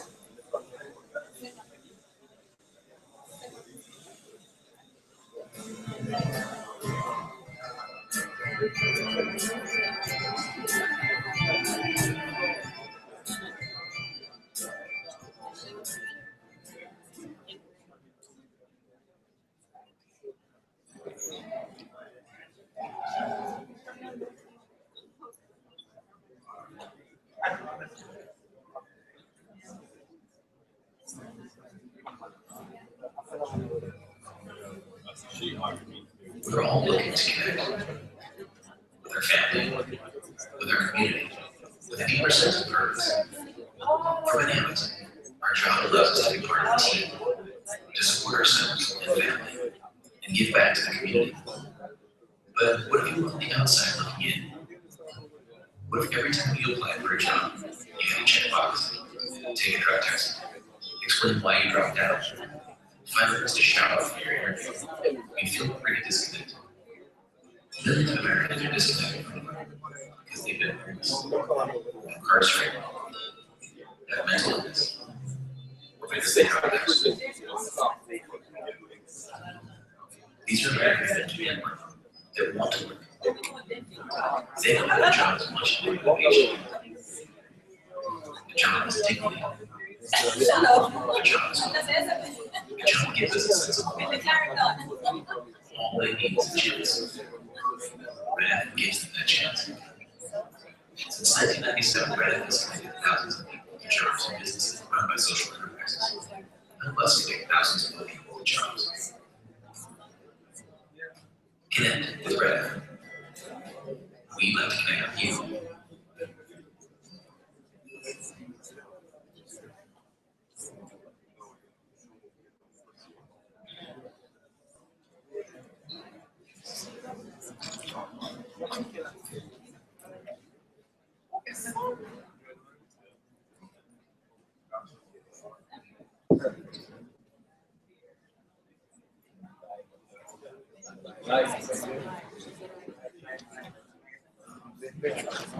Good afternoon, ladies and gentlemen. Yes, I can tell you all I had lunch. The chairs are very comfortable, the temperature from the AC is just right. I know that feeling. So let me try it again. Good afternoon, ladies and gentlemen. There we go. All right, welcome to the post-lunch session of this SEBI Summit. And to those of you who are joining us for the first time this afternoon, I'd say welcome to you. I see a group of students. I think they're from Are they from Fair Technical High School?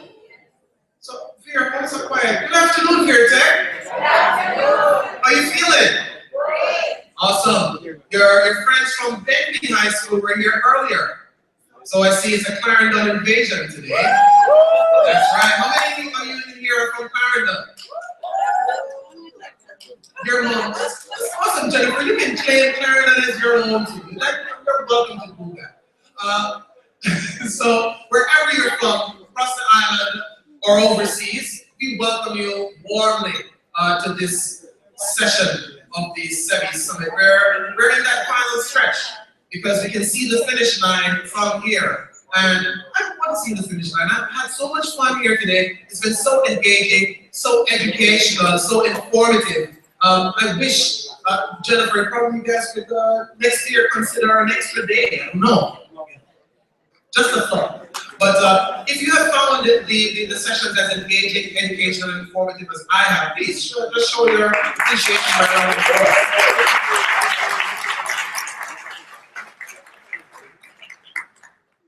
To those of you who are just coming though, you would have missed this morning's very interactive rap session where Jennifer Sharia had a panel with her, Pauline Smith, Darcy Williams, along with Julian Pringle and Anne Asquith. This morning, and that was followed up by an equally engaging presentation from Peter Holbrook, who has now ditched his blazer. But Peter, I notice you're not wearing your flip-flops yet. It's just probably not time for the beach now, is it? So that's what you would have missed this morning. Very, very wonderful sessions, and I will do some of it later on. But now, it is my pleasure to introduce a lady who will be equally engaging and equally informative. And she will be doing this flying solo without her glasses. No, Claire, I had to let them know. Because our next presenter, Claire Dove, she has misplaced her glasses. She will describe them when she gets here. But if you have found a pair of glasses, and you would know that they're not yours, Look at the back. It's a lost and found. Where is lost and found? At the front desk. So Claire, I hear that your glasses have been found. And off goes Captain Optimistic, the save the day. All right, so Peter's on his way to retrieve Claire's glasses. So Claire, don't worry about it. It's gonna be okay. It's gonna be okay. All right. Now, Claire has been a key player in the social enterprise movement since the early 1980s, when I was just completed with that, and has led the Blackbird House Group since its inception, using her entrepreneurial skills to help the organization grow into an award-winning and extremely successful social business. You can learn a lot from Claire, and I guarantee that you will earn money back. All right, but ladies and gentlemen, please make welcome Claire Dove.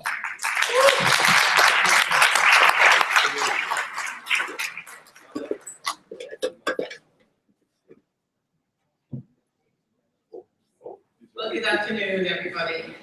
Sorry about the glasses. And can I just say to our esteemed presenter, moderator, wonderful socks. I like these times. It's funny because I've had so many supporters of Liverpool and Ceases because of being here. And it's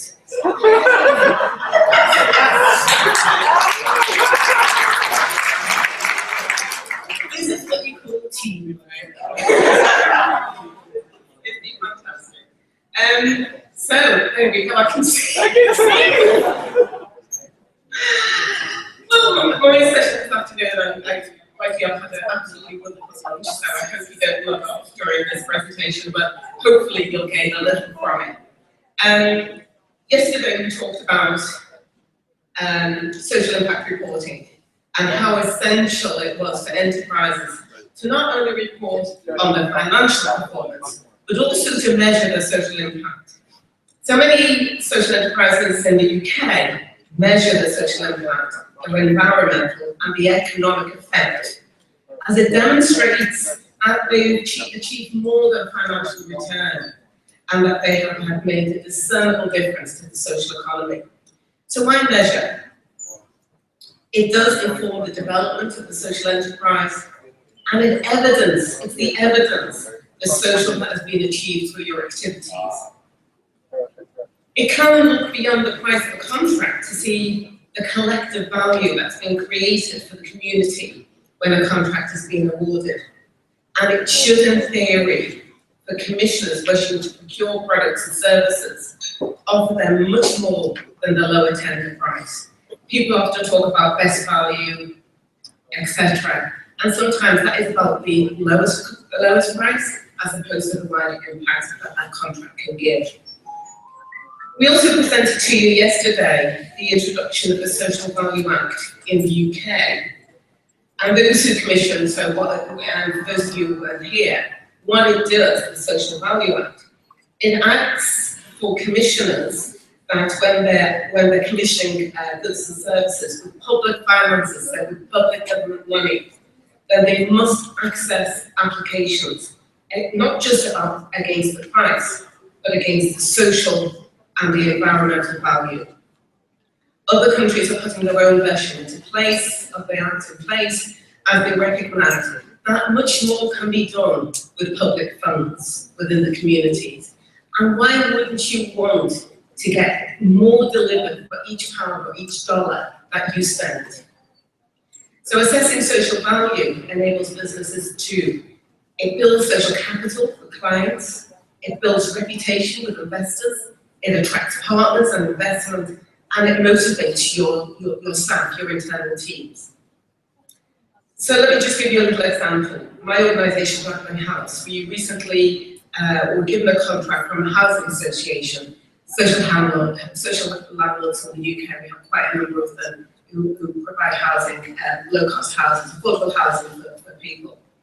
And they wanted us to work with some vulnerable tenants, women who were suffering from mental health problems or had been abused by their partners. It's just a small pilot, this program for them. They wanted just to see what they would gain from it. They awarded us, as I said, a small contract of £25,000 UK pounds, and they measured the return on their investment as being £905,000 based on successful outputs.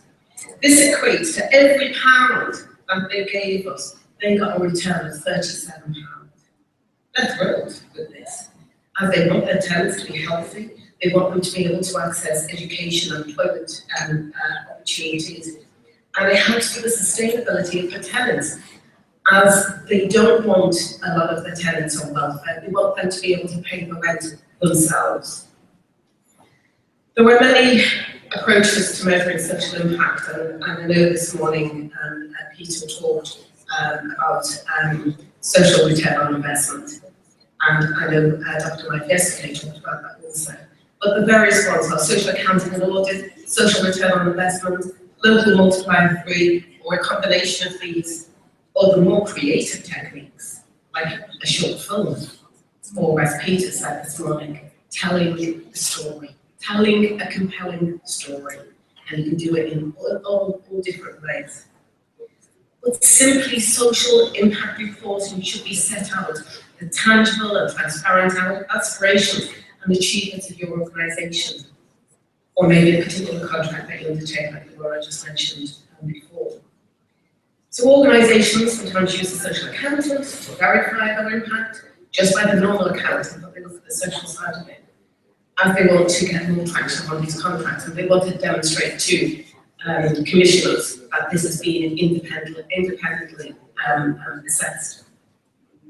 So, for example, and some clients want to engage their own client group in measuring their social outputs. So, for example, at Blackburn House, we do an annual survey with all our students, we do one with our staff also. And we can assess their experience on the courses. We measure from the starting position to the end position. We look at the age profile, the ethnicity, their postcodes to assess if we're accessing women from all over the Liverpool and the city region. We look at the disability, we look at they have a learning difficulty, we look at the retention, the achievement, and of major importance, their final destination, because we don't want to train and educate women just to go around in a circle. We want them to get a job, a career. We produce a self-assessment report, which is given to the National Department of Education, as they like to assess all colleges, as we are nationally, on our achievements, and then they can plan future investments, what's worked.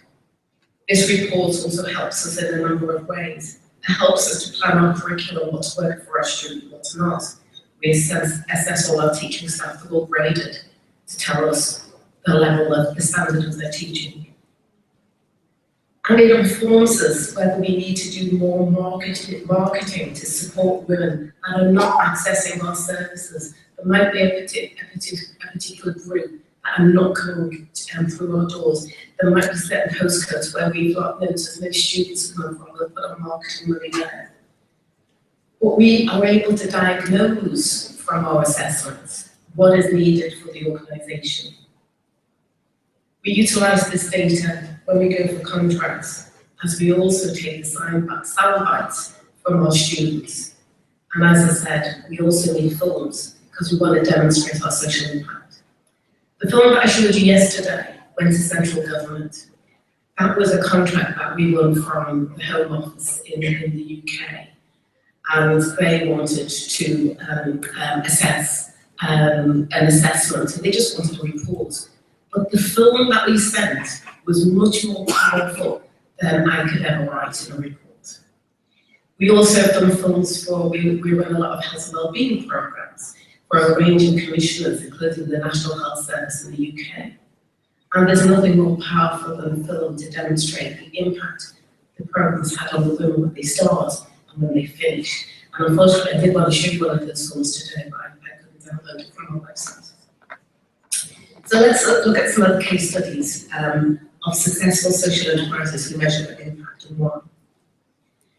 There's a fantastic group in Liverpool called the Furniture Resource Centre, and it is a leading social business in the UK.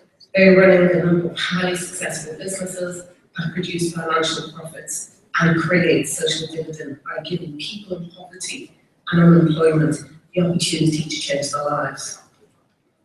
There are a group of businesses, and the main business, the FRC, which is the short algorithm, they sell all the necessary, what they do is sell all the necessary items to make what they say, to make a house into a home. They have one-stop shops throughout the UK where customers, especially on low income, can buy packages of furniture for their properties. One of their subsidiary companies is called Bulky Bobs, and it's a waste management business running local authority contracts to collect, reuse and recycle bulky waste, household waste, mostly furniture and appliances. The Bulky Bob model maximises the value of the items that are reused and recycled to prevent good quality items and useful materials going into landfill. They sell what they call as great quality pre-loved furniture and appliances. And for people in crisis, they give furniture free of charge. What is the impact of FRC? The impact is created by the services that businesses deliver, getting great quality furniture to low-income households, and by creating training opportunities for the long-term unemployed to develop the skills, experience, and qualifications needed to gain employment. The FRC called their social impact report proving it, and I would say to you, go on the website and have a look and download one of their reports. They're absolutely excellent. The whole purpose of FRC is to make a difference to people's lives, to create a social impact. They have a strong commitment to their document proving it. And this is how they give information to all the people that matter to and who matter to them. their customers, their partners, their staff, their trainees, work experience, volunteers and trustees, making sure that they know exactly where they are.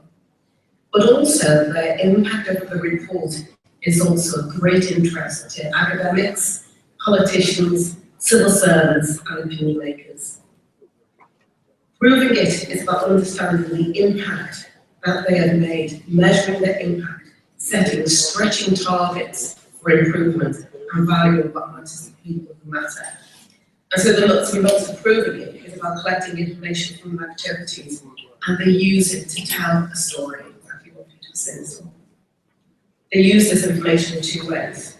One, it helps reward and motivate staff for their hard work and passion. It also acts as a lever when they're going for tenders to demonstrate to commissioners that they will gain extra value every pound that is within the contract. And the crucial aim for them is that it's great for the planet by managing their business to reduce environmental harm. They have a massive, they have a conscious about their carbon footprint because they have these massive vans that go on and collect all this furniture.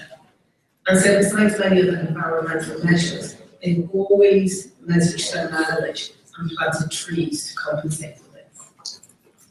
The second one is a great place to work by listening to what their employees say about working for FRC Group and creating an environment in which people can develop their personal and professional skills. And the third one is great to do business. They're providing first-class service to all their customers, asking for feedback from suppliers and customers, and acting on what they tell them. They've been creating a social impact report since 1999, and they state that crucially the report is independently issued by a third party, so they get verified to verify all the information they have from their report. Their impact report has been cited as an example of best practice, and it won the ACC award for the best reports in 2002 and 2004. And they were shortlisted for the Sustainability Report. And last year they won the SEUK Social Impact Report. Using this comprehensive report, FRC has recently won 6 national contracts where they've competed with private sector businesses and have a contract for the next 6 years. So the power of that document is public. So the next one is Sure Start Alongside Children's Centre. It's managed by an organisation called the Big Life Company, another social enterprise in the UK in the Manchester area. It runs enterprises across the Northwest. It was graded outstanding by Ofsted, and Ofsted is the official body in the UK that inspects schools, nurseries and colleges. And they can close you down if you put into special measures or you do meet the quality standards. But as I said, the Children's Centre measures their impact. For example, the way it meets the needs of a very diverse community. It assesses the needs of the community in its delivery and produces an annual social impact report so it can demonstrate its achievement. It also provides a range of services, so it's well tuned to what the community wants and needs and ensures all the groups and users are catered for. So again, the opportunities that gives you when you're going for contracts. Salford Health and Community Matters, they run the Salford Homes Project. This organisation delivers a range of medical services and ongoing medical care to those who are homeless. It not only supports their medical care, but it also refers the clients for drug and alcohol counselling. It does also prescription, housing support and advice. The impact report enables them to be a main provider for the national health and community health services as they measure the reach and the impact of their programs. It's also what they've been able to demonstrate that they are far more competitive as opposed to the large bureaucracy of the national health in undertaking this work. And then there's also Social Enterprise UK, and this is our report that's in customs at the moment, and hopefully you will be able to get on. So this is our social impact report, and quite frankly, why do we need an impact report? Well, firstly, we have an obligation to our membership, who pay to be part of SEUK. And we want to demonstrate that that's our value of our members, because we have one of our key outputs is members, having members, our values of members at the heart of all that we do, is demonstrated in this report. We also, in our report, want to look to the future, laying down foundations for tracking our future strategy. And we want to explore, as we go forward, how can we combine our entrepreneurial spirit with the highest levels of customer service and quality. And we want to be the authentic voice of our members. We also want to ensure that we can prove our work to other partners and supporters and to government, demonstrating our credentials as the voice of social enterprises across the UK. So what did we achieve this year in our social impact report? And you can have a better read what were the highlights. Well, we created a social database of over 10,000 social enterprises to enable procurement professionals to buy a social supply chain in their business. We spent more than a third of our non-salary purchasing with social enterprise suppliers. Our commitment and lead in buying social, as we've heard so much today. We've increased the number of media articles we generated almost a quarter in many of our national newspapers, highlighting the work of social enterprises. We held events and over 1,000 delegates attended. And we with partners set up the Social Economy Alliance to work together to ensure that the upcoming elections in May, and we would have a cross-sectoral campaign, and that we would influence the major political parties. We generated 233 entries to our social enterprise awards, and we achieved 40% of our membership are extremely happy to recommend Social Enterprise UK as membership to another social enterprise. And we made a profit of 9% on our real income from the previous year. So they were our outputs. I just want to go back to how to we again, like other organisations, are based on our Ofsted inspections. We've been able to get a national, being inspected by Ofsted, we got outstanding for the work that we do. Every year we do a self-assessment report, and as part of that, we do surveys with our students. We want to hear what the students have got to say about their experience with us. What impact have we had on their lives? And we've been able to demonstrate that we can take this information and embed it into future programmes that we do. One of the great things that happened with Ofsted is that when they inspected us this time round, they took 3 of our areas and they became national exemplars.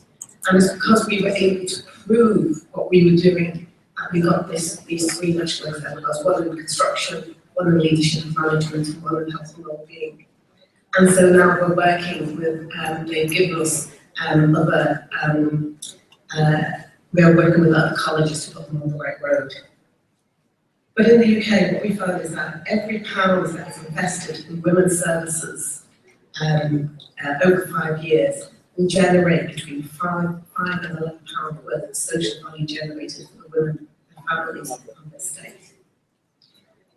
We've also been working with Liverpool City Council. I chaired a fairness commission, and Liverpool City Council has really embedded social value into the heart of their procurement.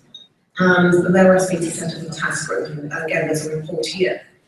And this group was not just made up of the City Council, but made up of businesses and others, the social enterprise sector, the public sector, other commissioners from health. And we worked together to put a tool in place, to put a common framework in place and a tool for measuring. As we want to be fair and equitable, we want Liverpool to be one of the fairest places that there is in the country. And this now has been, it's been endorsed by the city. The head of procurement in Liverpool City now has a board of other commissioners, and so all the contracts that go up for commissioning now have social value and environmental value attached to them. I'm getting signs on my thing, so I'm looking through these things quite quickly now. And so we also demonstrated to our mayor how he could use social value himself as part of his ongoing program.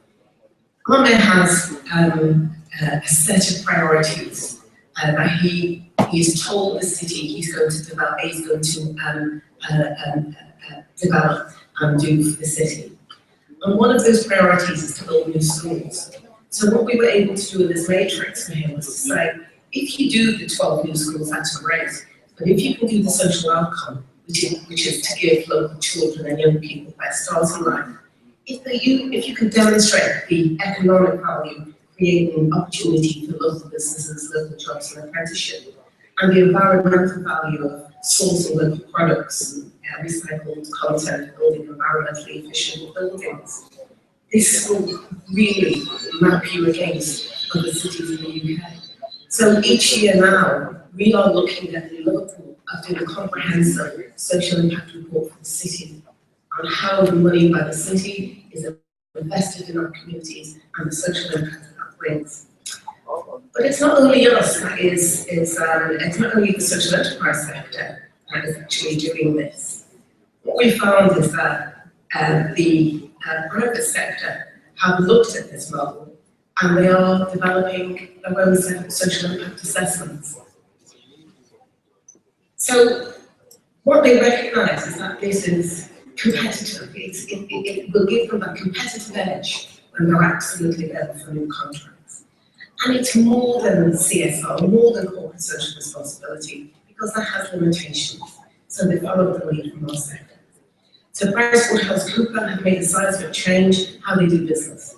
They want to be ahead of the pack, and therefore they encompass the social and environmental impact assessment as a key to their competitiveness as a worldwide organisation.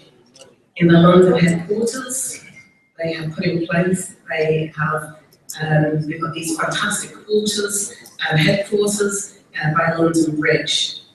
And one of the environmental things they've done is that they've run their heating and air conditioning system on reused oil.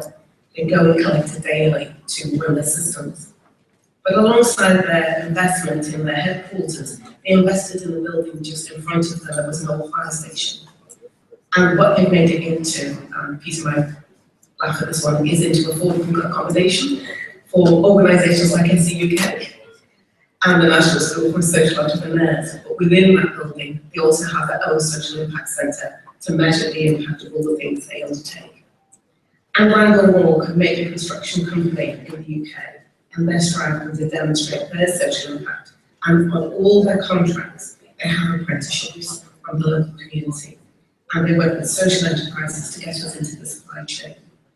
And they were part of the task force that I spoke about before. And Peter mentioned yesterday, Waits Construction, another large construction company that ensure that social enterprises are part of their supply chain. And again, we at BH, we've been working with Waits, demonstrating the social impact we can have in going for contracts together. So measuring your impact demonstrates your credentials as a social enterprise. You can prove to the communities you serve what you're delivering impacts on them. It can be a tool to help you gain contracts. It verifies your mission, your values, your objectives, and your activities. And working with your stakeholders as part of the assessment, as we do with our students at Blackburn House, can make really great, can give you great results. It demonstrates that you can look at the multiplier effect, that you may not be the cheapest supplier, but how much more value for the money contractors can achieve and make it make savings in the long run. You can use different models to produce your social impact, from a report to a film or buzz. Whatever way you choose, impact reporting is a powerful tool. But as Peter said this morning, it is about telling a story, what I said before. It's telling a really good story. And we've done on many contracts in my organisation, we're telling that story and the impact that this has had on the lives of our women. And so I hope that gives you a bit of a flavour of what we're trying to do, because I know my time is up. But I ask you, some organisation in India I haven't looked at, and there's happy community transport besides the financial resource.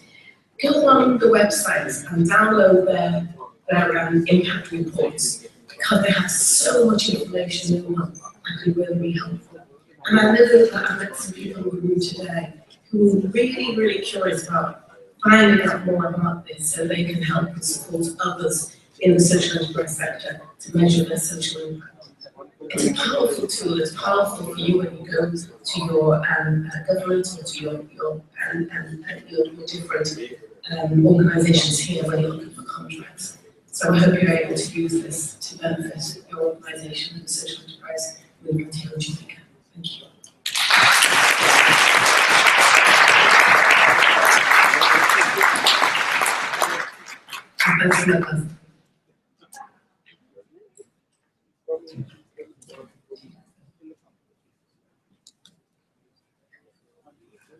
Thank you very much, Claire. Another round of applause for her, please. I like the particular use of case studies to highlight the importance of measuring your social impact. But I have to ask though, without contracting or employing an external social accountant or auditor, how can SEs, like in Jamaican circumstance, create a management system or a measurement system to monitor and measure your social impact? Yeah, I think what I was trying to say is that it can be very simple. You don't need a complicated system to measure. For me, I know that we have so many women coming in, and when we assess them when they first come in, we look at the starting point. Where are those women? What qualifications have they got? Have they got no qualifications? What can we do? And then we can measure the end result. And we utilize that, we do a survey, we put a very simple survey together. You don't want to overburden women, so you can actually put a simple survey together. It's good project management, and I think everybody can look at those sorts of basic matrices that they can put together to measure this. So I don't think it can be overcomplicated. There's organisations like Hackney Community Transport and the Fellowship Resource Centre. I mean, Hackney Community Transport is a £35 million organisation. It gets people in to do it because it's so large. But what they've been able to do and demonstrate is that they go for contracts. It's sort of a very small transport system of buses, and it's grown exponentially. And it's in cities all over the UK. But what it's able to prove when it's going for another contract, because it's London-based, the headquarters are in London, what it's able to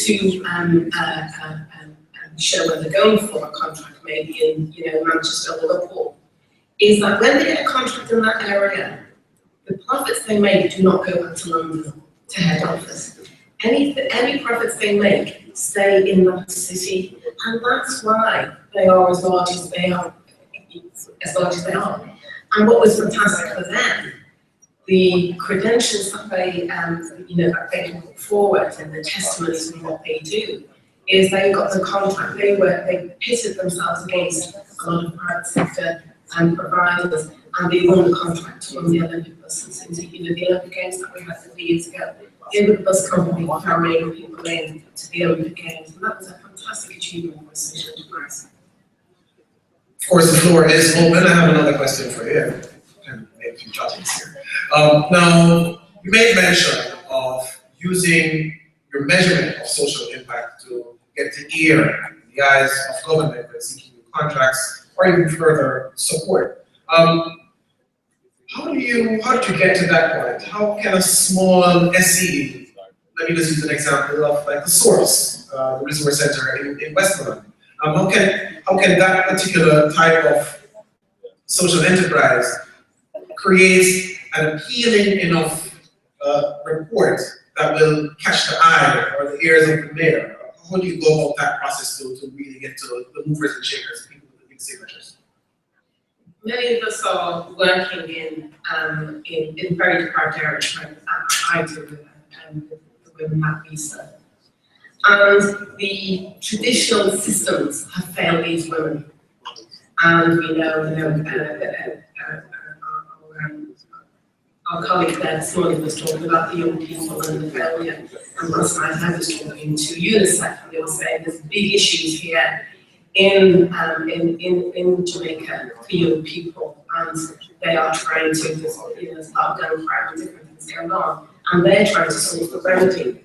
And sometimes those organisations can't do it. They don't have the reach at grassroots to be able to do that. They can't put those programs in place. We can. So if you can measure, if you can demonstrate in your report the reach and the depth of what you're able to achieve, and I think I mentioned a couple of examples with the national, we have a massive national health in the UK. We still have people who are missed off by lots of services that don't drag down to their level, but there's organisations that can.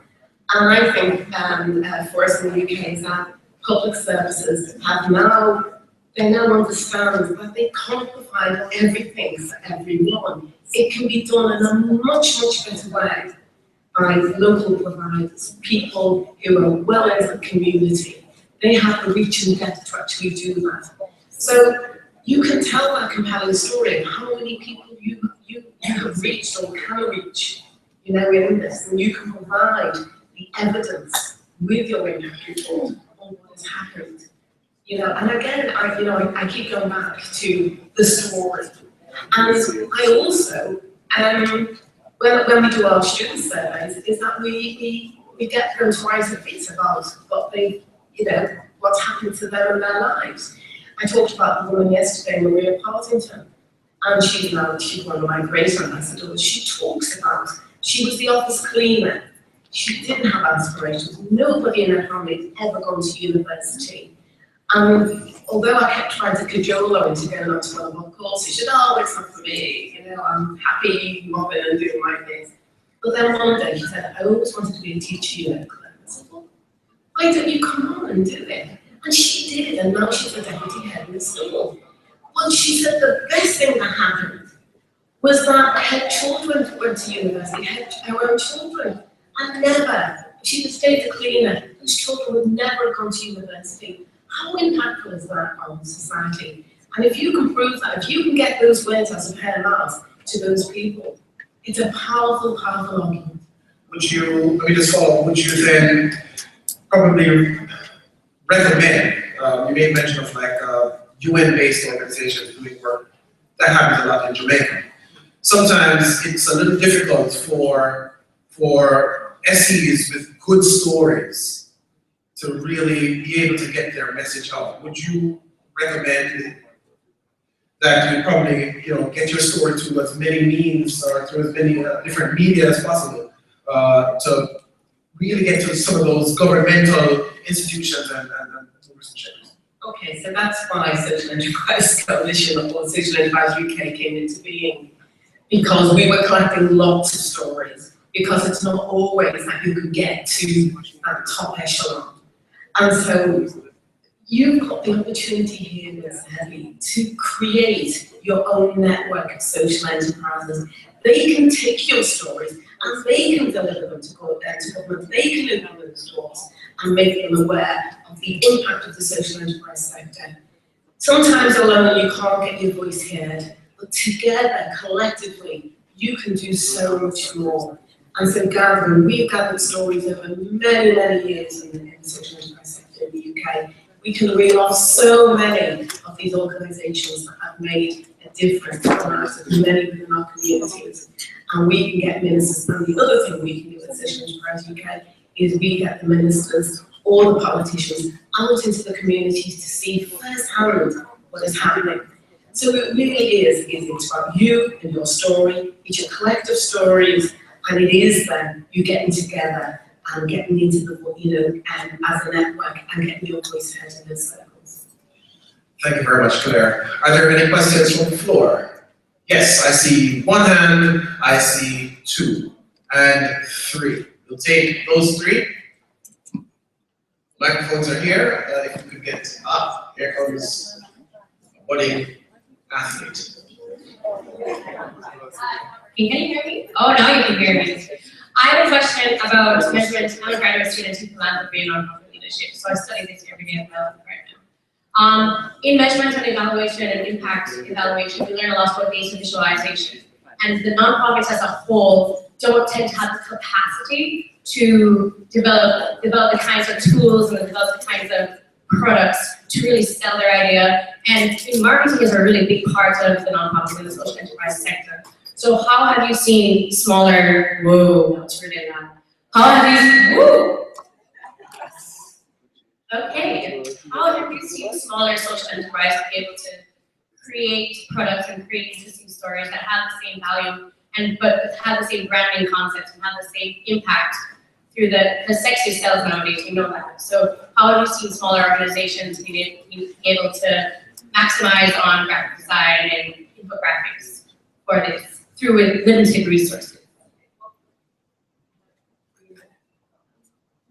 The first thing is about my social. And sometimes what we've done in my organisation is that we had a very small development budget. When I worked with another social enterprise, we put our money together and bought.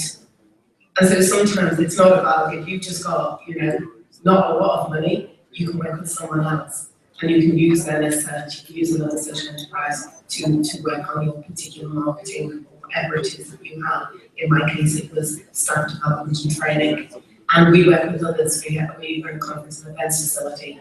And we work with other conference and events social businesses to maximize. So if we're full, we can't do the business because we're here, it's great, we're full, we'll pass that person on to another colleague of ours in another organisation. So it is about maximizing your potential, working with others, buying social. And then we'll take a final question from the young man from Airtime. Yes, I'm Karen Salzberg from Jamaica Bauxite. I'm the project coordinator of the Bauxite Community Development Program. I've heard you spoke on all the things that goes into developing into the SE. But what I want to find, what are any specific methodology of developing this social enterprise? How you want to do it?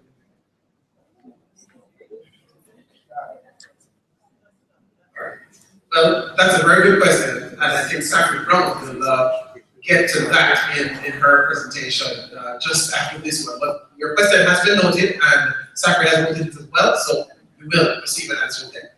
Final question from this young man?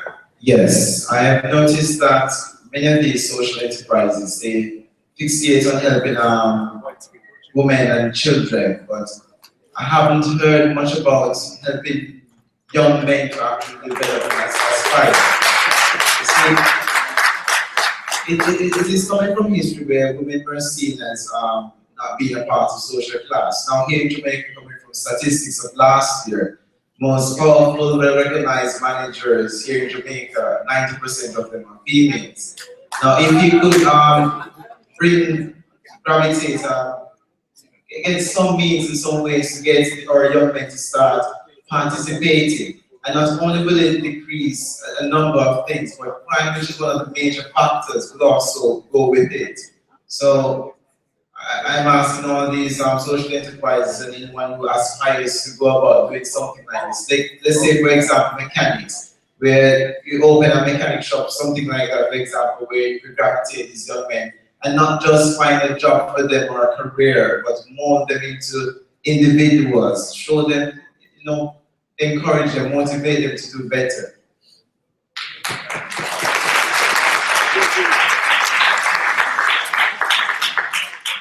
Thank you so much. You're obviously correct. I've just been speaking from my experience, but if you saw yesterday, my presentation yesterday, you would see our School for Social Entrepreneurs, which runs across the Northwest, and we have men and women in that particular program.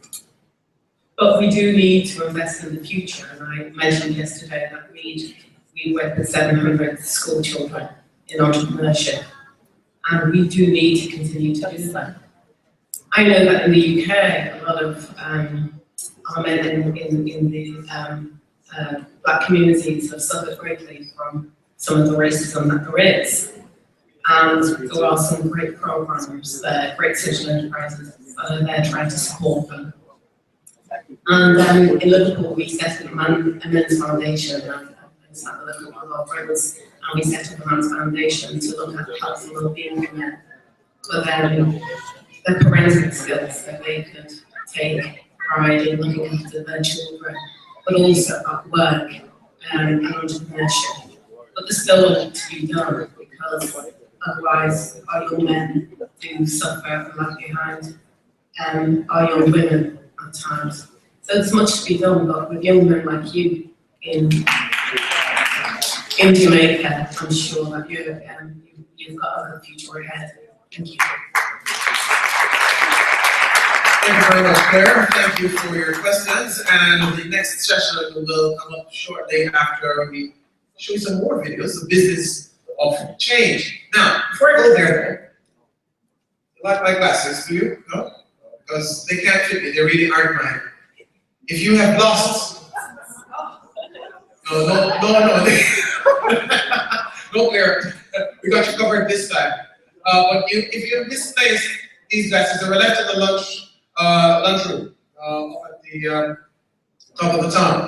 So, I don't say they're moving, so probably the person who lost them has moved on. Well, we have them here, and if you don't come pick it up in a little while, it's not an option, no teasing. But we'll hang on to them, and if any of your colleagues or friends may message you and say, hey, I haven't seen my shades, then you know where to find them.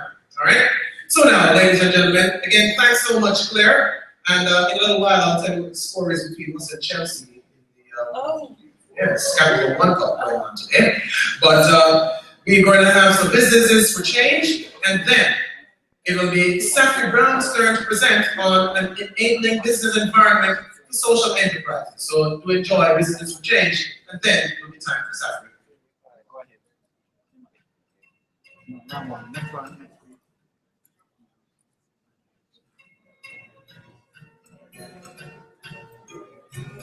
I decided to start a social enterprise from BakersAndLove.org because when I became a parent, I found a whole new level of emotion with anything to do with children. And my son was born in November, so when the Christmas and the Heal Advents came from big charities, I just felt even more emotion and even more determination to do something to make a difference. And I was out shopping for my son's baby clothes, and I thought to myself, wow, if I could buy a baby clothes, a beautiful product, and know that the profit is going to help less fortunate babies around the world, why would I buy it anywhere else? And the answer is I wouldn't. And there's no one else doing this, so I decided to do it myself.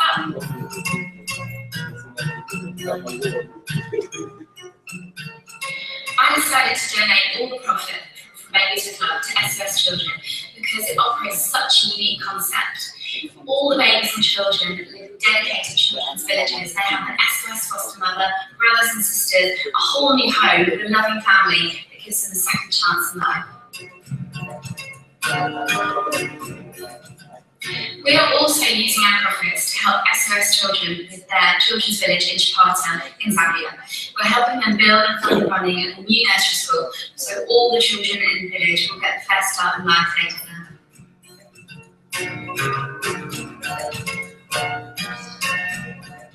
To buy baby clothes from BakersAndLove.org, you can enjoy your beautiful organic products and enjoy knowing that the profits are helping orphan and abandoned babies around the world.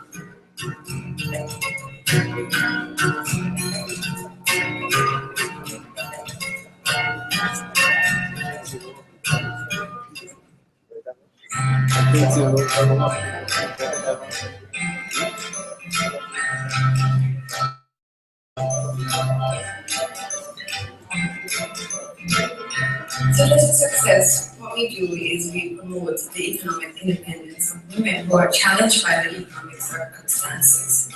And we do that by providing them with what we like to call the 3 C's: professional clothing, confidence, and career development. I wanted to empower our Jamaican women. You know, I have seen women go through abusive situations and know the importance of being economically independent. Why I got involved with this was success in the banking, and we were so dreadful that we were asked to get involved. So we got some suits, and I volunteered to drop off the suit. We went to the shop. I believe I just got so excited about what we were doing. I said, this is what I wanted to be involved with. the way we could help ladies. And we thought that this was really an organization work that we could be very fulfilling because we enjoy what we're doing and just love looking after the girls and seeing change in their faces when they come in and they get the dresses. It's awesome. When I heard Dress for Success, I was thinking about the name as a very, very meaningful building, seeing that you basically what you do in dressing for success. I've never had a suit before, and coming here and getting one, it was very, very wonderful, very wonderful. It impacted greatly my confidence because, as I said, just being in the suit, you start to feel more professional and you start to stand up straight, your shoulders up, your chin up, and all of that business. So you instantly start to feel the part. When I left the boutique and I went home, I felt so good. I even went home and tried on back the suit again and took pictures in it, put it up on Facebook, and the day of the interview, I felt like I got the job just by having on the suit.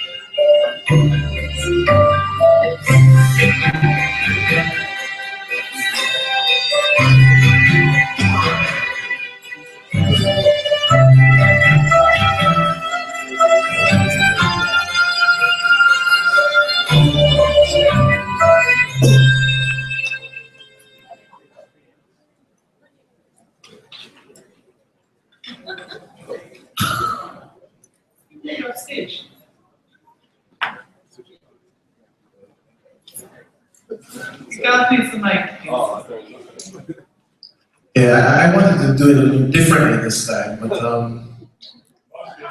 yeah, I know, right? Cover totally blown. Now everybody can see me behind the screen. Yeah, this is awesome stuff. Ladies and gentlemen, our next presenter is Safri Brown, and she's the General Manager of the Jamaican National Building Society Foundation. And of course, she manages the mandate of the foundation, or has managed the mandate of the foundation since 2008. She works with internal and external partners to identify, develop, and provide technical and financial support to the projects and programs which focus on issues relating to sustainable development. That's a mouthful. So that means I've said enough. Ladies and gentlemen, please make welcome Safri Brown. Thank you, the man, the invisible man. So I just wanted to make reference to the young man. He's just left. But I wanted to kind of let him know that in the world of social enterprises and social economy, we don't talk in the you and the they, we talk in the we and the us. And we recognize that for our world to be different, it is going to be us who has to make the difference. And where we see a need, for example, with our men, then we must all come up with a solution. And I wanted to make that point. Unfortunately, he's gone. So hopefully somebody can tweet it or email it to him. But I think that's important to know what social enterprise is. So I'm here to talk about an enabling business environment. Now, my background is in the NGO sector, and then most recently with JN in the private sector. So it's interesting that I've had this kind of meeting of the two worlds. I am a sort of social practitioner, that's how I identify myself. But I work for an organization that operates off of commercial purposes. And what it has done is it has allowed me to see the two different worlds that we operate in and how they can really come together and work in a way that is beneficial to each of them and that is beneficial to this country, that's beneficial to this world, that's beneficial to my children, that's beneficial to my grandchildren, that's beneficial to my soul, you know. But I kind of wanted to give you a sense of why I've moved into the world of social enterprises, and it's because of the marrying of the two worlds that I now know. So when we talk about enabling, again, this one, and I want to change the definition of enable. This is give someone the authority or means to do something. But in the social enterprise world, what we're faced with is we're going to have to take the authority and create the means to enable us to do what we want to do. Nobody's just going to kind of open the door and say, what do you want? Sure, come right on in. We're going to have to knock. We're going to have to knock some more. We're going to have to give reasons why we should be coming in. We're going to have to put our foot in the door so you can't close it.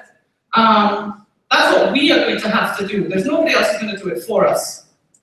So when we talk about social enterprises and how we create an enabling environment, it's important to look at the characteristics that make social enterprises different and how these differences are not currently recognized in a way that allows social enterprises to grow and thrive. We've already discussed in great detail the role of social enterprises, how economies around the world are growing in large part to the social economy, due in large part to the social economy, how targeted services, relevant legislation, and root cause are all essential if we are going to put a dent in the unsustainable practices that are threatening our ability to thrive. Much of the current dialogue at the global level is about the growing inequalities in wealth distribution and how, with what we know about societies, how we've allowed to get ourselves to where we are today. How to reverse the damage that has been done over the last 30, 50, or 100 years. Dr. Knight's presentation yesterday gave us a very clear picture of the landscape in Jamaica and spoke about the social sector growth outpacing traditional enterprises.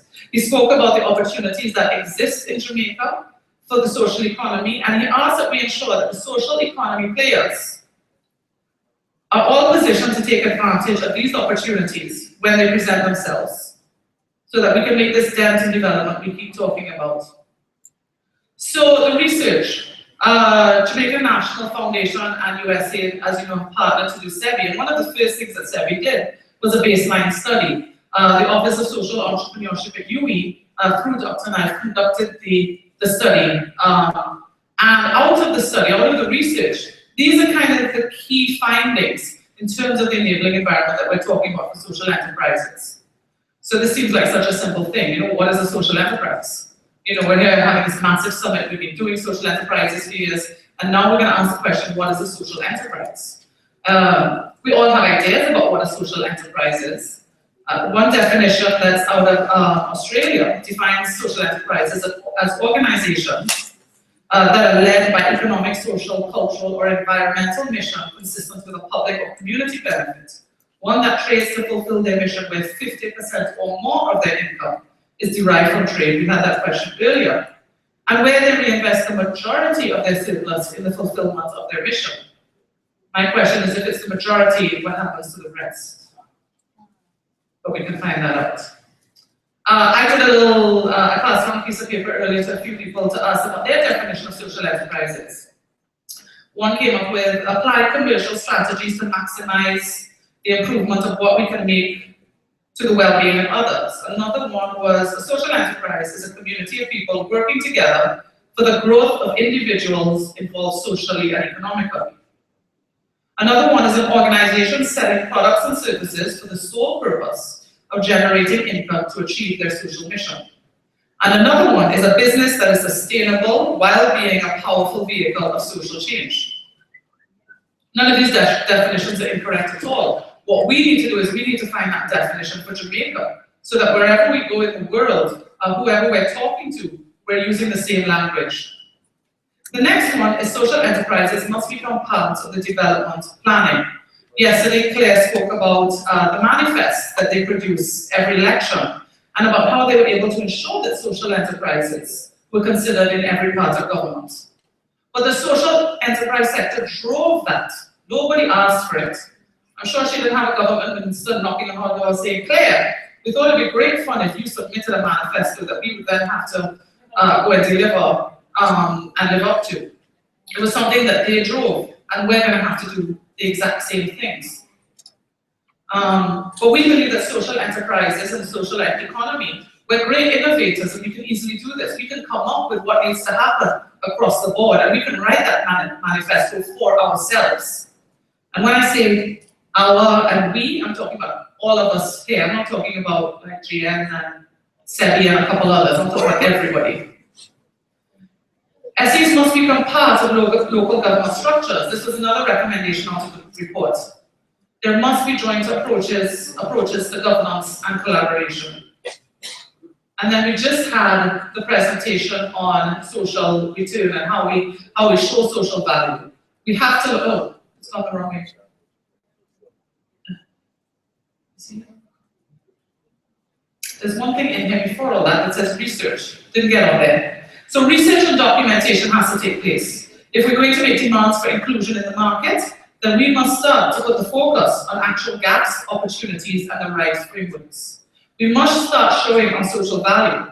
Dr. Knight said yesterday that in one academic year, his students have contributed $75 million to the national economy by doing business plans for NGOs and charities. He was able to put that in, so when he goes to the government and to the dean and the vice chancellor and says, I need more budget, you know, I need $1 million more, and he's created $75 million of value. I mean, you know, it would be political suicide to tell him no, right?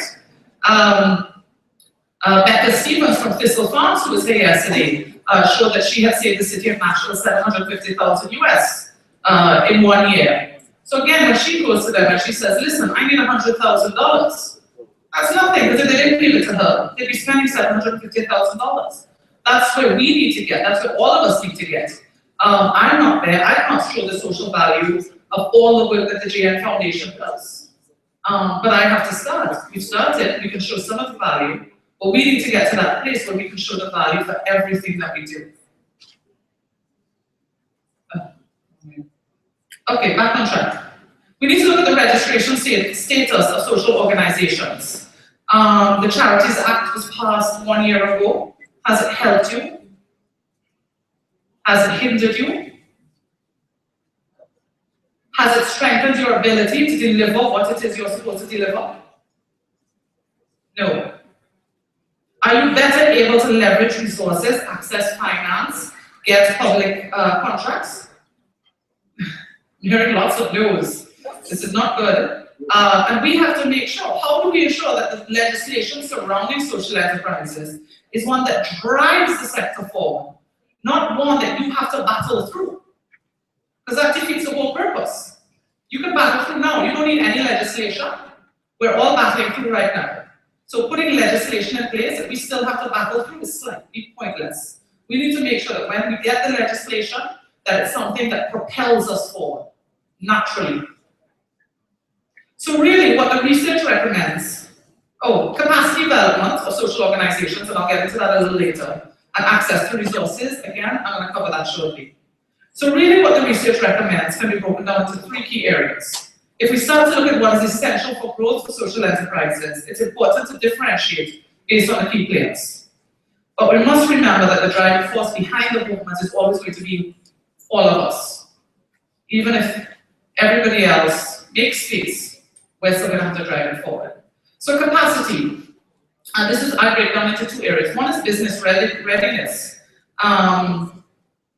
And I start with a realignment of operational values. What we discovered when we started SEBI was that people went on a guilt trip, right? Trying to get our, at the time, NGOs and charities to recognize that they needed to have a mind shift, that they needed to go from being kind of focused on just the mission to becoming profit-driven, was something that they had a difficult time coming to grips with. It was something that they felt they were betraying the cause by going to that side, right? Because, you know, money making things are evil, they destroy the world, and why are we all where we are today, right? It's not making money that's done that. It's how we made the money, who's been making the money, and how they've been utilizing the money. So that was the first thing that we recognized. Then we also had the issue of telling the story, and we spoke about this in detail yesterday. Becca, who presented from Thistle Farms, spoke about the Love Heals brand. And the products that she sold was secondary to the story. In fact, the products were really there just to package the story. It was irrelevant, they were really irrelevant. The candles and the little oils and all these things, that was just packaging for the story. It was a story she was selling. And we're not very good at selling the stories. We're good at selling them to the newspapers and the news, but we're not good at selling them to consumers, the right stories that people want to take home. We sell stories that nobody wants. We have to change that and start telling stories that people want to buy. And then we have business planning and incubation. And this is good old, you know, nuts and bolts. How do you start a business? How do you grow a business? How do you get financing? How do you market?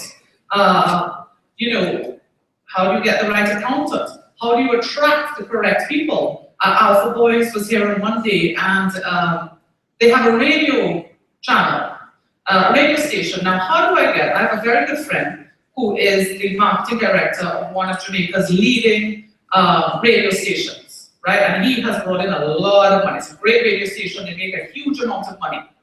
How do I get him to leave his job over there and decide he's gonna come and become the marketing director for Alpha Boys Radio and drive that?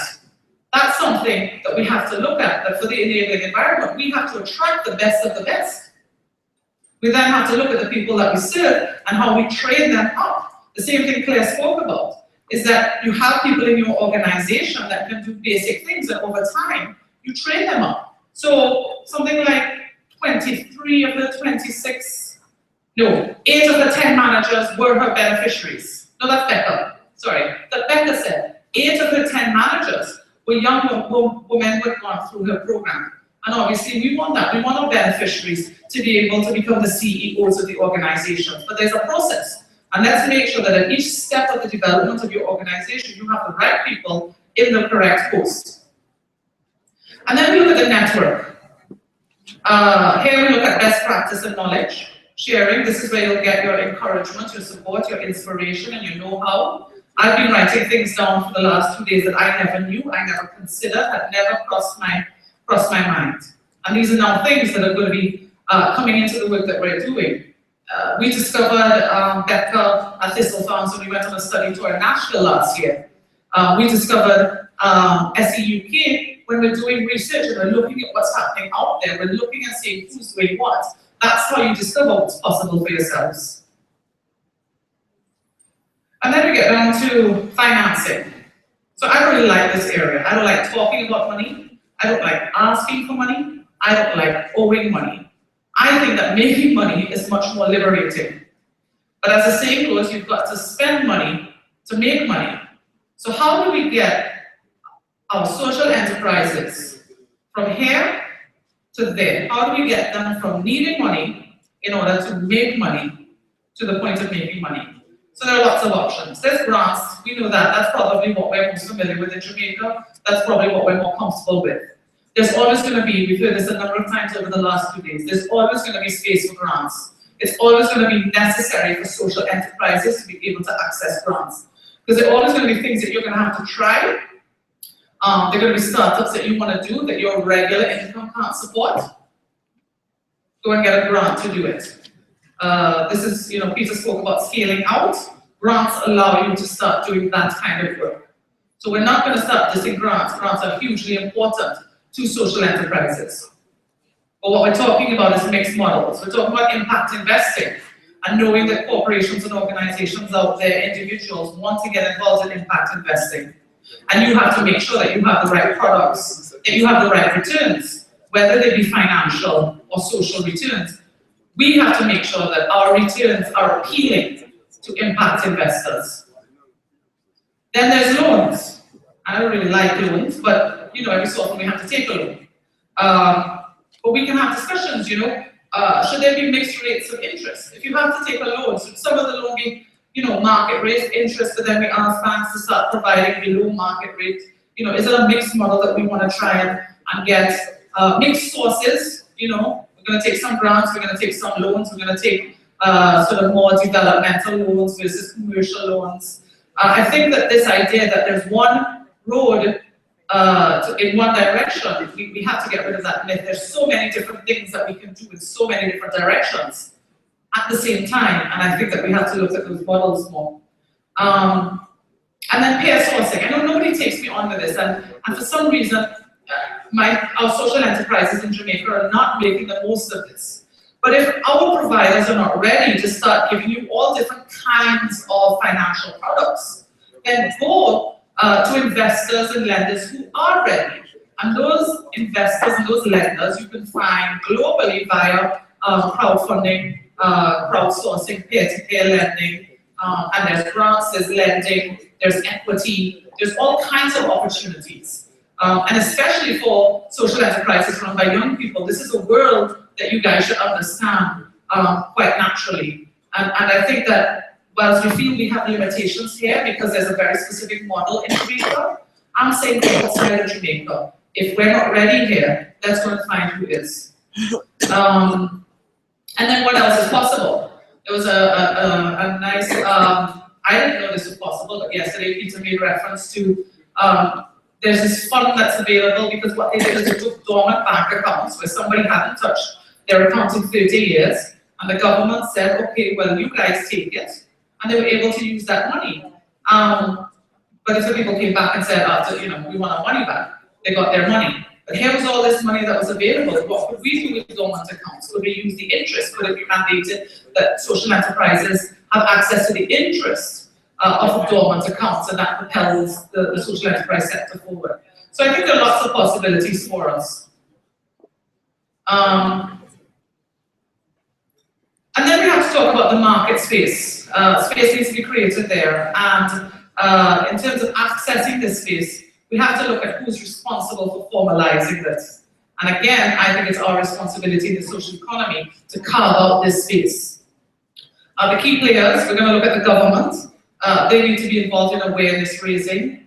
Obviously, the Bi-Social, I love the Social Value Act. I think it is an extraordinary, beyond groundbreaking, almost revolutionary piece of legislation, because it understands, to me, that's the first piece of legislation that I've ever heard of, that understands all of humanity and understands how you build societies, how you grow societies, how you make societies thrive in a way that will benefit my great-grandchildren. And before this piece of legislation, I've never seen anything that had been developed that would ensure that my great-grandchildren would have a wonderful world to live in. In fact, most of what I've seen had been wondering if, we'd all, we'll still be here when I have great-grandchildren. And I think that it's something that sees the big picture, and the government responsible for that and making that space, and we want our government to do that. They've just done the MSME policy that was just passed. They created space for the MSME sector. And we want space created for the social enterprise sector. We want preferential treatment. We want you to carve out 5% to begin with, and then as the social enterprise sector grows, maybe 10%, and as we grow, maybe a little more. As we prove ourselves, as we show that we're able to deliver what you need, when you need it, at the right quality, at the right price, in the right volume, consistently. But again, all the language that we're using is language to do with business and markets. We're not using language to do with, feel good. And when we're talking with the government, we have to be down to the nuts and bolts. But again, remember the story is how you package everything. Then we look at integration. I just mentioned the Social Value Act, and also the government can support through mechanisms of direct and indirect government intervention in the market, such as wage subsidies to support the employment of target groups such as ex-offenders or people with disabilities. They can give us tax advantages, regulated prices, quotas, preferential treatment, and more. I think all this is possible. And then there's one word that people don't like, oversight. We really don't like oversight. We don't want to know that there's somebody watching us and dictating how things should happen and kind of regulating. But then where's our credibility? If we don't have some sort of oversight, we're not credible. We're not transparent. And that's going to be necessary. What we can dictate is, we can all determine what that oversight looks like. Nobody has to say to us in the social economy, this is what you have to do. We're going to decide what works for us. We're going to decide the kind of oversight. And if we get it right, then we'll do well because our consumers and legislation and everything will support that. If we do it wrong, then we haven't gained that credibility. Nobody's buying anything that we're selling, and nobody's giving us the money to do it. Nobody's creating that space. But again, these are not things that happen to us. This is what we do to create what we need. So that's the government. Then we look at private sector. We talk about supply chains. We want them to buy social enterprise goods and services, obviously. And remember that the work that we all do are great marketing tools for private sector. They don't need to come up with a campaign if they're supporting and buying from one of the social enterprises. Their marketing and advertising is the outputs that you are delivering. That's what they're talking about. We need to ensure, however, as I said, that we can deliver and supply at the right volumes at the best quality and competitive prices and consistently. Then we look at outsourcing. So this one I find very interesting, and this should have been also in the government section. But outsourcing services such as, let's say that you're living in you're serving in an inner-city community that has very high unemployment, very low educational levels of attainment. What do? How do you really help that community? Well, you might go to a big private sector company and say, we want to deliver janitorial services or landscaping services. And they commission you to do that. Provide steady income for the group and allows time for you to then train that group and train individuals in that group so they can then become the supervisors and the managers and the IT specialists, and they work in the accounts department. And then once you kind of train this kind of very large group, you have a steady source of income, then you scale out, as Peter said, and you go and do something else that maybe is elevated a bit, that's maybe a little more specialized, so that you have, in essence, you're creating opportunities within your community for people who have no education, for people who are now more educated, better trained, but we have to have this stepped approach, and we have to recognize that we have to have the reputation with private sector before they're going to give us the big technical contract. We're going to have to show a track record first. So let's start somewhere that we can deliver well. Let's use that to fund what we're doing, to finance the work that we're doing, and then let's scale it. And then startups. So startups is something that I'm a huge believer in. And this is where you let the private sector become a partner for the startup. So let's say you've gone to private sector and they have a need and don't want to fill it. Well, let them help you set up the enterprise for your social enterprise. And that way you can get resourcing, you can get financial, technical resourcing, capacity building, and a ready market. And that way you're innovating in every space. So they're really kind of helping you from the get-go. But you're then providing a service for them, you're meeting a need, you have a market. And then we're looking at also private sector investments that relates to the startup, and it's really with their shared values what they're going to be looking at. private sector in Jamaica is always being asked for donations and sponsorship. And I believe that they want legacy. I want to give you a little example about a project that we did at Jamaica National. In 2007, JN developed and launched the Source Community Resource Center. I know you've heard about it all over the place. We did the first one in Augustown. And due to the social enterprise model, we gave up all involvement in that center after 4 years of operation. We handed it over to UWI Township. Well, it's year 8. The Source in Augustown is thriving. There are 4 more centers island-wide, none of which we have any financial commitment for anymore. But they're still our centers. We report on them daily. We still say our Source centers, our Source centers. There is not one single donation that I have done that has given us that kind of coverage and goodwill 8 years later. And that's what the social enterprise model allows, so that instead of going to corporate and saying we need a donation for operating expenditure, and after 3 years you collapse, tell them, help us set up a social enterprise. You can be reporting on this in 15 years' time. And I think that's really important. And then we're looking at consumers. We want consumers to be aware of what we're doing. We want them to advocate for what we're doing. We want them to spread the word. We want them to make it trendy and cool. We want the right people wearing our products. We want the right people drinking our healthy juice. And we want them to start helping us also spread the word. We want buy-in. We want them to buy in from volunteers to share their skills and knowledge. We want them to invest. This is socially, economically, emotionally, every kind of way we want their investment. As I mentioned, we want them to advocate, and obviously we want them to buy social. So what next? Well, we feel there are a number of things that need to happen after this summit. And much of the findings of this summit and the research which you will help us conduct must lead to certain steps. At this point, these are the things that I would recommend based on the work we've been doing and based on what's been coming out of the summit. But when we're doing the Q&A, please feel free to contribute, to add, to suggest deletion. This is really a process that involves all of us. The first is define social enterprises. We have got to come up with a definition that works for us in Jamaica. And that is the word, that's the definition that we use when we go to government, when we go to donors, when we go to the private sector, wherever we go, that's our definition. We must be able to identify social enterprises. What good is it if you're a social enterprise and nobody has a clue? So let's look at this. You are a good person. You spend time with your family. You work out at the gym. You conserve water while showering. You like nice clothes. You give to charity. You recycle. You drive a Prius, but you use your bike when you can. You enjoy the occasional distraction at work. And you always send a card on Mother's Day. Always. But there's a part of you that tells yourself that you're not so good, that you could be doing more, that the world is falling apart at the seams, and all you've been doing is yoga. One day you see that the rainforest is being destroyed at a staggering rate of 32 million acres a year. That's the equivalent of 1 football field every 78 seconds. You feel bad, angry, guilty. You've been apathetic for too long. You want to do something about it. You must do something about it. Well, this is what you're not going to do. You're not going to quit your job, leave your family, get on the next flight to Nicaragua, take a bus to the edge of the jungle, then hoof it across rivers, lakes, and streams on the quest to the very heart of the rainforest. Taking to the heart of the rainforest. You're getting closer. You're almost there.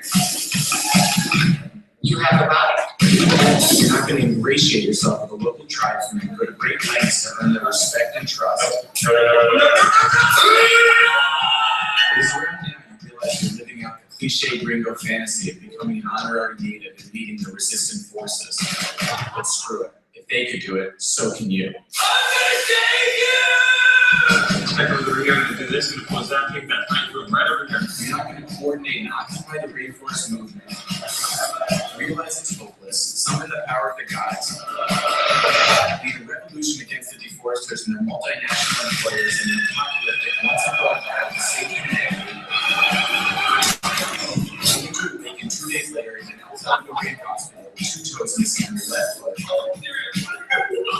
Papa at Central America, up through Mexico, across the Sierra Madre, leaves right down. Your first cigarette in 4 years, accidentally start a wildfire, killing the endangered species that once served as your occupational distraction. Finally make it back home, only to find you can replace their work by a guy named TJ, and that things at home are not what they used to be.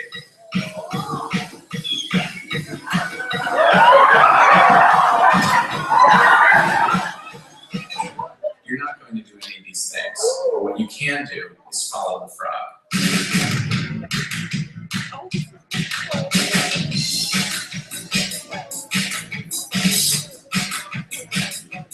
Buying Rainforest Alliance certified products ensures the future of our rainforests, so that you don't have to do the things that you shouldn't do anyway.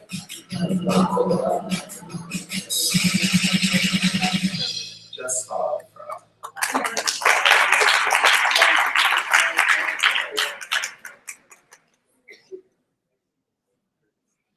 So what's the mark that we're going to have that's going to ensure the future of Jamaica? That's going to be really important for us. The next one is a working group. We have to come up with a working group that's going to drive this forward. As I said earlier, we're going to speak in the we and the us, not the you, the they, or the I. And what form is this working group going to take? Who's going to be part of this working group? What is the national body for social enterprises going to be? Who's going to sit on that national body? Who's going to drive that national body? Where is it going to live? Is it going to live in the state? Is it going to be private sector, third sector? We need that network, a hub for learning, sharing, and lobbying. Practitioners, academia, national planning bodies, investors, and others all need to be part of this network. But it also needs to become a space for trade, for growth opportunities, and much more. I spoke earlier about the research, and we need to do this to get the support and buy-in and show the social value that we all create. And what about an investment fund? A pot of money just for social enterprises. Again, it may not be grants, it may not be loans, it may be a mixture, maybe some grants, some loans, some equity, some kind of investment, but something that allows social enterprises to grow and something that we can all access as social enterprises. And I think with all the decisions that we're going to make in the coming days, months, and years, we must remember that we must stay autonomous. We must stay free from hidden, or sometimes not so hidden, agendas. We're not a lobby group for anyone. We're not here to get anybody into power. We're here for Jamaica. And the work that we do must always be seen to be for Jamaica first and foremost before anything else. So what's the call to action after today? Well, you guys, we all need to register at sevijn.com because currently this is where we house the information on the movement. It's going to change because this is a project being funded by JN Foundation and USAID. But we have to develop the next steps after that. But this is the first thing you're going to do. The second is you're going to sign up for the working group. I don't expect everybody to sign up, but I expect quite a few of us here today to offer ourselves to the working group or our organizations. You can opt for your organization or yourself. We're going to complete the questionnaire. After today, you're going to get a questionnaire about the summit. And this is going to be a huge resource in terms of understanding what the needs are of the social enterprise sector. And then you're going to give feedback. The only way we're all going to know how we should move forward is if we're all giving feedback. And we don't want, in a few years' time, when legislation is passed and markets are created and investment funds are there, for some social enterprises to come and say, but you all don't represent us. This is not what we wanted. Social enterprises by nature are inclusive, not exclusive. Our systems are one that are inclusive, not exclusive. We believe in consultation. So therefore, we must embody that model in developing this framework for the social economy. Thank you.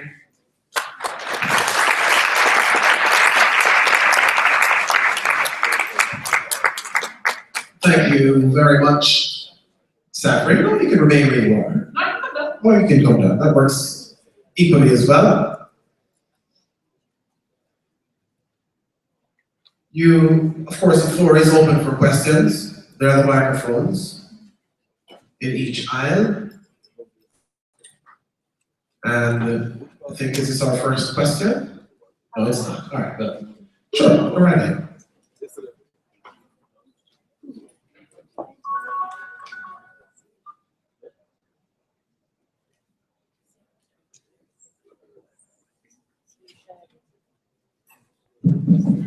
Hello, I'm wondering, I'm from Montreal.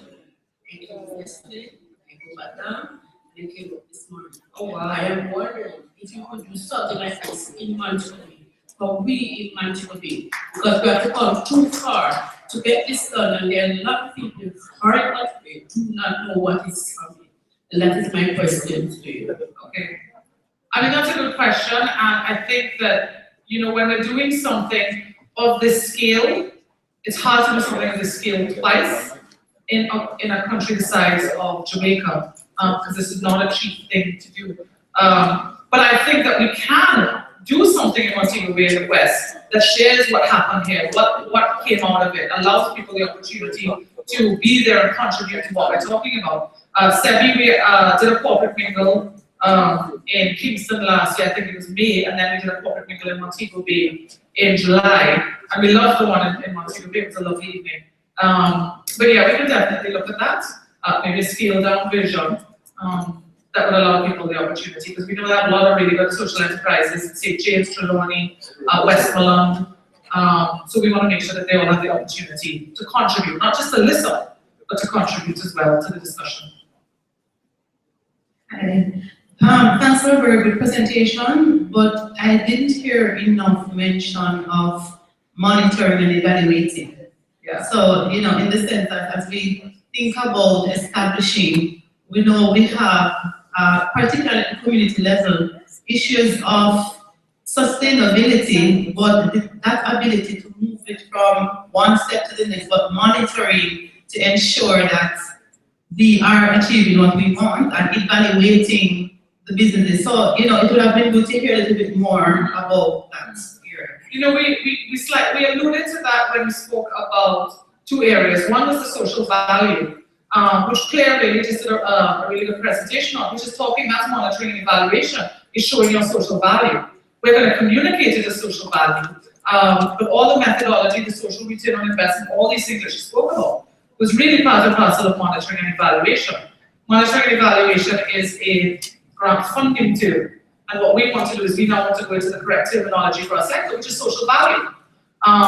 Because monitoring and evaluation, if you prove that you're doing the work, and you evaluate the work based on outputs, we want to get to the point where people, where we can prove what we're doing based on outcomes and based on real changes. And I think that social value allows you to do that a little more closely. And then I also spoke about oversight. And I didn't want to start laying down the conditions of what the oversight should look like, because that's not my call to make. That's for all of us to have a discussion about what that oversight should look like.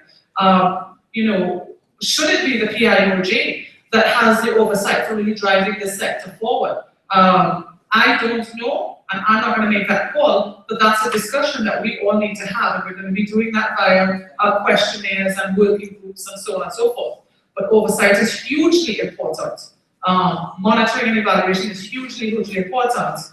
And it's the way that we communicate it, to me, is what's going to be the change, which is the social value. I'd like to probably add to that as well from Claire's presentation earlier about measuring social impact. That would also form a part of the monitoring and evaluation of a variety, of a wide variety of engagements of the social enterprises. We have 2 more questions, 3 more, all right?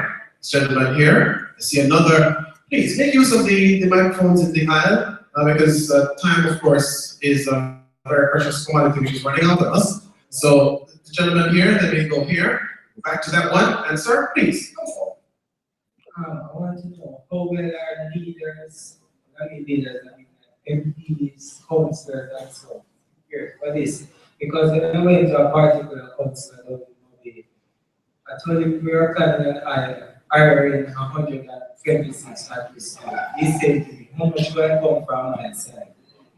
That's the first thing I said, 9, we can only take 9 from the 40 at this community. And he said that enough, we can help you. What was the question you asked me? How well our leaders prepare for social enterprise? Well, clearly your leader is not particularly prepared at all. I think what I'm trying to drive across, though, is that it's going to be you who's going to educate your leader. This is where the yous now come in. You're going to educate your leader on what really needs to happen, and that's what we have to do. We have to stop letting others dictate for us. This is our society. This is our movement. We're going to drive it. Minister Hilton was here yesterday. We had Minister Hilton here at the launch, at the opening ceremony. We had State Minister Naldo Brown, State Minister Sharon Fox Abrams arrived today. And their eyes have been opened. They're deeply surprised and encouraged by this movement, and they see it as a real solution for the government, because what we do here is we deliver a huge amount of solutions for them, and they don't want to lose that. And this is where lobbying is going to get really, really important. And lobbying for appropriate behavior by the government is going to be one of the things we have to lobby for. But that's what we're doing now, and it's something that we're just going to be doing constantly.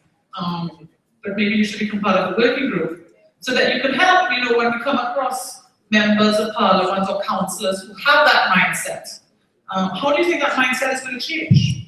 We think they're just going to wake up one day and suddenly not have that mindset. Well, and normally it's civil society that changes that mindset, and that's us.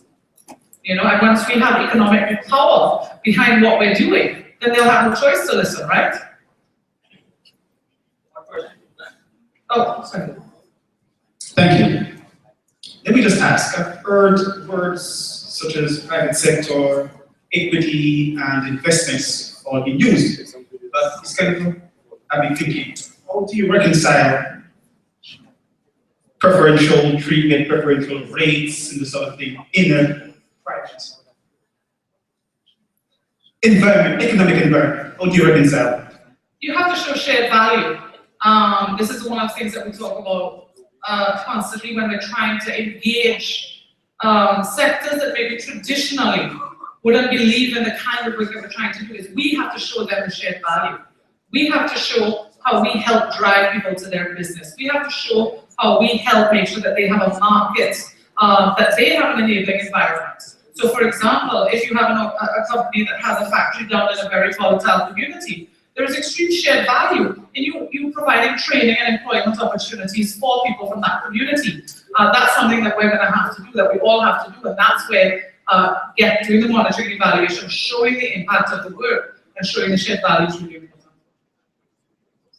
Sorry, you can do a follow-up. It does a follow-up. Sure, follow-up. But considering especially the fact everybody's people that have a little exposure to it, and they're looking to make an investment because they want to exit the investment at some point, sooner the better. How will they exit another time? No, I'm going to speak to that, because that's something, that's a discussion that I've had a few times.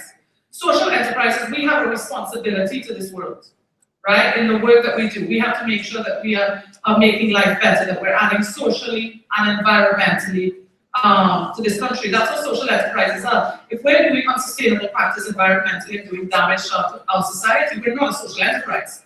We're something else. I don't quite know what we are. That includes investments. That includes where you accept money from. Just because someone or a company wants to give you money doesn't mean that that's the right place to take the money from.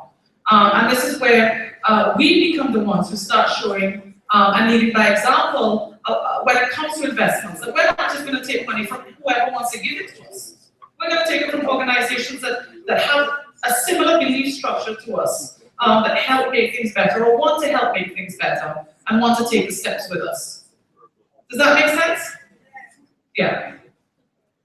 Yes, thank you for clearing up the M&E terminology for me. But what I wanted to find out is how can we achieve partnerships with the CBAs, and I'm glad you have the Grotto Community Development Committee that is a strong example of that. But how do we achieve partnerships with the CBAs on the ground? Because the CDCs are just at the top of that structure. We use the CDC? The CDC that is, at the top of the structure for CBAs built up into them, right? So how do we achieve partnership with the private sector, for example, being a CBO at the most grassroots level? And how do Hold on, I always forget things. Can I answer that first and then you answer that? It's the same thing with grant funding, and Jane Foundation, we give grants. And I say the same thing over and over again. It's not we're not a one-trick pony, it's about relationships. And it's about shared value, and it's about developing a rapport with organizations. You know, we get so many requests of community organizations or groups that are having a back to school treat or whatever, write us a letter and they say, can you sponsor 3 cases of juice for this kids treat? And we say, sure. But what are we building here? What's the relationship that we're building here? If you try to engage private sector in different ways, I think that you get a lot more for your money, but I think that it takes time, it takes trust, and just like you scale up business, you scale up relationships. So you don't go asking for a full trust commitment of millions and millions of dollars on day one. You maybe go and you say, listen, private sector, can you partner with us in this community to do this small thing? And these will be the results. And then you kind of scale up and say, okay, well, next time, you know, but it is about relationships. And I think that's one thing that social enterprises have been very good at, especially social enterprises in the UK. They're very good at building relationships. They're very good at lobbying, and they're very good at advocating for what they need. I think your partners in the next question, how do you achieve buy-in from those same partners? Because then it's all well to achieve that buy-in from customers, but then if you don't have the support from private sector, having that buy-in in the first place, then sometimes it's hard to find. Yeah, it's the same thing. And it's the example I gave. I mean, I can only talk from experience with JN and the Source, and the fact that we did one Source Center in 2006, it launched in 2007 in August Town. It was a little Source Center, but it was a social enterprise model. And it has allowed us, due to the success of the model, it's allowed us to do 4 more. There are now 5 Source Centers across the country. We don't run any of them. They're all run by different partners. But we still have complete ownership over them in our hearts. Like that, talk like that in Love Fields. But we still have real ownership for them in our hearts. And there's a long-term relationship that the Source can call on at any point in time with this great organization that is JM. And that's a relationship that's been built over time and supported over time.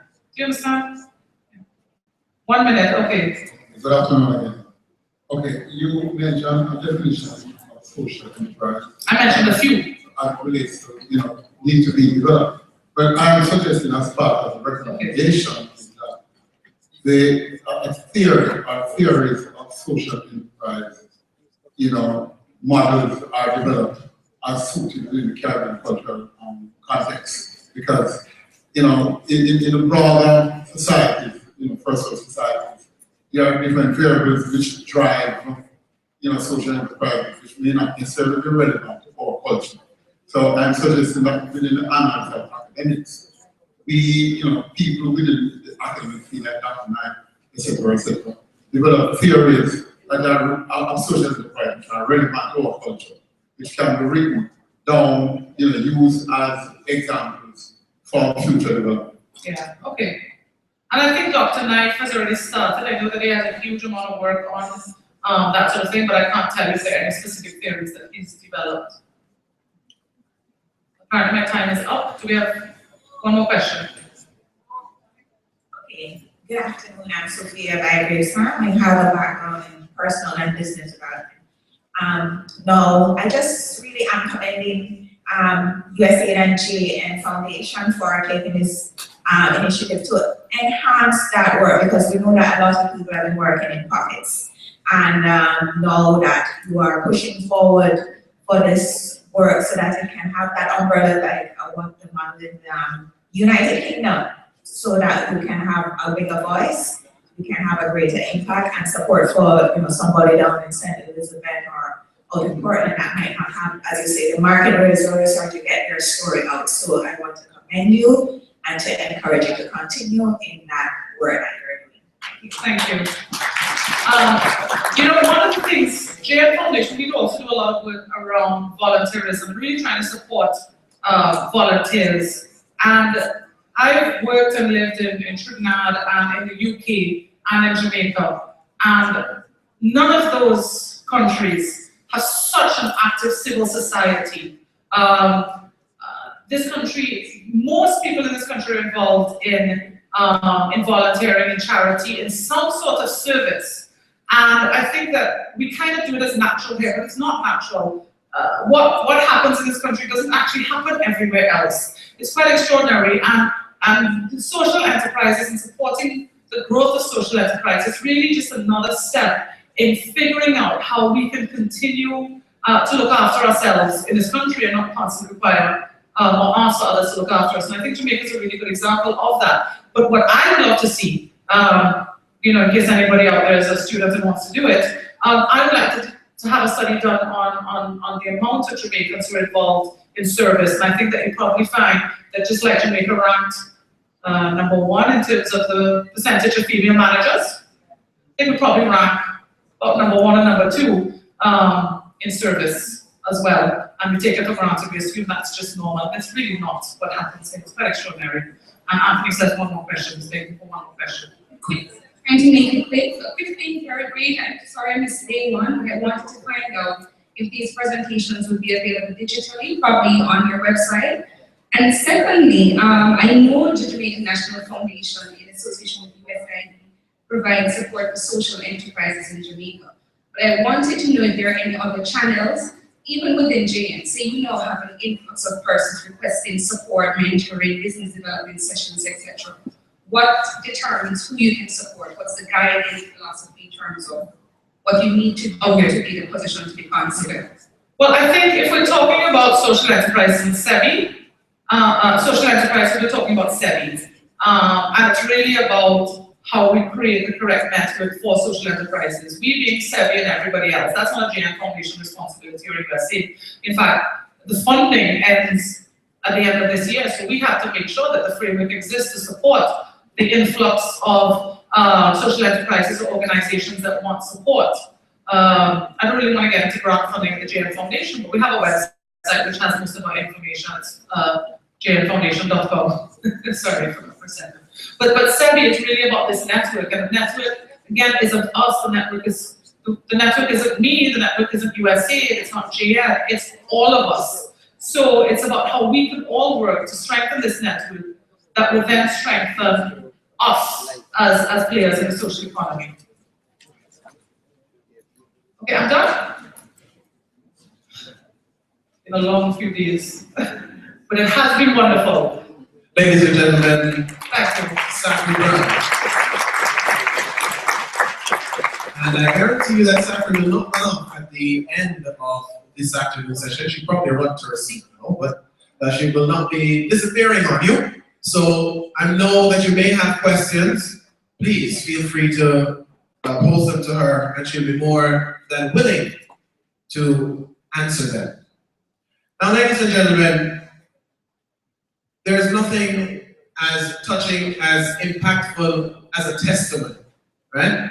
And I am going to introduce the lady who will do the next, or do the testimony, but just to announce that another item has gone missing. We found something for Miss Debbie Dunn Ferguson, is it? I think. Yeah, from AIR. Where is Debbie? You'll take it for her. All right, great. So she'll be pretty happy that you've secured this for her, and I don't think so. Now, ladies and gentlemen, it is my pleasure to introduce to you Ms. Deji Davis, and she is with Superior Crafts and More, and she has a particularly interesting story and testimony to share with you. And she's seated right here in front, and you can watch her presentation as she's visually impaired and she'll be using Braille. She's blind actually, and she'll be delivering her testimony reading Braille. So pay attention to the screen and pay attention to what she has to say. Ladies and gentlemen, I'm with your indulgence while I give you an insight of what SEBI has done for us since our inception. September 2013 was a significant period in the life of Superior Craft and More, because it was then we began the journey with the Social Enterprise Initiative, otherwise known as the SEBI program. SEBI is implemented by the JN Foundation in collaboration with USAID, and we at Superior Crafts and More are proud yet humbled to to say that we were accepted in this significant program. Further to this, Superior Craft and More was a struggling small business with very little understanding of good business and manufacturing practices. Since our involvement with SEBI, our understanding of business has been greatly enhanced to the point where we have begun helping other persons like ourselves with some of information and skills that we have gained.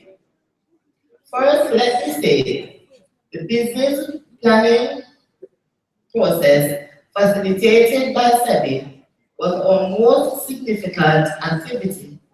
Just think of it. How could you operate a business effectively without a plan? We learned to recognize six elements of a business model, namely our value proposition, what we sell, market factor, who are our customers,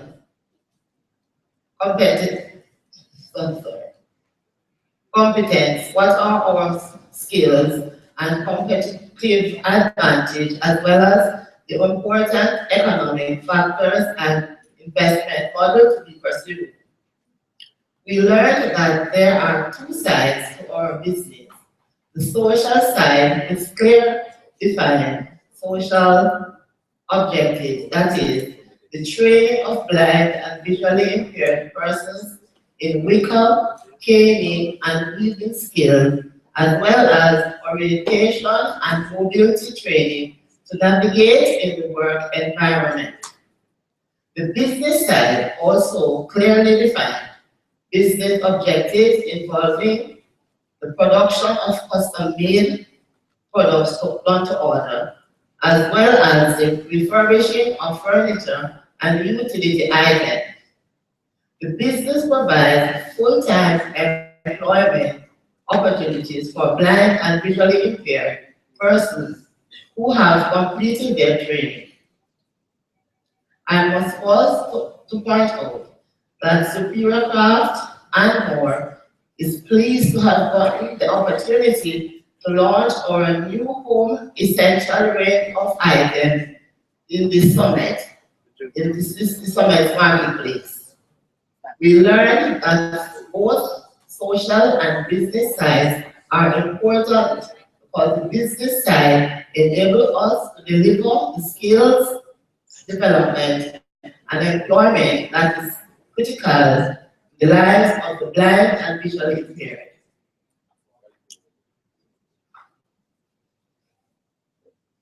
Some of the other important things we learned included the accurate costing of goods, establishing quality standards for our products, reorganizing our governance structure, and developing effective marketing strategies, including the establishment of our Facebook page.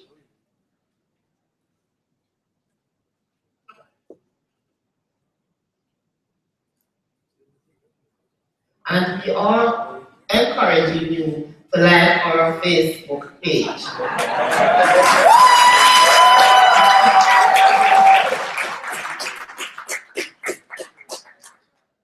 We have had many achievements during this journey, and I will highlight a few. We have applied and received gifts of 2 computers and printer and scanner equipped with a JAWS. And JAWS is the job access to speech. This is the speech that allows the computer to talk to you. For blind and visually impaired. Sorry, I'll that again. With blind and visually impaired utilization from USAID and Land Foundation. We have also been equipped with a refrigerator from Port Jamaica.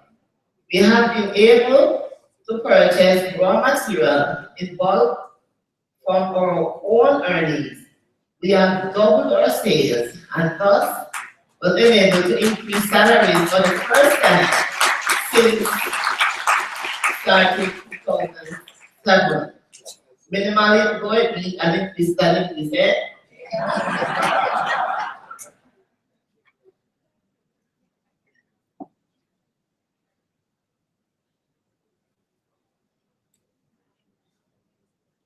And our recording skills, our recording keeping have greatly improved. We have also begun the process of re-registration as a charitable organization, and we are intending to train and employ between 5 to 10 persons in this year. But we have we have accomplished perhaps the most important is the sense of well-being and self-confidence, which our 16-member group, 75% of which are blind and visually impaired, now display. Our lives have not only been improved financially, but we are all well on the path to becoming productive and independent citizens of our community. All of this has been achieved while remaining true to our core values of service to the visually impaired and blind community through skill development and employment opportunities. Ladies and gentlemen, from what you have just heard, you can understand the importance of social enterprises and initiatives like the SEBI program to Jamaica's social and economic environmental development. All of these things have been achieved through our extensive training with the SEBI program. And the only person with disability in this SEBI program, we stood tall with all the others, and with all the other enterprises. And I'm sure some of them have learned a lot of things about blind persons since the inception. We would like to acknowledge the support of Ms. Safra Brown. Ms. Safra, can you stand up to see you? Again, Ms. Claudia Angelo, USA, is she here? And today, and Mr. Spencer, who facilitated our business planning process, is she here?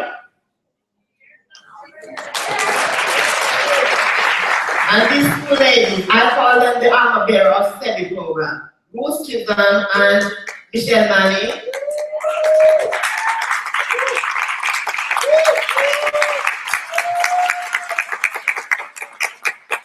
Most of all, Miss Jennifer Sharia, who wandered on the compound of the James Society for the Blind, like Christopher Columbus, and discovered us at the back of the building.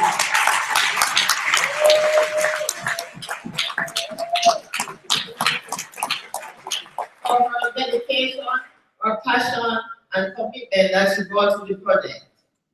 I now urge you all to support, volunteer, and invest in these social enterprises so that we can build a better Jamaica, land we love. I thank you.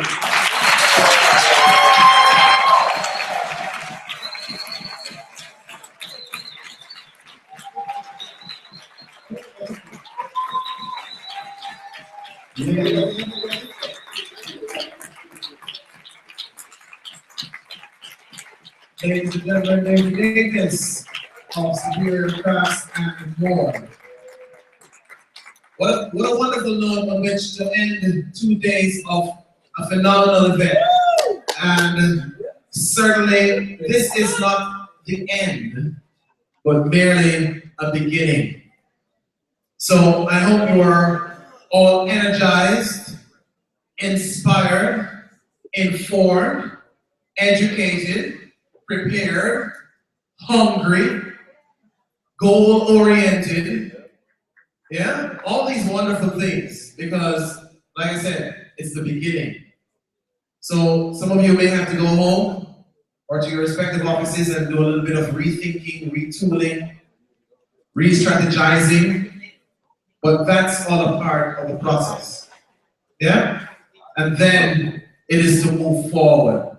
And the voice of one may not reach the entire nation, but collectively, we can certainly turn some eyes, turn some ears in the right directions. Yeah? In closing, let me use this opportunity to say some words of thanks. And I will not be naming names, lest I can't leave here. Going on to a car on 4 blocks instead of 4 tires. Right? But let me use the opportunity to say thanks to the Jamaican National Foundation and the USAID for the Social Enterprise Boost Initiative and what it will do. And just so, pony up the cash that was necessary to have this summit and also to provide the necessary support. It is absolutely important.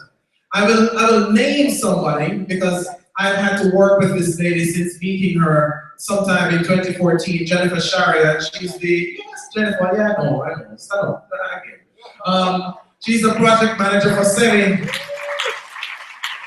And as I started today, I tell you that she is one very thorough, very meticulous lady. I said what? She crossed every T, dotted every I, and what? Every lowercase j. Believe me, she does it. She does it. And it has been a long journey for her. She can finally get some sleep on Friday, because I know you're too wired to sleep between now and then. But I hope you have a wonderful weekend. And to the entire team that worked on this summit, I say a heartfelt thank you. And I'm sure I speak on behalf of every attendee here today and for those who were here yesterday. Also, very special thanks to every partner and each of the booth holders in the marketplace. Do remember, the marketplace is open until when? 6 p.m. 6 p.m. So interact with each booth holder. And do remember, I led by example. I bought social. So I invite you as well to buy social. And don't just buy social today. Make it a habit. You are all part of the Social Enterprise Network. Look out, research, find out about each other, find out how you can network and support each other, because that is a critical part of making the voice stronger and having an increased social impact. Let me also use the opportunity to say thanks to each of our speakers. Dr. Kalamabe Knife, Becca Stevens, Peter Holbrook, Claire Dove, Safi Brown, Jennifer Sharia. Thank you so much. Katie Davis with her presentation, her testimony just now. Thanks to every single one of our speakers. To Mr. Ian Boyd, who was yesterday's moderator, a big thank you. He's not with us today, but thank you so much, sir. Please pass on the message, okay? Tell Ian Darcy said that. Good, thanks a lot. Also, to members of the media who have covered the event, a special thanks to the Jamaican Information Service. Also to Power 106 and Roots FM. You can find Roots 96.1 on the FM band, right? To every single one of you who registered and attended, thanks for taking the time out and showing the dedication. To the lady who traveled twice from Montego Bay in 2 days. They have frequent flyer miles, they do not have frequent driver miles. So I don't know how you're going to benefit except for the interaction we had here today. But I know it was a drive well worth it. And look out for more from SEBI as they will reach out across the island to encourage and provide some level of support for social enterprises in my neck of the woods, because I'm from the West. I was born in the Cornwall Regional Hospital, to be exact. Yeah, but I'm from Westmoreland. All right, so to all the attendees, to every single person who's representing a social enterprise, thank you so much. And, wow, I think I've exhausted my list of persons to thank. So, my name is Garth Williams, I hope you remember that. And can I get a free plug? Yeah, I'll give you time. Before I finish, oh sure, of course, Zachary.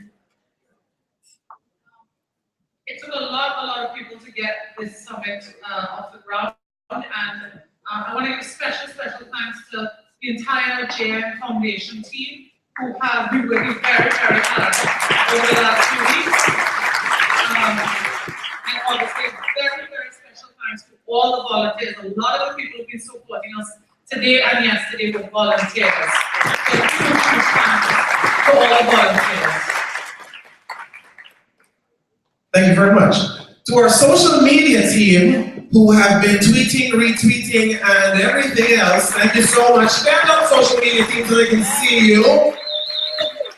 Ah, lovely. 2 roses, 1 point, no problem. Jamie is my friend. I can take jabs at him. All right, ladies and gentlemen, but is it free plug time? Great. So I work with KLAS ESPN Sports FM 89.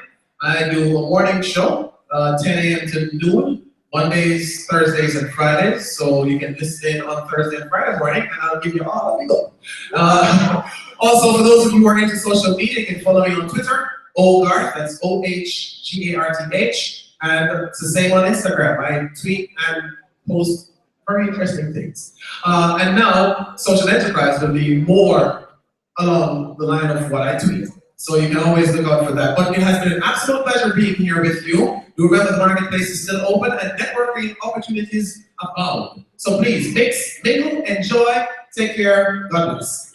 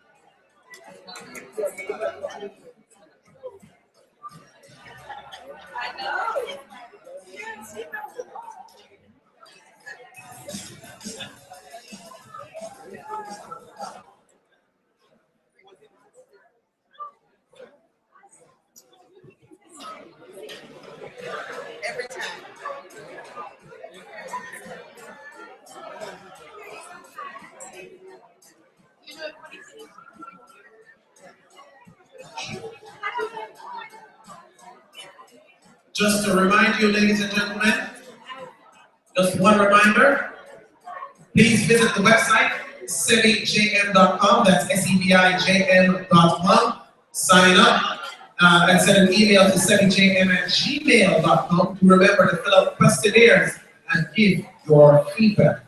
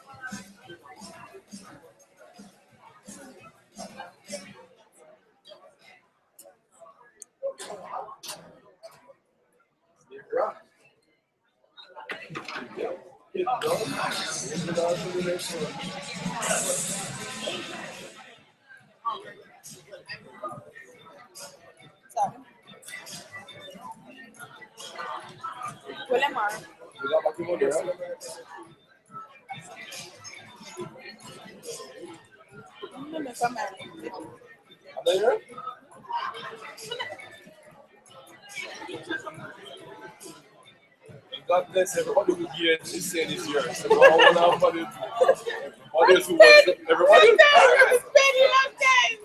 So we don't just spend on that, right? Give thanks.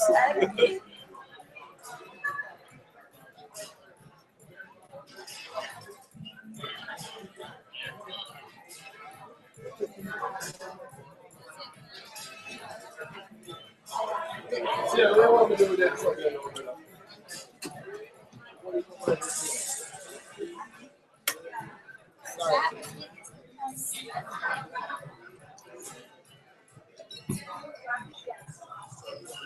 I was there when I